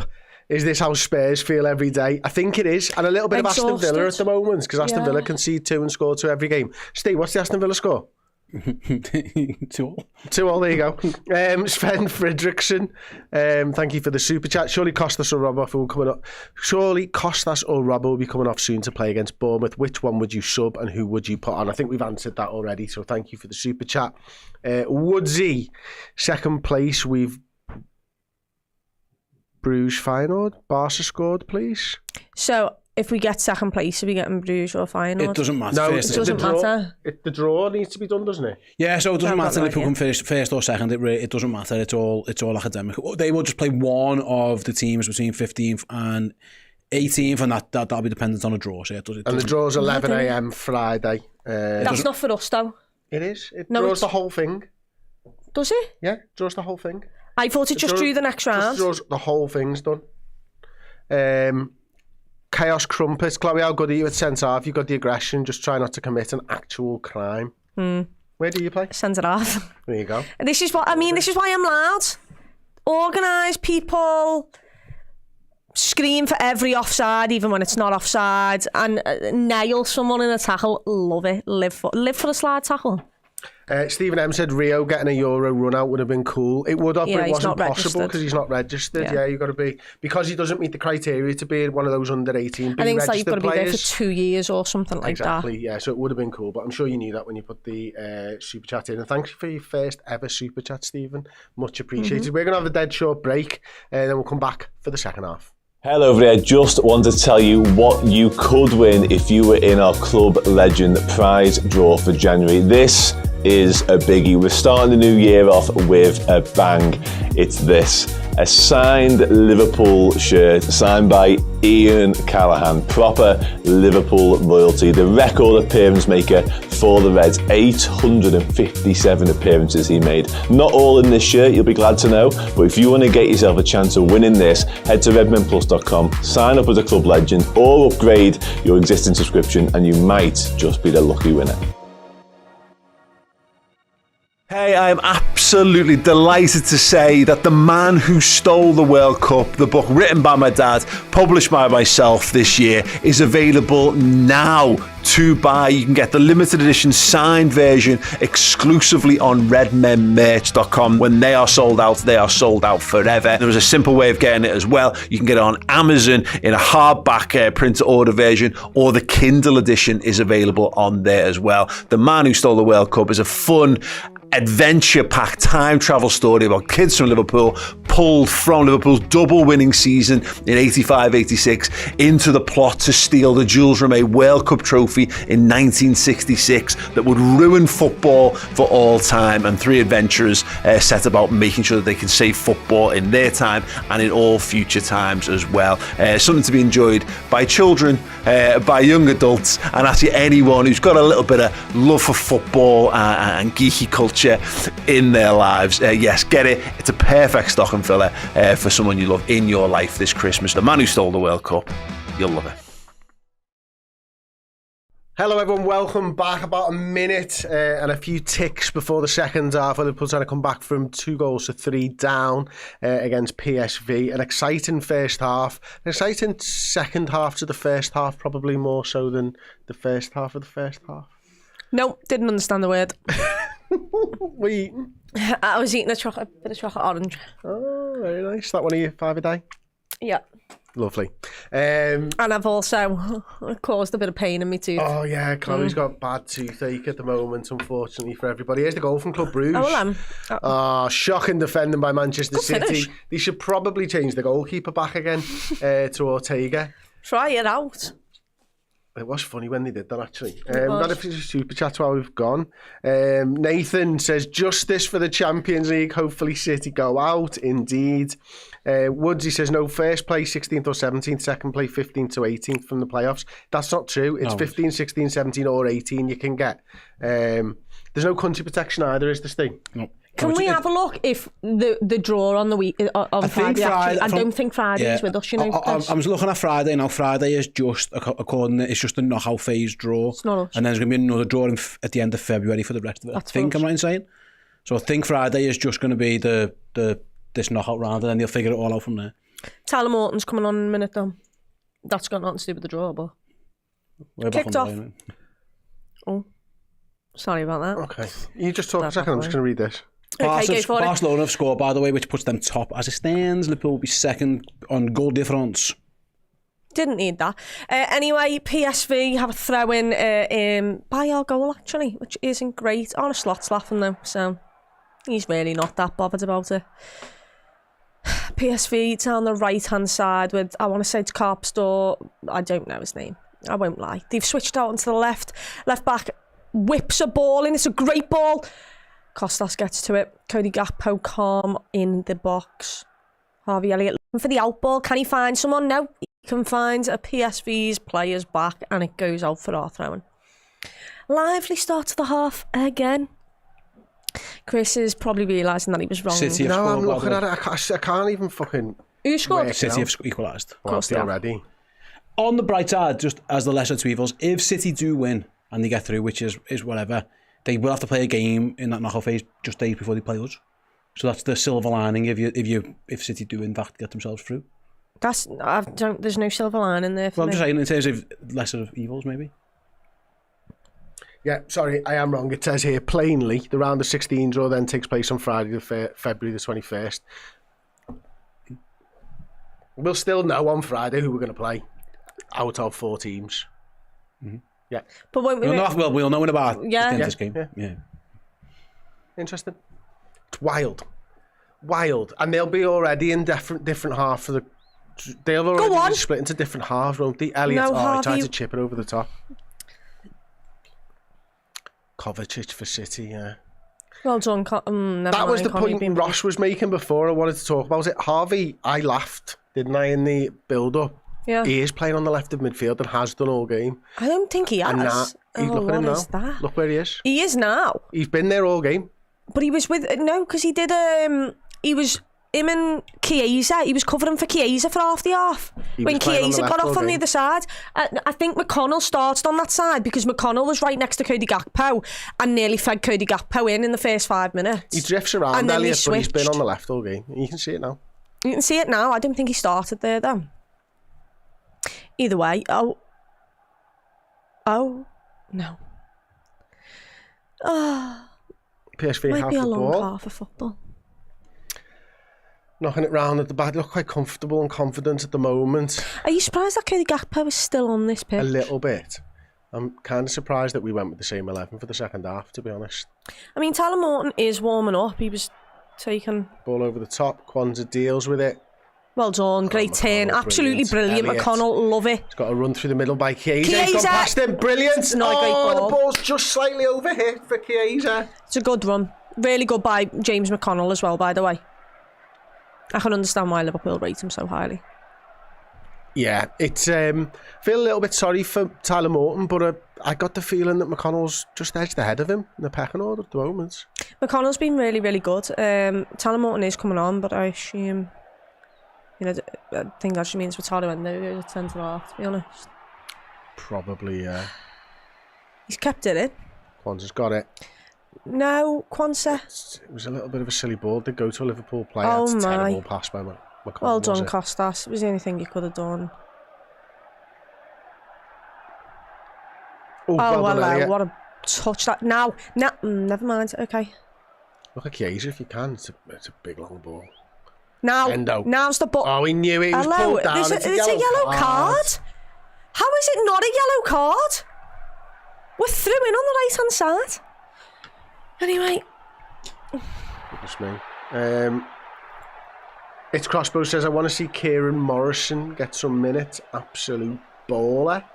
I've not seen Kieran play at all as yet. He's an 18-year-old attacking midfielder, sort of right winger. Earmarked as one of the stars from the academy from quite a young age as well. But looks like he's having a bit of a steady approach from the coaching staff there. the moment.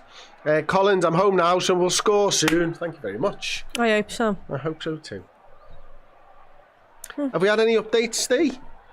Not much, mate, other than it looked at for a moment like Zagreb had gone 2 up against Milan, but it was ruled out. However, Brest are back level with Real Madrid. Brest won, Real Madrid won. That does impact the table a little bit. We'll get that in a moment update, but as it stands, Brest have pegged back Real Madrid. Wow.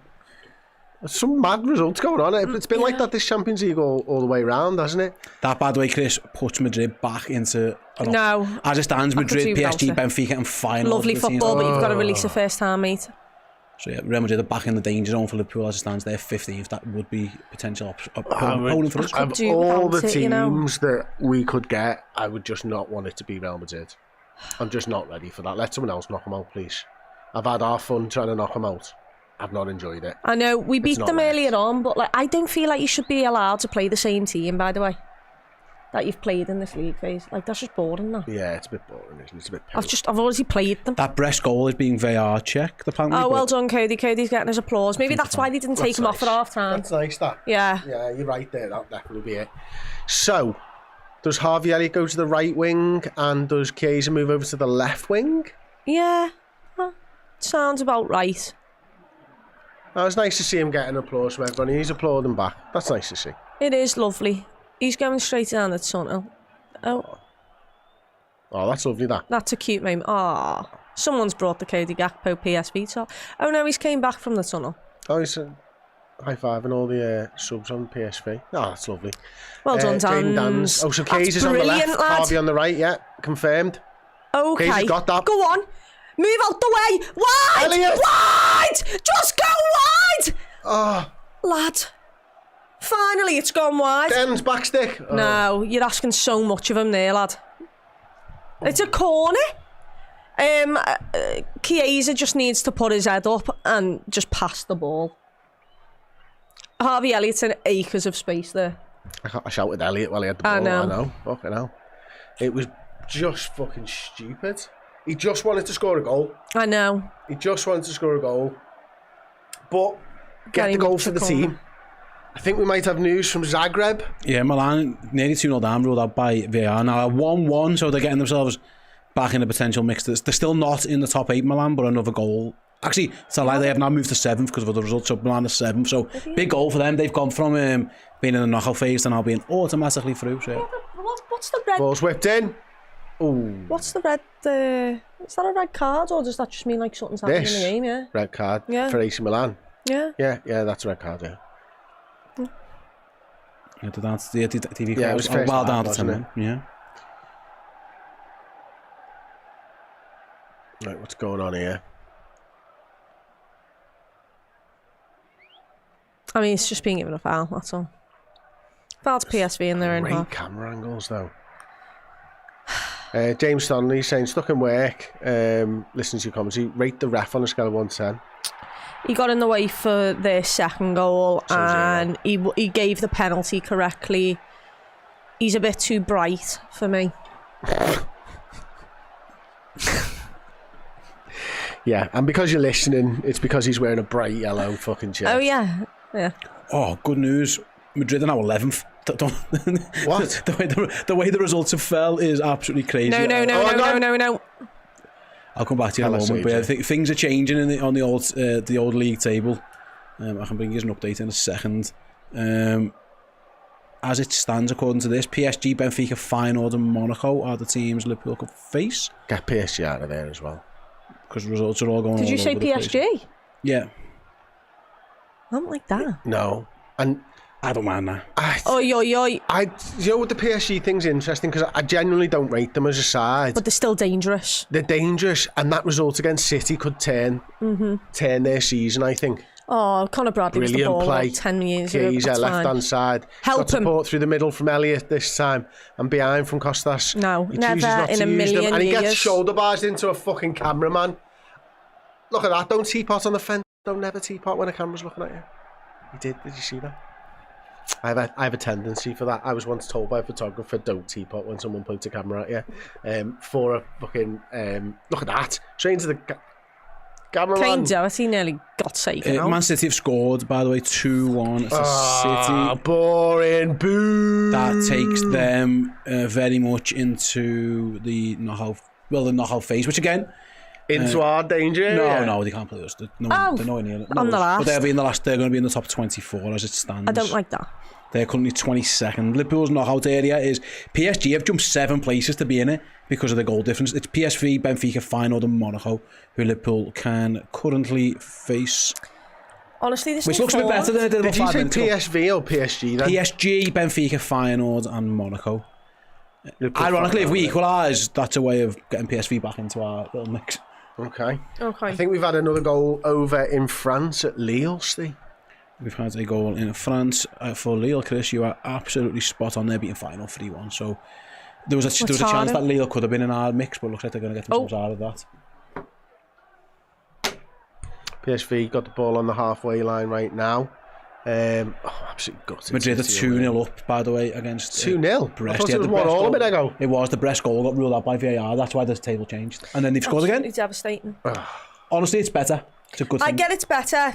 Yeah, it's true. That's true. Oh, Bakayoko. He's so good, mate. To step inside Chiesa. No foul? That's cost us. It's got to be a foul, yeah. Is it a pen? No. You just never know with this ref, you know what I mean? It was way outside the area, though.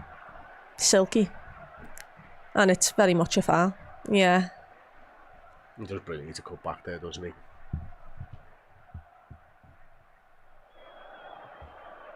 Gareth Ward, I don't like this format. I don't like this format. It's like the bloom in Eurovision. No place in football for this shite. I don't mind Eurovision, actually. I like it. Eurovision, it just is like a... I mean, it's great because United Kingdom's never going to win. It's just not for me. Not for you? No, it's just not for me. Nonsense. I enjoy it. It was, by the way, it was Bellingham who had the second on Brest. Okay. Rodrigo went first and then Bellingham followed after. Steve. What? I know what you're trying to do and it's working beautifully. Glorious. You're a naughty boy, Steve. Why? That's what happened. Do you remember when he said I was the worst earlier, by the way? Do you actually genuinely believe Real that? Madrid 2-0 and it was Rodrigo and Bellingham who scored. That's all it was. That's all that happened. Bayern have gone 2-0 up as well, by the way, so they're going to be in good spirits in Munich. Well done, Jaden. He's had slim pickings, but he's trying worked so hard. There he probably just needs to choose the easy option, and he's not. But, like, he's tried his hardest here. Oh, they're in. You're miles offside, by the way. He's absolutely... The player who the ball is being done into is miles offside. Just because he doesn't get it, we've had to clear it. It's still offside.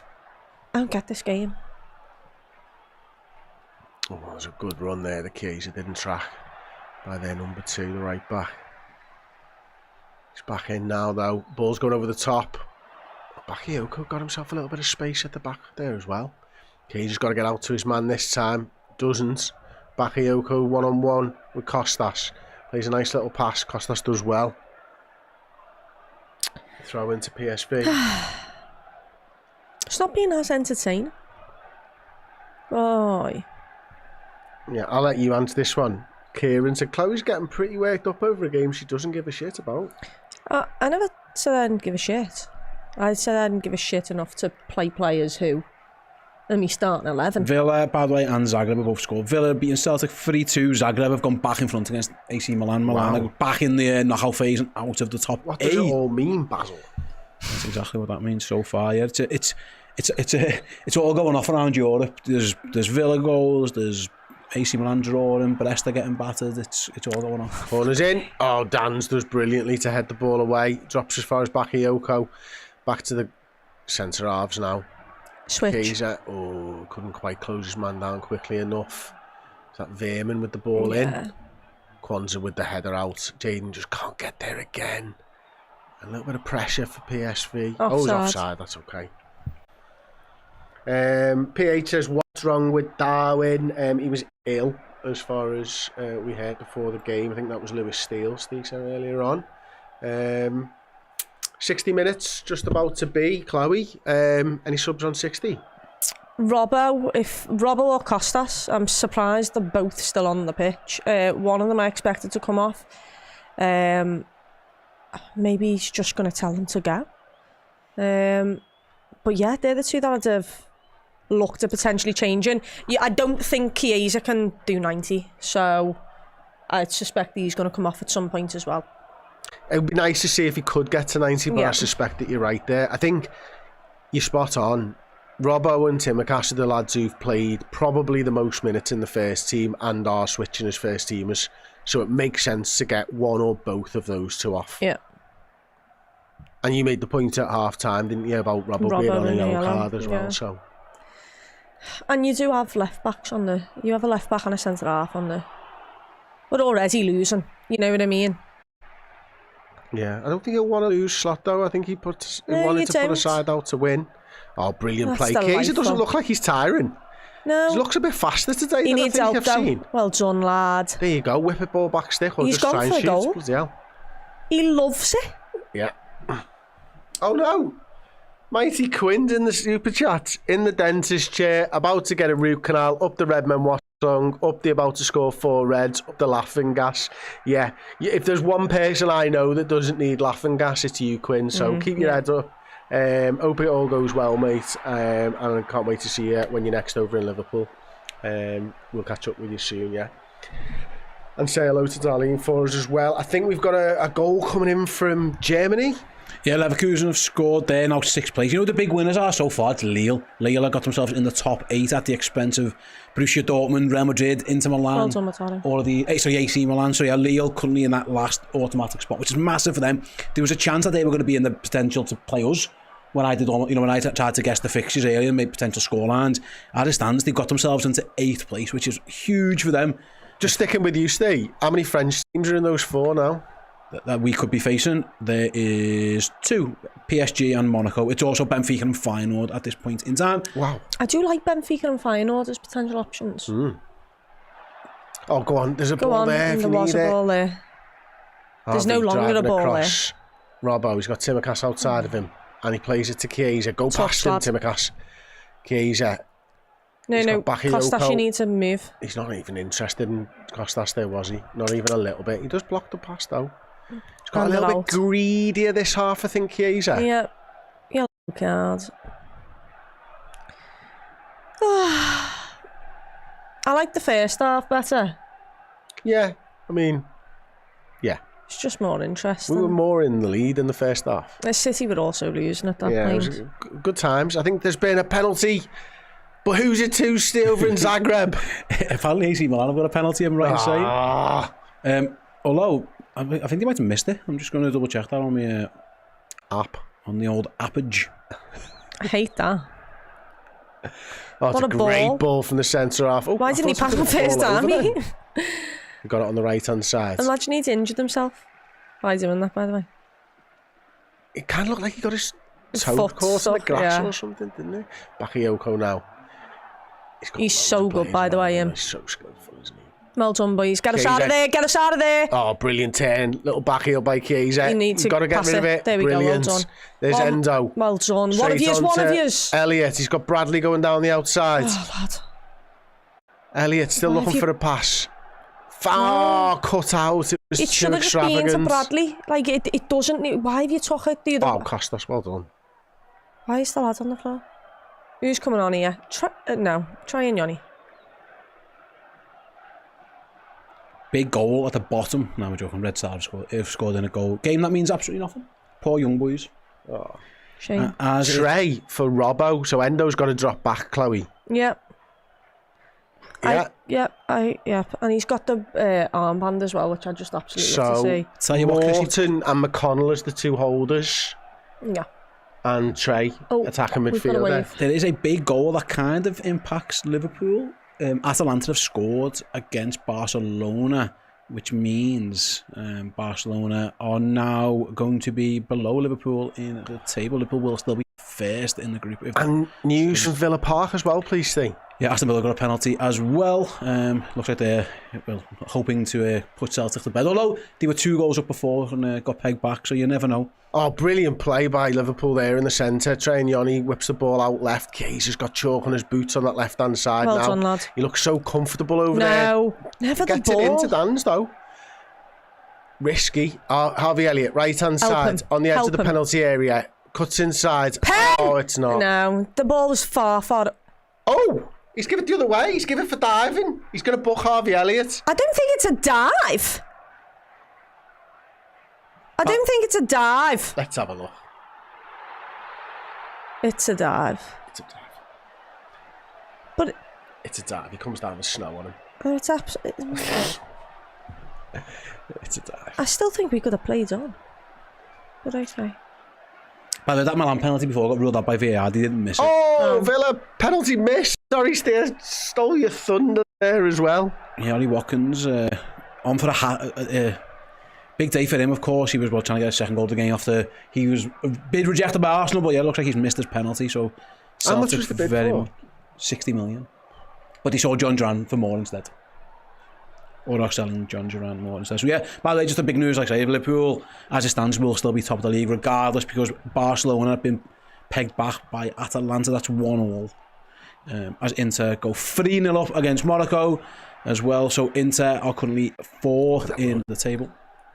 So Barca have just conceded. So do we go top again? Yeah, we're top. top. Yeah. They have to win. And we lose to go finish first. PSV have it on the left-hand side. Had a lot of ball second half, it feels like, doesn't it? Have a look at some of the stats and stuff now. 53% possession to PSV in total. This Bakayoko is just so good. Have you got any interest in a potential, in a big team potentially being knocked out? Because as it stands, by the way, City, they are through, but they will be facing either Milan or Real Madrid.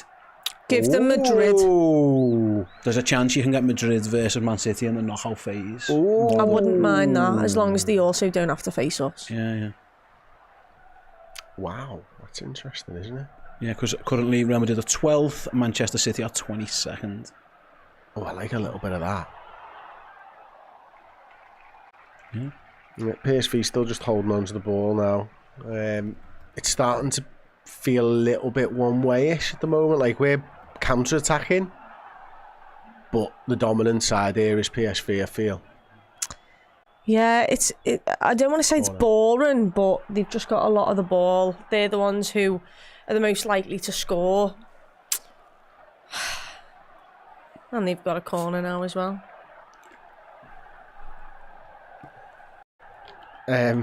Even better, as it stands, City 21st or 22nd and 11 and 12. As it stands, 11 and 12 for City would be Bayern Munich or Real Madrid. Actually, you know what? I'm all for it. So they would be guaranteed to play, as it stands, they would guaranteed to play one of those two teams. That's great. And Celtic would be the other for Celtic. Wow. It would be Celtic or City against Real Madrid or Bayern Munich. Those they're the What would you prefer? I mean, that's a foul and that's a yellow card. Right, got a super chat from Knocky Knox. Steve, does every match have a score? Are there any 0-0s? I can tell you exactly that now because I've got money on every team to score a goal. In terms Every of, team? Every team to score, but every team to score a goal. I'm not that far off, to be honest with you. There's loads of zeros on Yeah, no, there's no 0-0s. Every game has at least got a goal in it, pal. Okay. Yeah, but how close are you to winning? Not the bet? miles. Yeah, there's 1, 2, 3, 4, 5, 6, 7, 8, 9, 10 teams haven't scored. Chloe Bok Glossies and Luxton, thank you so much. I don't usually use these two, but I think it's Ted Baker. How much are we fucking paying you? Jesus Christ, Ted Baker. Chris, have a word. How much is Ted Baker? Did you get them for Christmas? Or? No. How much is Ted Baker lip gloss go? I don't know. Roughly. I don't usually wear it. I usually wear, I think it might be Maybelline. I won't lie to you. Maybe I just ran out of that, so I'm now on Maybelline? these two. No? Okay. Makeup's expensive. You want me to look fairly respectable on a camera? I've got to pay. Oh, that's a come great on. tackle. Gets the ball, doesn't he? I've got to pay decent money for makeup. Sadly, you don't have this problem. How do you know? You could if you wanted to. How do you know? You don't have any on right now. You just robbed mine. On a Sunday, I wear it all the time. I would back that. Fine with that. You do you, Chris. Ted Baker's gone bust, hasn't it? Well, Barca have scored again, so there's Liverpool in second place as it He stands. goes through the player, you know, that's... Who scored for Barcelona? He goes through us to get the ball. It's a foul, that. Jadon He gets the Dan's man ankle. first. He gets the man first. Liverpool are second again. Is that not last man? I'm more concerned with Jadon Dan's ankle because he rolls it. That's massive for Manchester City at this moment in time. By the way, sticking with that, it's still City at 22nd. They will get one of Real Madrid or AC Milan at this point in time. Oh, it's dead boring. Is it? Yeah, because they'll get AC Milan. I think that's a foul, by the way. I thought it was a foul as well. And I think Jadon Dan's is through on goal. No. He's that's through a in. stretch for me. He's on the right wing. He's about 30 yards away, but still. 40 yards away and he's on the right wing. Oh my God, give us some, like, help, please. Got to create some sort of drama. The drama's coming from Steve, and it's caused by Charlotte Weir. Don't be a hater, Steve. Shut the fuck up. I know, yeah. I wasn't hating. He was. By the way, City have scored. So City are going to be through. What, does goal difference change anything? Not really. I don't really understand how Bayern Munich have leaped into 10th because nothing's changed as far as I could see. But maybe I've missed something. No, yeah. Just is what it is to some. Something's changed, probably. I don't know whether he can hear you. I think it's working, Chloe. Keep doing it. ASMR. You should pay me for that, is what you should do. We should have an ASMR. Do you know job. what? I've always meant to buy a mic. Really? And just never got round to it. The ones with ears. Now. What a run by Jarell Matip. And there it is, Conor Bradley on the right-hand side, whips that ball in, unlucky, doesn't beat the first man, he's still got it back down. Trey's there, Elliott's there, slips, Paul was poor anyway. Oh yeah, you did brilliantly to shepherd that out. Do you reckon this will make a noise? No, well it will make a noise, yeah. But I don't think it will have the effect that you thought it would. What is this? Why? Oh, please score a goal, Liverpool. Kieran O says, Chris, how many likes for you to wear some lip gloss? You won't be fucking wearing that. Just chill, it's £7, mate. £7? Yeah, someone said it in the comments before. It's more the fact that, like... I think it's more that she doesn't want you touching her lip gloss. I'll just do it with a finger. That's even worse, probably, isn't it, for Chloe? Where's that finger thing? No. I know, Kat. I don't need this. Oh, I wasn't talking about that. Yeah, but that's where my brain went. Yeah, it wouldn't be just the one. No! Oh, no! It's fine. Don't worry about it. Sorry, everybody. As long as you don't use the phone. Oh my, I've had enough. I think I'm done. What does Claire prefer, Steve? No, I'm asking a question about Kit Kats. Is it 2 fingers, 4 fingers, or chunky? No. There's not one answer. Kit Kat, no, please. Kit Kats. There's not one answer. Just talking about biscuits. People like it when we talk about biscuits. There's no answer that doesn't get me divorced. Okay. What a tackle. She's never said that. Elliot. Oh, Harvey. Oh, they're in. Back post. Oh, it's terrible. Oh, Jarell. Oh, it's a goal. It's Jarell Quansah again. Brilliant. Oh, well done, Tyler. Wow. Jarell Quansah, please, lad. Yeah, I don't know why I'm so bothered about the game. Lille have scored to go 4-1. Sporting have equalised against Bologna. Girona have scored against Arsenal, but it's been VAR checked, and I think it's going to be ruled out, so we'll go back to that one. But that's great. Oh, what a ball. Oh, good defending to cut the ball out to Chiesa. Fair play to Lille. They've turned around a big goal difference swing. That's why they're currently getting... What's the VAR offside in the Girona-Arsenal game? Girona scored, and it was ruled out. It's brilliant defending by Morton. It's a great tackle. What a block, lad. I like his boots as well whilst I'm here. Imported says the Watchalong's way more entertaining than the game. Thank you very much. Much appreciated. I'm glad you're enjoying the content. It was Steve's idea to bring more Steve into this show. So of course, well it done, was. Steve. Yeah. Well, I just thought no one gives a fuck about the game and people will care about this kind of stuff. Turns out I was half right. And Arne Slot did the same thing, I think, as well. Yeah, he definitely did.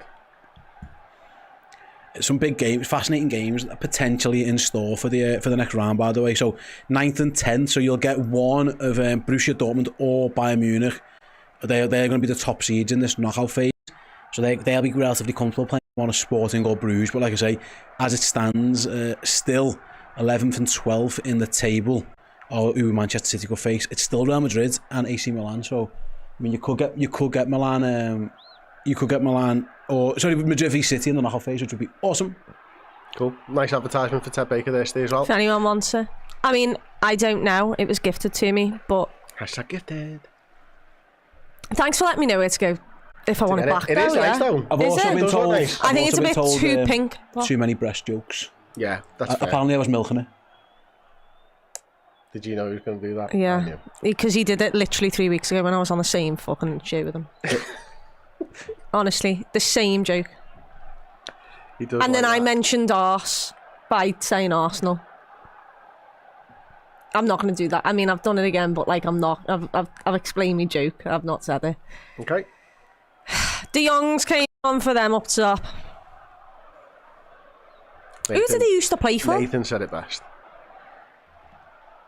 Oh, this is literally every single day in our office. It's like, it's bad, actually. I will reduce the breast jokes. No, but what I'm saying is that like... A breast reduction, if you will. Sorry. Would you Do you ever know the thing endorse? is, right? Yeah. He nicked that joke from Chris Warner, look. Who's Chris Warner? Needs to be a serious reduction in the amount of breast jokes, lads. He does this all the time. You do this all the time. You do this all the fucking time. He sees all sees the a comment time. and then he says it like it's his own Yeah, joke. every day, people. So you'll hear someone say something in the office, right? Someone will say something downstairs. He'll come up and he'll say it, and the person who's told him the joke will literally walk in as he says it, and it's like, "Are you taking a piss?" We're onto you, Steve. All of us are onto you. Got our eyes on you. Got our eyes on you. He's gone on to say because he knows it's true. Andrew says, I don't believe a word of it, Steve. Do you know, Ponce's just going on a break. Lacking updates now. He's quickly... Look, he's got the comments up. I have now. Plead the fifth. Atalanta have equalised against Barcelona, by the way, so that means Liverpool are back to top in the table. There's a big one for you. Well done, Chiesa. That's what she said. Real Madrid, it looks like they're about to score a third against Brest, according to my updates. Benfica have scored against Juventus.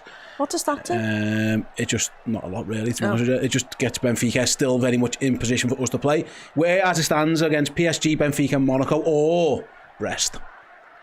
Brest in 18th place, as it stands, because of that goal. Because Lille are doing a number on Feyenoord's goal difference. Is that what it is? Yeah. 77 minutes gone. 3-2 to PSV. The game is still going ahead. Harvey Elliott's not going to beat him for pace, unfortunately. Why did no one see Jayden Danns? No. Yeah, no, I thought it was a bad tackle. It's being given a foul, by the way. You got punched in the head. No, I was but like his ankle, like it was a bad tackle. Do you want to know who got the third on Brest? Yeah. Rodrigo doubled up. 3-0 to Real Madrid. I love the way you're trying to say it with a straight face on purpose. It's even funnier. I don't think that's rude. It wasn't. But you made it like it was rude because by the keeping smile. Face. Well, what? Oh. Jayden Danns. Oh, well done, Jayden Danns' ankle. He's got one ankle as Jayden Danns. Go on, surround him. Okay, go again, Liverpool. Kiesa's still going. We're 78 minutes into the game. Lasted longer than what everyone thought. Absolutely. Here he is. Great Lovely touch. Costas got great touch doesn't and use feel. him. Too many. Oh, get up. Don't, get up. He'll give you a yellow. Card. Harvey wrong foot for the volley. No. Little stand up cross maybe. No. No, he's going inside. 1-2. Too much. Beautiful. Foul. Hello. Bang it. No. Oh, Unlucky McConnell. Oh, what a touch again. Unlucky. I'm really impressed with Chiesa today. Well done, Quansah. Yeah, that was a shit ball. Oh, what a great touch. Costas, left-hand side, There's no whips one the there. ball in, comes off the defender and into the There was no keeper's one in there arms. anyway, so... I am enjoying Chiesa's. It's just going to the well one too many times there. You know what though, right? Yeah, it's not a pen. Never a pen. The way it's worked out, by the way, Milan have dropped even further down because they're getting beat 2-1. It's Bayern and Real Madrid again for Manchester. Oh, you love it. What, update from Barcelona we're hearing? No. 10 minutes ago. That was We're top again. That was dead funny though. You can't keep up with fucking how many different games are going on. Like, it's It's crazy. tough, Chris. It's tough. That's what we're here for, to help you out, pal. You've done not another sort. What? Of Lille? Has there been another goal in Lille? It was 3-1 the last time It was now mate, it's now 6-1. mate. I tuned out after the. Yeah, that's what I'm saying about the final goal difference. It's taken. I remember you saying the final goal difference, but I didn't know it was 6-1. Like. Yeah. It's absolutely insane. That's why Feyenoord are currently 19th away from Liverpool. That's why Liverpool could face Brest because Feyenoord are getting beat heavily. Is effectively where we're at right now.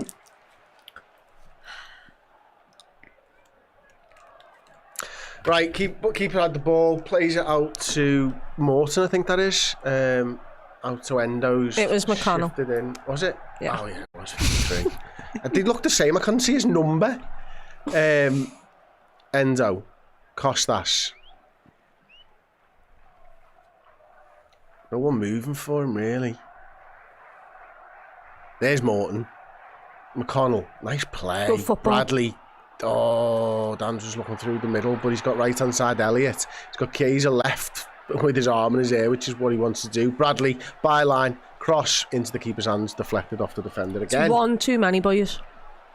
Like he's got no space to wrap his foot around that. Like, it's a stupid ball, Harvey.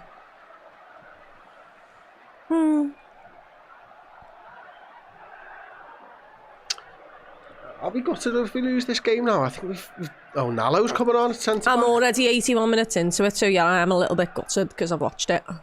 Yeah, it's just, I think they've put in a good performance. By gutted, I mean that's a stretch.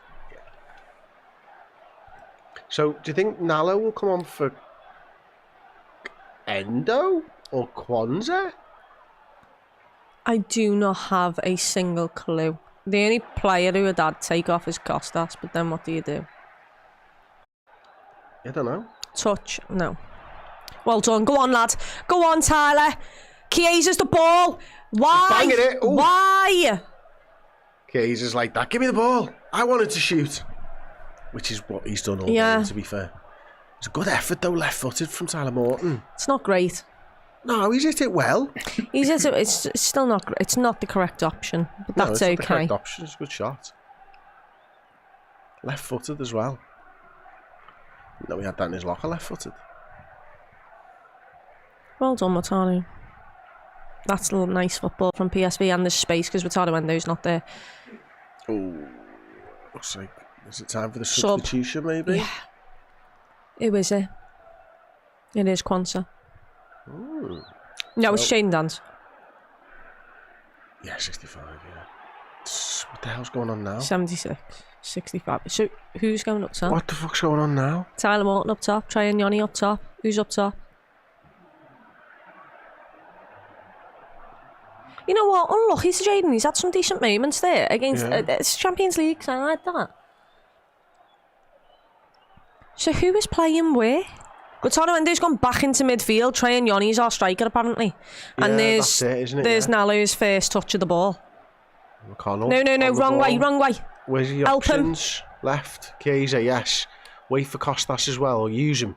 Oh, that is absolutely ridiculous. Inside. Oh, you waited too long, Costas. Nearly.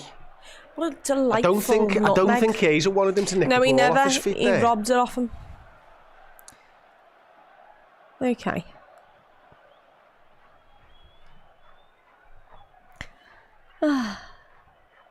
So, did Yanni go up top there? Or is that him over on the right, I can see? No, he's now on the right. So is Chiesa up top? Chiesa was on the left in that Chiesa last was on the move. right.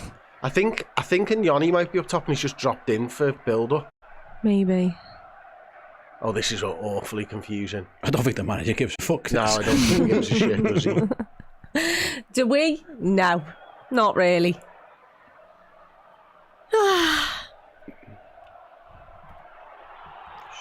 The ball's with Kelleher, not much is going on.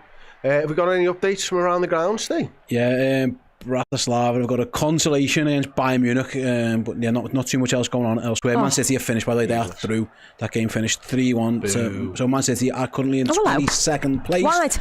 They will be facing one of Bayern Munich or Real Madrid. So it's a big gun getting knocked out in 30. Wow, and here's Bakayoko attacking at Liverpool's defence. The left-back's out of position. Kwanzaa gets over there and does enough to get it out for a PSV corner. Yeah, I don't know why Keys was free on that left-hand side there, Chloe, and just not used at all. No, maybe McConnell just didn't see him. He was going at a decent pace, but yeah, the ball was to Chiesa. Once again, Chiesa's just been our best player all game, and he has lasted 85 minutes, so we are getting closer to the 90, you know what I mean? Would be good. Some nobody has said, this is us with no contract sorted. It's not, is it? What a load of bollocks. Right. I agree with this thing. Doom-mongering for doom-mongering's sake. Ball in. Oh, it was a free header there, by the way. As well. I mean, Conor Bradley's on the floor and still somehow won the ball. Oh, here we go. No. Keys is chasing. That's a great touch. There's no point chasing that, mate. Just to let you know, by the way, Atalanta are currently 9th. They've dropped out, because, even though they're drawn in Barcelona. Leo's goal difference again is killing everybody. If Atalanta can get a goal, Aston Villa will drop into the knockout rounds. So yeah, there's still a lot to play for as we go into Aston Villa will go where? Into the knockout phase. They will not be top 8. They are currently 8th. Mad out there, 8th, and yet above. Only a point above Atalanta. So yeah, Atalanta will be pushing for a goal, you'd think, in Barcelona. Madness. That's good for us, isn't it? I mean, I'd rather win it. You get more money for a start. It's like 4 or 5 million euros, isn't it? That you get the difference between first and second. So why not? Like, absolutely brilliant if we can win it. Best way to do it. Also, finishing a league top. Decent. Yep. Good the practice for what's ever. coming. Yeah, the first one as well, and good practice for what's coming in the Prem. Yeah, you've not got the pace there, mate. That could be a red card, and it is a red card. Aye, just booted him, lah. Well, that is devastating for him. I was quite looking forward to seeing him play, and I still am, because I just got to see him boot a fella and get sent off, which is bitterly disappointing for Nallo in his debut. Yeah. I don't think he's picked up any minutes for us before, has he? I mean, he looked a bit slow there to me. I think he was leaning over the white line. I don't think he knows he's there. He's just not got a clue that he's there. Oh, there's a money shot. He kicked him in the fucking ball. Oh, that is sensational, Warren, lad. Do you think he might get saved by the offsides, maybe? Yeah. Could you imagine it? Booted someone in the balls and still gets away with it. Love it. I'll be honest, I feel really sorry for the PSV attacker. I think he's off. Honestly, I think he's you'll on never side. know pain like getting kicked in the balls. Ever. No woman could possibly understand the pain of getting kicked in the balls. No. Just have to birth children. Piece of piss compared to getting kicked in the balls. Absolutely, yeah. Period pains every single month. Contractions. Take an aspirin. I'm kidding, like, I know. I've witnessed the birth of my 2 children. There looks like there's nothing on earth that's more painful. Most women forget the pain because of how bad the pain is. Yeah, Kat's not forgotten the pain. Kat's not forgotten the pain at all. No. So Bayern games finished, by the way. City have finished. Salzburg, Atletico's finished. Graz, Leipzig finished. So I'll keep you up to date as we crack on throughout the rest of the games. There's Girona. Something's going on. Arsenal got a penalty. It's really it's meaningless. I don't know if they missed it or it's been VAR because it's gone off my screen. Let me see what it says. Raheem Sterling was meant to take it. I hope he missed. Oh my goodness! I mean, if there's a player you don't want on a penalty, it's Raheem Sterling. Is he taking it? I'm looking for updates, mate. I think he might have missed. I don't know if he missed. I'm not surprised, to be honest. I can't kick a football. Are you sure? Because you've...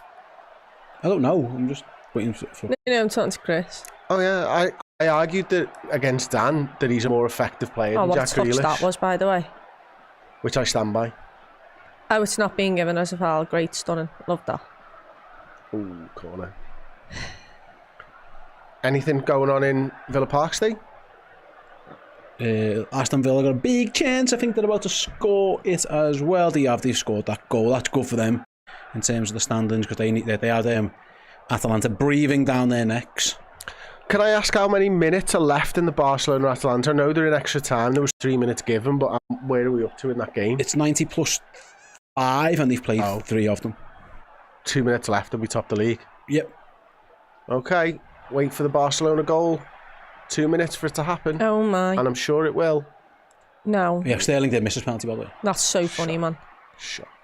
What are they doing? So good. Putting him on pens. Oh. Oh, he shot then, did he?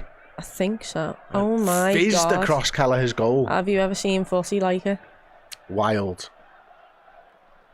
Da, da, da, da, da, da. Da, da, da, da, da, da. Okay, 5 minutes of added time. We're probably going to be one of the latest games because Honestly, of all lads, that messing around in the first half. You could have just blown it. We are not arsed. Yeah, fully not arsed. But PSV's goal difference matter at all in this thing? For who, sorry? Does PSV's goal difference matter?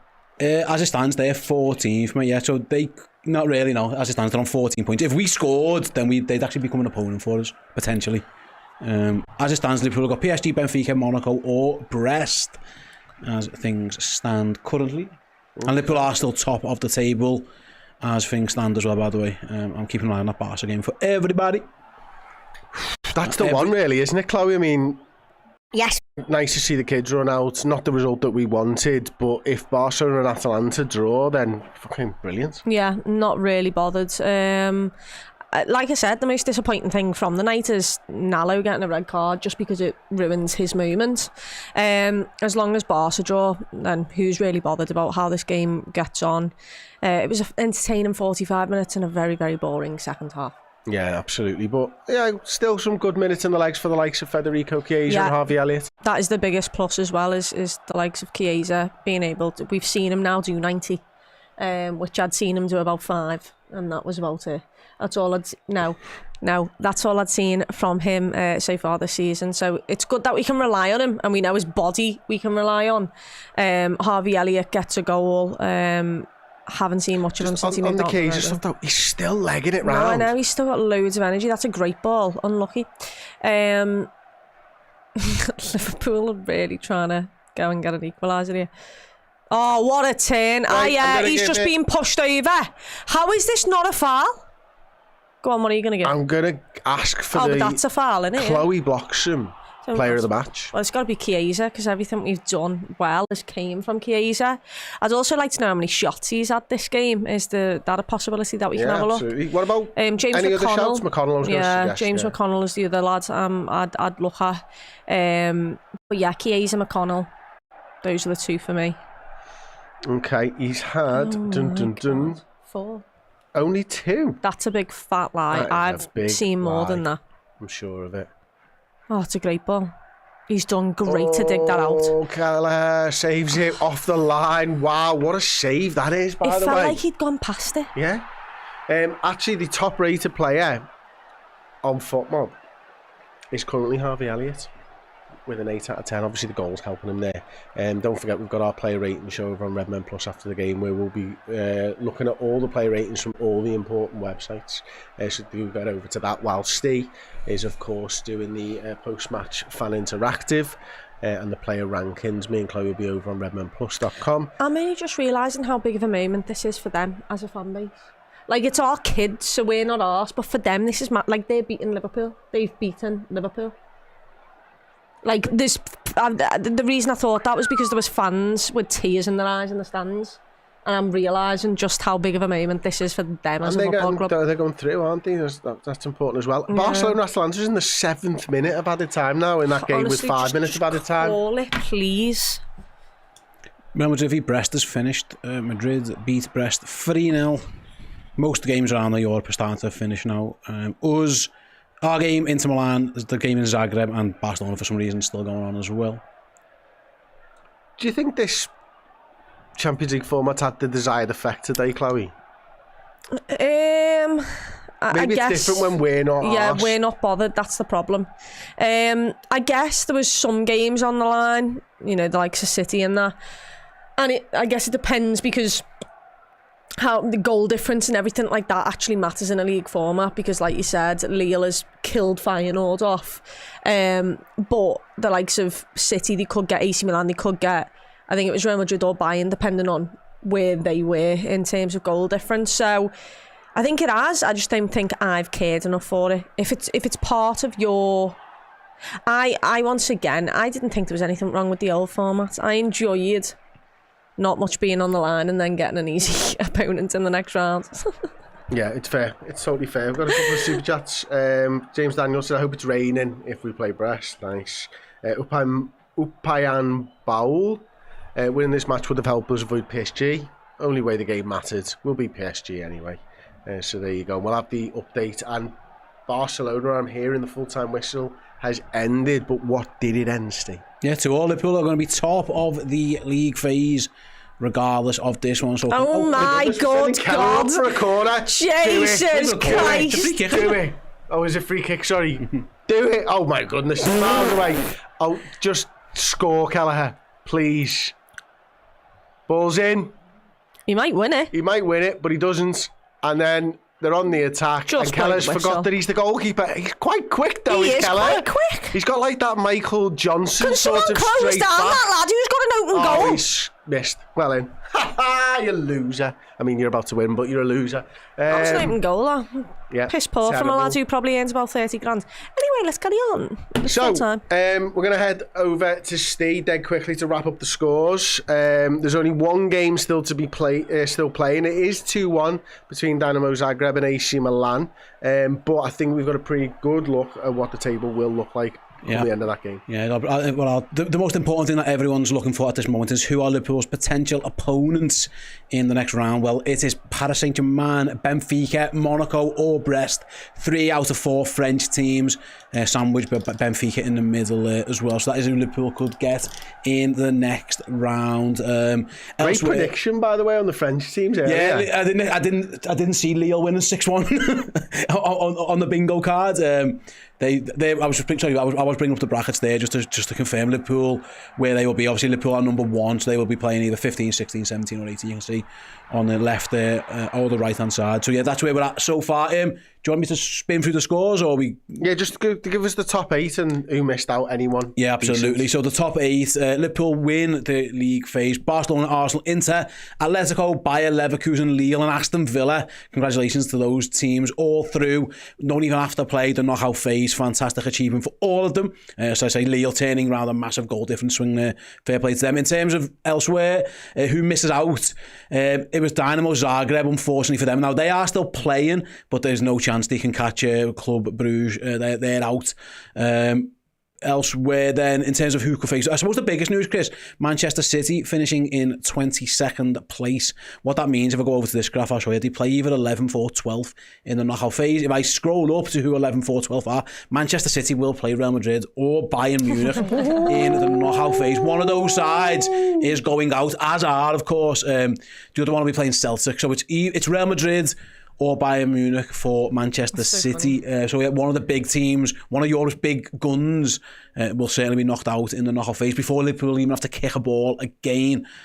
So that's where we're at so far, buddy. That is pretty fucking cool, to be honest with you. I'm quite happy with that one. We're going to hand over to Steve very shortly. Me and Chloe are going over to Redmen Plus to do the player ratings show while Steve does the fan interactive, as I mentioned, and the player rankings. So yeah, thank you very much for joining us. Steve, do you want us to go to an advert, or are you happy to get my mic? Yeah, we'll take a little break while Steve goes to the little boys' room. Try. Hello over there, just want to tell you what you could win if you were in our Club Legend prize draw for January. This is a biggie. We're starting the new year off with a bang. It's this, a signed Liverpool shirt signed by Ian Callaghan, proper Liverpool royalty, the record appearance maker for the Reds. 857 appearances he made. Not all in this shirt, you'll be glad to know, but if you want to get yourself a chance of winning this, head to redmenplus.com, sign up as a club legend or upgrade your existing subscription and you might just be the lucky winner. Hello everyone, welcome to the Redmen TV. I'm Steve Hood. This is the fan interactive show, the fan reaction show after Liverpool lose 3-2 in Eindhoven. Ultimately, a result that didn't really matter as Liverpool still remain top of the Champions League group phase. Liverpool lost, but Barcelona drew at home with Atalanta, which means the Reds finished top of the group. This is a chance for you guys to have your say on all things that you've learned from that game, good, bad, ugly, the Champions League thing as a whole. Let me know your thoughts on it. And of course, Liverpool's potential 4 opponents in the next phase as well, which are PSG, Benfica, Monaco or Brest. There's a 3 out of 4 chance that Liverpool are going to France or potentially to the Portuguese capital. Let me know your thoughts.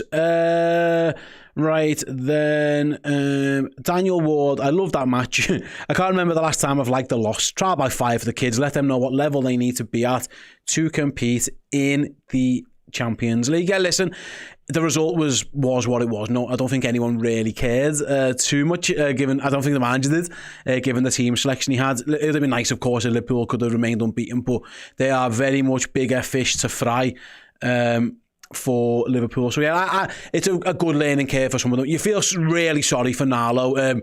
He's a little bit unlucky. He did kick the lad in the bollocks, it's worth mentioning. Whether it was a red card, was Kwanzaa going to get there on the other side? I don't know. But yeah, it was a tough one for him. But yeah, like I say, some good minutes in there for the likes of James McConnell, Tyler Morton, for example, as well, getting good minutes. Jayden Danns, Trey Nyoni, of course, as well. So yeah, I agree, mate. It's fine. Don't worry about it at all. Mike Nolan, what is this mentality of praising a loss? Listen, Mike, you're going to lose games at some point. Liverpool ain't going to win every game between now and the end of the season. If they're going to lose a dead rubber game. Ultimately, didn't even matter too much anyway. Had they won today, nothing would have changed. So I don't think it really matters. But I see your point, pal. I see your point. In terms of maybe you didn't want them to lose it. It doesn't matter. It's fine. Do not worry about it too much at all. I don't know. Is it Uman? Apologies if I've got your name wrong, pal. It says Chiesa won 11 out of 18 duels. For a man that hasn't played the 90 minutes before, that's crazy. That was one of the big positives, actually. Chiesa getting himself through 90 minutes. And looking pretty sharp throughout the course of it.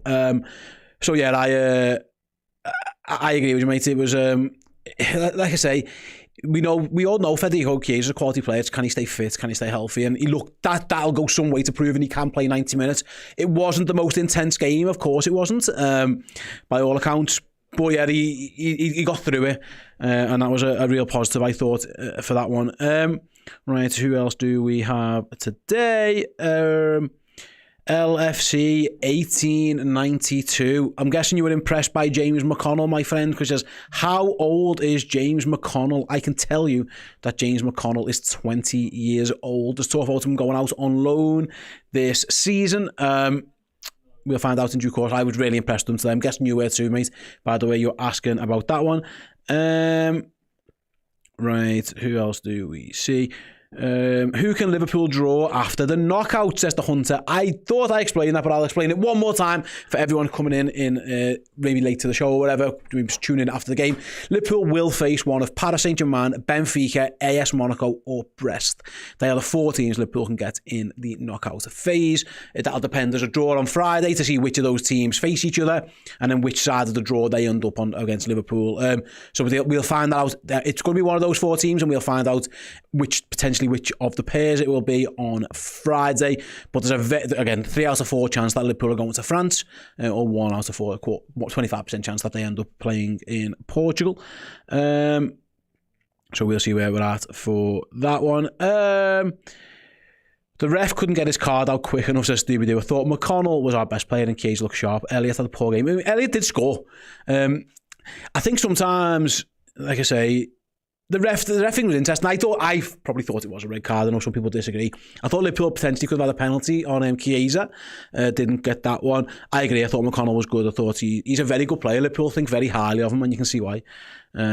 He is a good player. A very good young player, and we'll find out. Azale says, playing reserves could backfire as we may get PSG instead of PSV. We just needed a draw to avoid PSG. Listen, mate, there were bigger fish to fry. Like, Liverpool play Bournemouth at the weekend. That is the main priority. If you get PSG over 2 legs, beat them. Simple as that.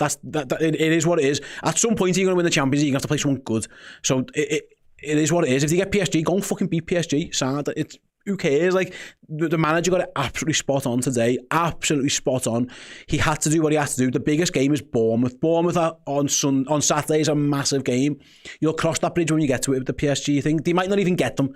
They might even be on the other side of the draw. So don't worry about it. Shit happens, honestly, mate. It's not a big, massive problem at all. It is what it is. It's fine. Don't worry about it. It's all good. Like, who cares? It's absolutely fine. I thought, let's see, Jeff A. Peeps, I thought 9 to 16 teams play 17 and 24. Frank, why is everyone saying we are going to play when we skip the knockout phase? I think what you're asking, it's one of 4 teams. Like, Liverpool are in the last 16. So one of PSG and Benfica will play one of Monaco or Brest. And then the others will play the other ones. And then Liverpool will play the winners of one of those games, if that makes sense. Hopefully I've explained that right. So one of PSG and Benfica. PSG, Benfica, AS, Monaco and Brest, they'll all play each other. Liverpool will end up with one of those. That's where we're at, mate. But yeah, Liverpool, they get a bye through the knockout phase. They've all got to play each other first. Hopefully that's cleared that up for you. Is the round of 16 2 legs? Yes, it is, pal. And the second leg is at Anfield. Whoever Liverpool get, it will be the second leg at Anfield. Vibe says somehow we're still first. Yes, we are still first, my friend, because Barcelona failed to get the job done against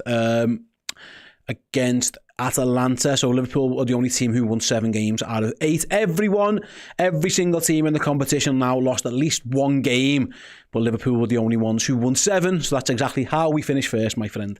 That's all. Yeah, it's pretty simple, really, because we've been excellent in the competition so far.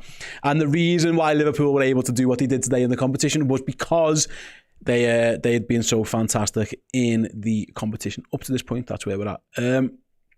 Right, let me go again. Anyone who impressed you today, anything you wasn't too thrilled with, all that kind of stuff. The Art of Fighting says those who are well rested now need to show up on Saturday. Yep, you're right. You're absolutely right. Jerome, Liverpool just set a new record. The first ever club to top the new UCL format. Yep, you're right. That is true. That is absolutely true. You can't say fairer than that. Mihail with a very good point, actually. Thank you very much for the super chat, my friend. Says City now have to play Bayern Munich or Real Madrid just a few days before they play us. That sounds great, yeah. For those who don't know, the knockout phase is the midweek before Liverpool go to the Etihad. So whatever happens there, City will be playing one of Bayern Munich or Real Madrid just a few days before Liverpool face them at the Etihad. That could be an advantage. We'll find out in due course, of course. But that is a fact. Real Madrid or Bayern Munich will be facing Manchester City. There's a big team going out there. Either Man City or one of Real Madrid or Bayern Munich will be out before Liverpool even kick a ball again in the competition. I'm guessing if you said before the season, name the teams who could potentially win the Champions League or you think are, have got a strong chance at winning the Champions League. I think City, Madrid and Bayern Munich would have been in everyone's list. At least one of them are going to be out at the next phase. Potentially 2, depending on how... listen, Celtic are going to have to pull off a miracle of all miracles if that is to happen, because Celtic will play the other one of Madrid or Bayern Munich. But yeah, listen, it's definitely something to keep an eye on. It's absolutely fantastic. Right then, who else do we have here? Who do we have in terms of the chat? We have, Luke Starkell says Chiesa's fitness man of the match. I think a lot of people were happy with Federico Chiesa.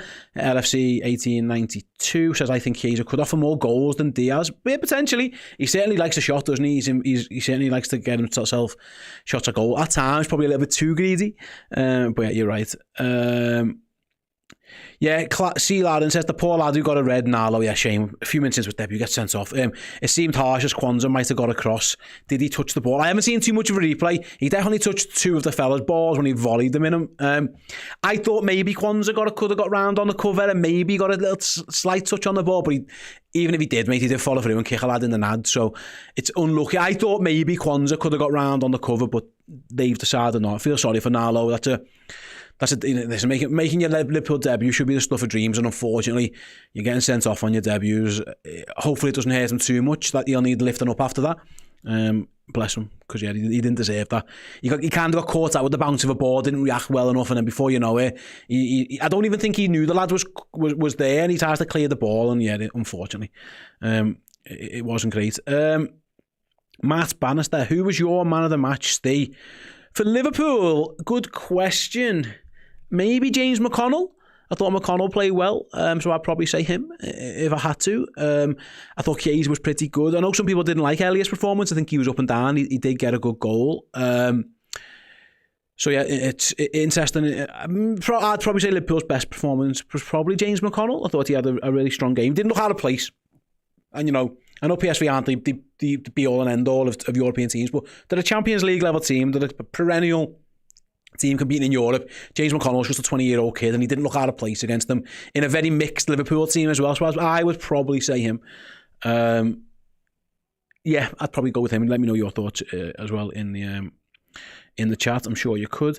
Yeah, their second goal should never have stood, says Jerome. The referee man marked Endo and then failed to give the foul. Yeah, it was unfortunate the way their goal went in. In that, was it the second goal or the third goal? I can't even remember which one it was now. Basically, yeah, the ref kind of got in Endo's way. I'm not sure it was a foul, but he clearly got in his way. It wasn't ideal. Maybe a foul. It looked like he probably got dragged back a little bit. So you are right. It's one of them. Mate. On another day, it's one of them. It's not ideal. But it wasn't great that the ref got in his fucking way in the first place. Right, who else do we have in the chat? Kieran, I can't believe Kwanzaa was ahead of Konate in the pecking order for a lot of people at the start of the season. You could include Arne Slot as one of those people because he put him in the team in the first game. I like Kwanzaa. I think he's got a bright future. He's clearly he's having a bad spell at the moment. I don't think he was that bad in this game, to be honest. I was looking online before, people saying he had an absolute stinker. It was awful. I thought he played a poor pass for the goal. I thought he was all right. It's difficult. Listen, he's got Andy Robbo and a makeshift midfield.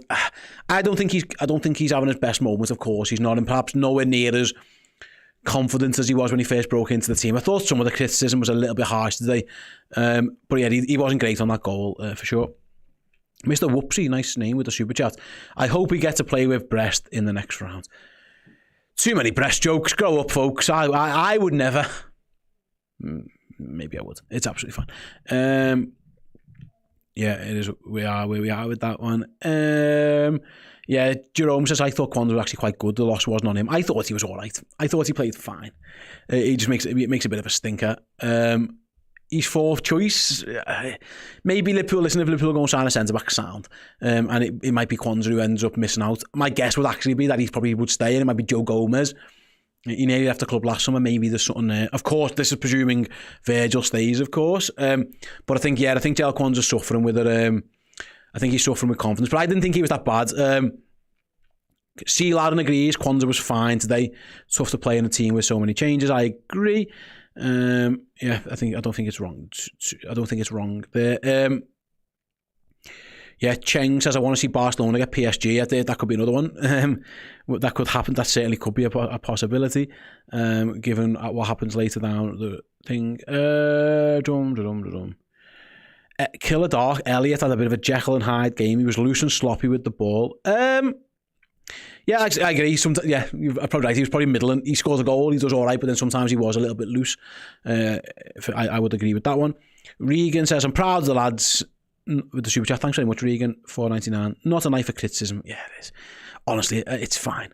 You know what else people don't realise sometimes? Well, and again, when you're playing in a game with changes, that can be difficult, of course. Also, there probably is a lack of intensity in the play. Like when you don't have to have it, it is different. You probably can't even quantify it. I remember Liverpool having won the league, going to Manchester City and got absolutely pasted. They might have been half pissed, for example. We don't know, but when you don't have to have it, like have to have it, it does just take a little bit away from you. And I think sometimes that happens. So like, you don't fly into your challenges. You don't put your body on the line as much. And rightly so. I'm guessing Arne Slot would have said to these lads, of course he would have liked to have won. But I think he would have said, the best thing is to protect yourselves. And listen, look, Dave RT says, actually, I was about to bring this up. Jayden Danns did well to stay on for that long, given the horrendous... Jayden Danns got booted everywhere. And when an opposition may be doing that, you probably do take your foot off the gas a little bit because you don't want to get injured. You don't want to get injured at all. JY says, thoughts on Dan's no foul, Harvey's yellow, and the Chiesa no penalty. Yeah, the Dan stuff he was mental. I think Harvey probably did dive into that fella's leg. I wasn't too bothered by that. I think it might have been the right decision. I thought Chiesa was foul. I think it should have been a penalty. But yeah, I don't know about that one.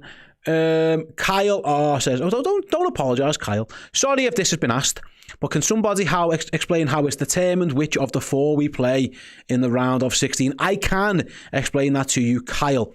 There is a draw happening on Friday. Team 17 or Team 18 in the table will play Team 15 or Team 16. So with that as it stands, I will bring you back to the table. Let me get you down there. So 17 and 18. Sorry, let me confirm that. Sorry. It's 17 or 18 v 15 or 16. So 17 or 18 is currently AS Monaco or Brest will play one of Benfica or PSG. The winners of those games face each other, and then Liverpool will play one of them. It's bracketed, basically. It depends which side of the draw Liverpool end up on. We don't know yet, but effectively, it's one of those 4 teams. So what you're going to get, and I'll try and explain that as best I can again to clarify going back here. PSG will play one of Monaco or Brest. Benfica will play the other one of those 2 teams, and Liverpool will play one of the winners of one of those ties. That's how it works out. So you're going to get PSG versus Monaco or Brest. The winner will play Liverpool. You're going to get Benfica versus Monaco or Brest, and the winner that could play Liverpool as well. That's how it's determined. 15 and 16 are seeded, 17 and 18 aren't. That's basically how it works. But yeah, it's bracketed, it's fine. But we'll find out a little bit on Friday, and then there's another draw, I think it's the 21st of February, where the whole thing will be plotted out, and you'll be able to find out exactly who will find who from where. Right, let's see who else we've got in the chat asking, LFC 1892. Shame we couldn't see Gamoa today due to rules.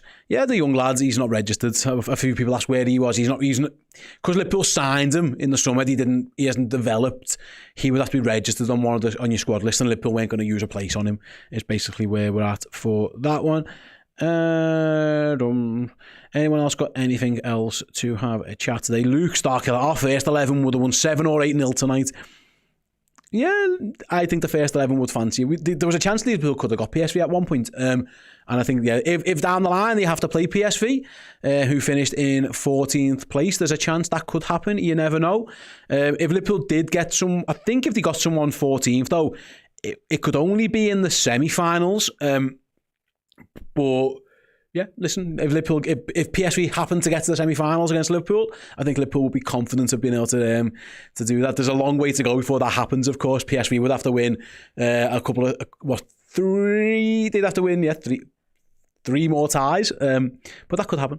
I think I'm right in saying that is where Liverpool could only face them really in the semi-finals. They're going to be on different halves of the bracket.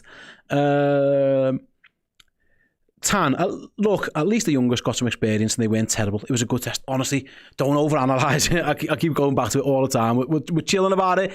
Don't overanalyze it. It was all fine. Right. Big D. Have I not explained this? I'm going to do it one more time. Because I'm going to do it one more time. Liverpool will play PSV, Benfica, Brest or Monaco. That's all you need to know. There's games to be played and there's draws to be played. Liverpool will be playing one of those teams. Okay? That's all you need to know. Fine. Anyone else got any comments on the actual game itself then? I'm going to go back through the chat and see if I can find what anyone thought of it. Who do we have in the chat? Oh, hello. I don't know if this one got said that before. Winky Wonky Donkey. Nice. Your beard is looking majestic, Steve Kamara. Thanks very much. I was Chris Kamara on the show today, wasn't I? Thank you very much. He said Federico Chiesa looked sharp as well. He did, but maybe not as sharp as me in the beard. Let me know your thought, pal. But thank you very much. Thanks for the super chat and thanks for the compliment. Very, very kind of you. Right then. Yeah, Costalicious kind of put where I'm at with it as well. I'm not even joking. I was so unarmed about this game. As long as Barca didn't win, I didn't really care. Even if Barca won, mate, it'd have been nice to finish first. It didn't matter. There was no difference first and second. It's completely random from that point on. Once Liverpool were guaranteed top two, Arne Slot was done exactly the thing indeed. James said, it was good to see Dan's come up against a decent side. I think it wouldn't be the end of the world for some of the early overhyping to die down a bit. Jayden Dan's, yeah, he got booted off the pitch for a start. I've heard loads in the past month or two saying, I'd rather play Jayden Dan's than like Nunes, for example. And I like Jayden Dan's, but there's levels. Like, he's not there yet. He's a kid. He's a very exciting young kid, and he's got loads of promise. And he'll be more than, what's the word? Tonight we'll do him the world of good to play a Champions League game. He played a long time before he eventually went off, didn't he? He was getting booted off the pitch as well, but like, it's fine. Like, he's a young kid. I agree. I wouldn't say we're gonna have to die down the hype, because it's not that. It's always nice to back your own players, but he's nowhere near the finished product. He's a very raw lad. If he goes out on loan, that might be the best thing for him. I would keep him around just because you never know, but he's got a bright future ahead of him. We've got no need to rush things with him. Edwin Gonzalez with the super chat, thank you very much, says the game was great, top of the table, rested guys, and others got much needed minutes. Yeah, you can't put it fairer than that, Edwin. I think you're absolutely spot on today. I think you're absolutely spot on. You are great as well. Yeah, Mr. J Mango, McConnell looked like a proper player. A good loan could do a lot of good for him entering the next season. Yeah, I think he is probably going to go out on loan as well. I think the plan is for him to go out before the end of the month. However, you never know. Listen, if someone comes in for Tyler Morton instead, then one of them is probably going to have to stay. But yeah, I like James McConnell. I think he's got a bright future. I think he's a good player. Dermot says, is Nunes injured? No, he was ill. According to the Liverpool said he was ill. But yeah, I don't know. I think he was ill. Right then, let's see who else we got there. Yeah, let's look ahead to Bournemouth now anyway. That's the main focus. Yeah, and that's kind of what Arne Slot led to today, didn't he? That's absolutely fine. Let's see who else we've got in the chat before we move on. I'm going to be doing the player rankings chat in a moment. Before we get there, Scooby-Doo, I'm more annoyed about the ref's performance than our own, which, yeah, I do think we should have got a penalty. Some of the other sins I think he half got right, to be honest with you, but yeah, you're right. It would have been nice if Liverpool could have got that penalty on Chiesa, but it wasn't to be. Right then, that is it for the fan reaction show. Thanks very much, guys. That is your thoughts on the game and Liverpool's Champions League group phase as a whole. Yes, Liverpool top of the phase, 7 wins out of 8. That is absolutely fantastic for Liverpool, and yeah, job is a good one. And G-Man says, can we only meet Barcelona in the final? Yes. That is correct. Liverpool could only ever face Barcelona in the final. They're going to be on different sides of the draw. Right then, stick with me. In about a minute's time, I'm going to be over at the board with the player ranking show. So please do come and join us for that. Catch you in a second. Hey, I am absolutely delighted to say that The Man Who Stole the World Cup, the book written by my dad, published by myself this year, is available now to buy. You can get the limited edition signed version exclusively on redmenmerch.com. When they are sold out forever. There is a simple way of getting it as well. You can get it on Amazon in a hardback print to order version, or the Kindle edition is available on there as well. The Man Who Stole the World Cup is a fun, adventure-packed time travel story about kids from Liverpool pulled from Liverpool's double winning season in 85-86 into the plot to steal the Jules Rimet World Cup trophy in 1966 that would ruin football for all time, and 3 adventurers set about making sure that they can save football in their time and in all future times as well. Something to be enjoyed by children, by young adults, and actually anyone who's got a little bit of love for football and geeky culture in their lives. Yes, get it. It's a perfect stocking filler for someone you love in your life this Christmas. The Man Who Stole the World Cup. You'll love it.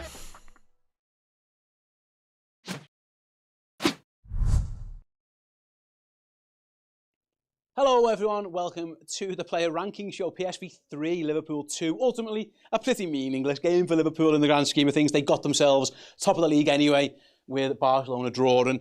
It didn't really matter if Liverpool finished first or second, in truth, but they managed to finish first anyway. So we're going to talk about the Liverpool players who played in this game. Let me know your thoughts. We're going to rank them. Were they boss, were they sound, or are you messing, which means they were pretty crap.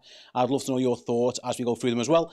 A lot to get through, so we'll definitely have to rush on through this one a little bit. Let's start with Kelleher. I actually thought he could have saved a couple of the goals, to be honest with you. Which one was it? I thought the near post one maybe could have done better with. Let me know your thoughts on how you thought Quavine Kelleher played. I don't think he was absolute crap. I mean, he went up for a corner, which is good as well. Free kick, didn't get there, and had to sprint back. He nearly conceded the goal. Thankfully, that lad missed. Daniel Ward will put Kelleher as low sound. Yeah, I don't think he was amazing. I don't think any of them were absolute stinkers. I think I'll agree with you there, Dan. I think about there. I think he definitely could have done better with the near post one. He gets unlucky with the own goal. Bakayoko, I think that was a good finish, to be fair. So maybe one of them. But I thought he was all right. But I thought maybe he could have saved that one. Right, let's go. Shall we go to right back? Connor Bradley.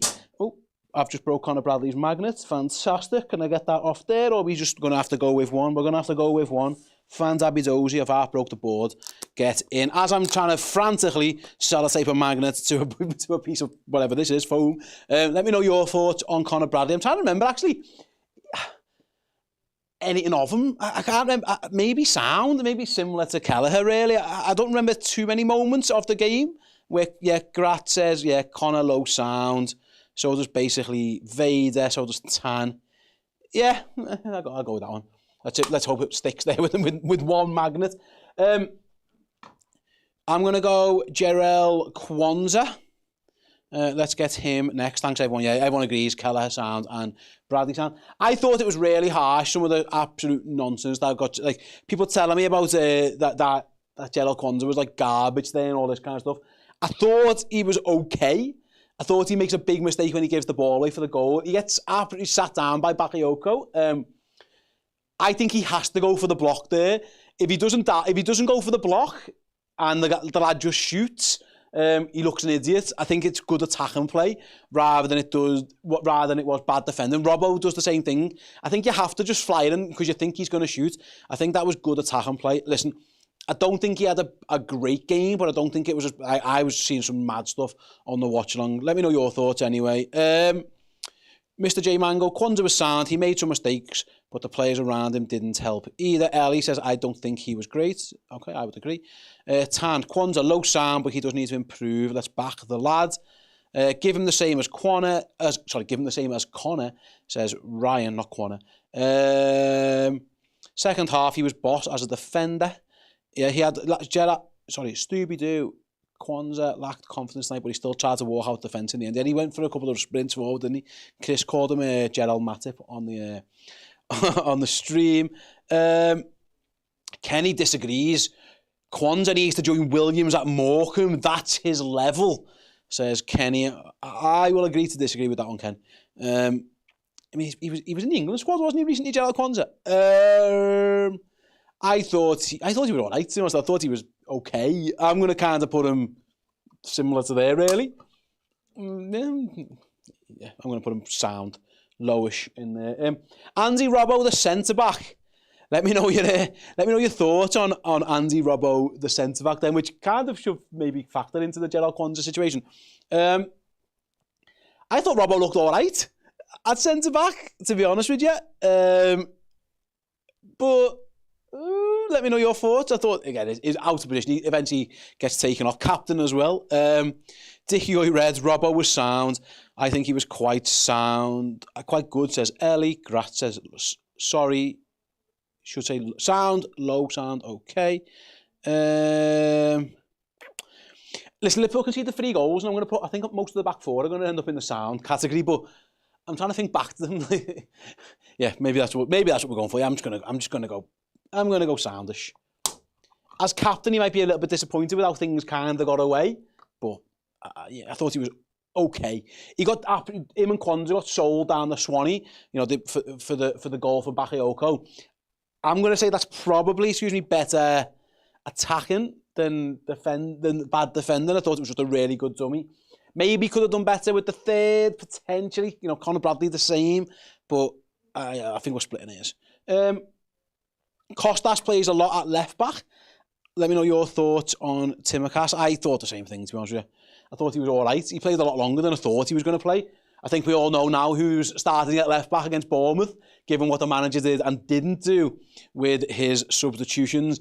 I'm trying to think. Kostas did all right. Again, did fine. I'm probably just going to put him as sound, unless anybody has got anything in the chat where you want to disagree with me. Feel free to do so.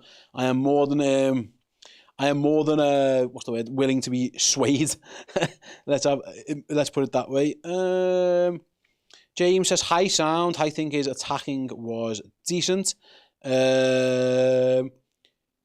Yeah, sound. Yeah. Danny says you're gonna push some of them down. I'm gonna run out of space. Yeah, there's gonna be a lot of sounds at this point. I thought he was fine. Yeah. I mean, I think you're right. Actually, we're gonna have to do some messing around with the sounds, aren't we? Endo, the centre back. Endo, the midfielder. Endo, the centre back. I think he was unlucky for the goal. Was he fouled? Potentially, could have been a little bit stronger. But the ref got in his way. Let me know your thoughts on Endo. I'm probably thinking again. Tan says Endo was boss. So does Ellie. Dickie Red is going to go for Endo was sound. I was thinking maybe a little bit better than all of these. Yeah, maybe middle diddle. You know what? Just because I haven't got enough room, I can't put everyone in sound. I'm going to put him sound and bot. I'm going to put him half and half. He got diddled by the referee a little bit, so I'm going to put him there. That's fine. Right, Harvey Elliott. This is an interesting one.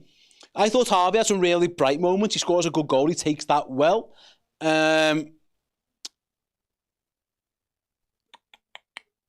Also, but not always great. So, he was a bit loose with the ball sometimes, a bit sloppy. Dives as well. I don't think he needed to dive. He might have actually won a penalty had he not dived. I think he did dive. So I'm gonna put Harvey in the middle because I thought he was average-ish, but he did take his goal pretty well, so I'm gonna put him there. Please feel free to disagree, but I am gonna put James McConnell as boss. I thought he had a really good game. I thought he was, he's a 20-year-old kid playing against PSV away with a makeshift team around him. He's got all kinds going on. I thought he didn't look out of place at all. I really like James McConnell. He's 20 years old. He's got a very bright future again. He's apparently going to go out on loan. I think someone will be lucky if they can get James McConnell. I thought he was really good. Dickie Red says McConnell was boss. How did David? McConnell was excellent. He showed a lot of promise holding the midfield together. Yeah, oh, bloody hell. Azil says he strides like a little Gerrard. Wow, that's big praise. Yeah, I think everyone disagrees. I'm going to put McConnell up there himself. Thought he had a really good game. Where shall we go next? Shall we go right or left? Let's go to the right, eh? Let's go to Cody Gakpo. It was the Cody Gakpo day. He gets his round of applause. It was nice for him. He scores his penalty as well. Didn't actually see too much of him other than that. He obviously doesn't last that much longer. Gets his nice round of applause. I think the reason Arne Slot didn't take him off at half-time was so he could get that nice applause before Tyler Morton came on. He scored. He took his penalty well. He had a pretty good game. I'm going to kind of put him on the board. I don't think he was on long enough to be boss. But I thought he had a good. He was literally there just for a little chill out. It was the Cody Gakpo testimonial almost, wasn't it? So I thought he had a good game. And he took the penalty really well. Nice that we know that he can take a couple of penalties as well. Right, let's go the other side. Let's go Federico Chiesa. I thought Chiesa, the main positive tonight for me was that Chiesa played the whole game and looked all right. He got wellied in the first half, wins the penalty, of course. And then obviously it's his shot that leads to Liverpool's second goal as well. And he lasted 90 minutes, which is fantastic. Right, Sharon says Chiesa was boss. Basically, Vader. Chiesa boss, man of the match. Who else have we got? Boss-ish says Rakeen. Stooby-Doo says he was boss and looked sharp. Gets an assist, wins the penalty, runs around a bit. I'm gonna put him in boss, but like a little bit lower than James McConnell is where I'm gonna put him. I thought he had a good game. It was tough for Jayden Dans. He got absolutely fucking booted everywhere, by the way, poor lad. I felt really sorry for him. Some good moments against big step up, big learning curve, first start. I thought he was okay. Again, some of the physicality against them I thought a little bit over the top at times. I don't think the referee protected him very well at all. That one on the near the touchline where he got absolutely wiped out. I thought it was difficult. Let's have a little look. This MF says we cannot concede 3 awful goals and lose the game and the whole team is sound. It wasn't sound, they were being honest. They were positives, but we can call a spade a spade. Who would you like me to move lower, pal? Feel free to tell me. I'm open to ears. I'm open to suggestions, rather. I didn't think it was that bad, to be honest. I thought there was a bit of a lucky goal, a really good goal. And I'm trying to remember the other one now. I thought the first goal was an excellent goal for them. They had the one which comes off Conor Bradley, which I think is a little bit spawny as well. So, feel free to let me know. It's fine. I'm judging it on the context as well. I'm all right with it. I'm going to say Dan's. I'm going to put him as sound, by the way. Right then, on to the subs, I guess. Is that where I'm up to now? I'm trying to think who even come on the pitch. Tyler Morton. Let's start with Tyler Morton. He obviously comes on pretty early. I thought Tyler Morton had a good game. You know what I'm going to do? I'm going to put him as sound, like I have with everybody else. Of the others who came on, obviously, poor Nallo. Like, I don't think anyone, unfortunately, if you come on, make your debut and get sent off in 6 minutes, you're probably going to have to go there. I felt a little bit sorry for him. I don't think he knew the lad was there. He might have even got a touch on the ball. And I think Gerald Kwanzaa might have been covering as well. Also, run out of room. But listen, he got sent off after 6 minutes, bless him. And to be fair, it was a good. If you're going to get sent off properly. And he kicked him in the bollocks, which that can happen. I feel really, really sorry for him. But yeah, I'm going to put him there because you have to, don't you? My God, I do feel a little bit sorry for him, bless him. Elsewhere, by the way, I'm trying to think who else. It was Trey and Yanni, wasn't he? But Trey, your sound as well. That's absolutely sound with it.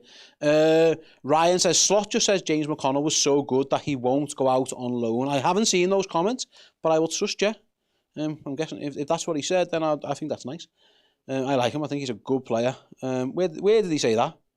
Feel free to let me know when he said that, if he did say that. Or am I just reading something on the internet that might or might not be true? Well, you can... I've done it anyway, so I can't take it back now. I hope you're right. Yeah, poor Nallo, bless him. I feel really sorry for him, as you said. Morgan King says, putting Nallo as boss, coming on and getting sent off for kicking a guy in the bollocks is iconic. We certainly won't forget it. That is true. Yeah, I think Ryan was pulling your plonker, says Jay-Z might have been. I've read it out anyway, so it's fine. I hope you're right. I like James McConnell. Right then, I've got to go. Where's my little thing? My man of the match. Actually, shall we rate Arne Slot? Arne, you get a boss for leaving everyone at home. Good decision, Arne. Well done. The game, you got everyone exactly, I think, the right amount of minutes. I was a little surprised by how much Kostas Tsimikas got, but obviously maybe that just goes to show what Andy Robertson is going to start at the weekend, I would guess. But yeah, Arne Slot, 10 out of 10. I was critical a little bit in the past of Jurgen Klopp, of sometimes in Champions League games, playing dead rubbers, playing too strong of a team. I remember Porto, listen, Thiago scored a worldie, but I don't think he needed to be on the pitch. He brought Mo Salah on in that game, I think, if I remember rightly. I remember some of the things. I thought Arne Slot got this absolutely spot on today. In terms of my man of the match, I'm probably, unless someone can persuade me otherwise, and feel free to, you've got 10 seconds to make your case. I'm going to give it to James McConnell. Listen, clarify, sorry, I've done you a disservice, Ryan. It was James Pearce's report, yeah. Slot says he was so impressed by James McConnell that he's now unlikely to go out on loan. There you go. That's what can happen. You can earn yourself a place in the side. So thank you very much for letting me know about that, mate. And it's right. And everyone who doubted Ryan, say sorry to him. Ryan, I believed you from the start, pal. I agreed with you from the start. Dickie Red says McConnell man of the match. So does Azil. Daniel is going to go for Chiesa. Okay, he would be the other one who would be in the mix. This MF said I'd give it to Fede as well, but Nate is going for McConnell. Sharon is going for Chiesa. Yeah, so a bit of both. I'm going to go McConnell. Sorry, Fede. It's fine. You've won the Euros, pal. You're fine. You're good. He needs it. We've even spelt his name wrong on the card. Look, we're missing the L. L for us for missing the L on McConnell. That's our fault.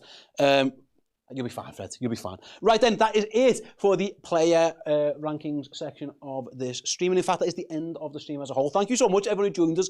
Had a really, really, really, really good time. Obviously, keeping an eye on things across the whole of Europe as well. If you want even more content, Chloe and Chris are on Redmen Plus right now with the Player Ratings podcast. We've got loads more to come this week as well. So yeah, thank you. Thank you very, very much for joining us. If you haven't already, please do subscribe to the YouTube channel. It really means a lot to us. Likes, thumbs up, all that good stuff. Tell a friend to tell a friend and all that good stuff. Yeah, and we'll see you next time. See you in a bit, everyone.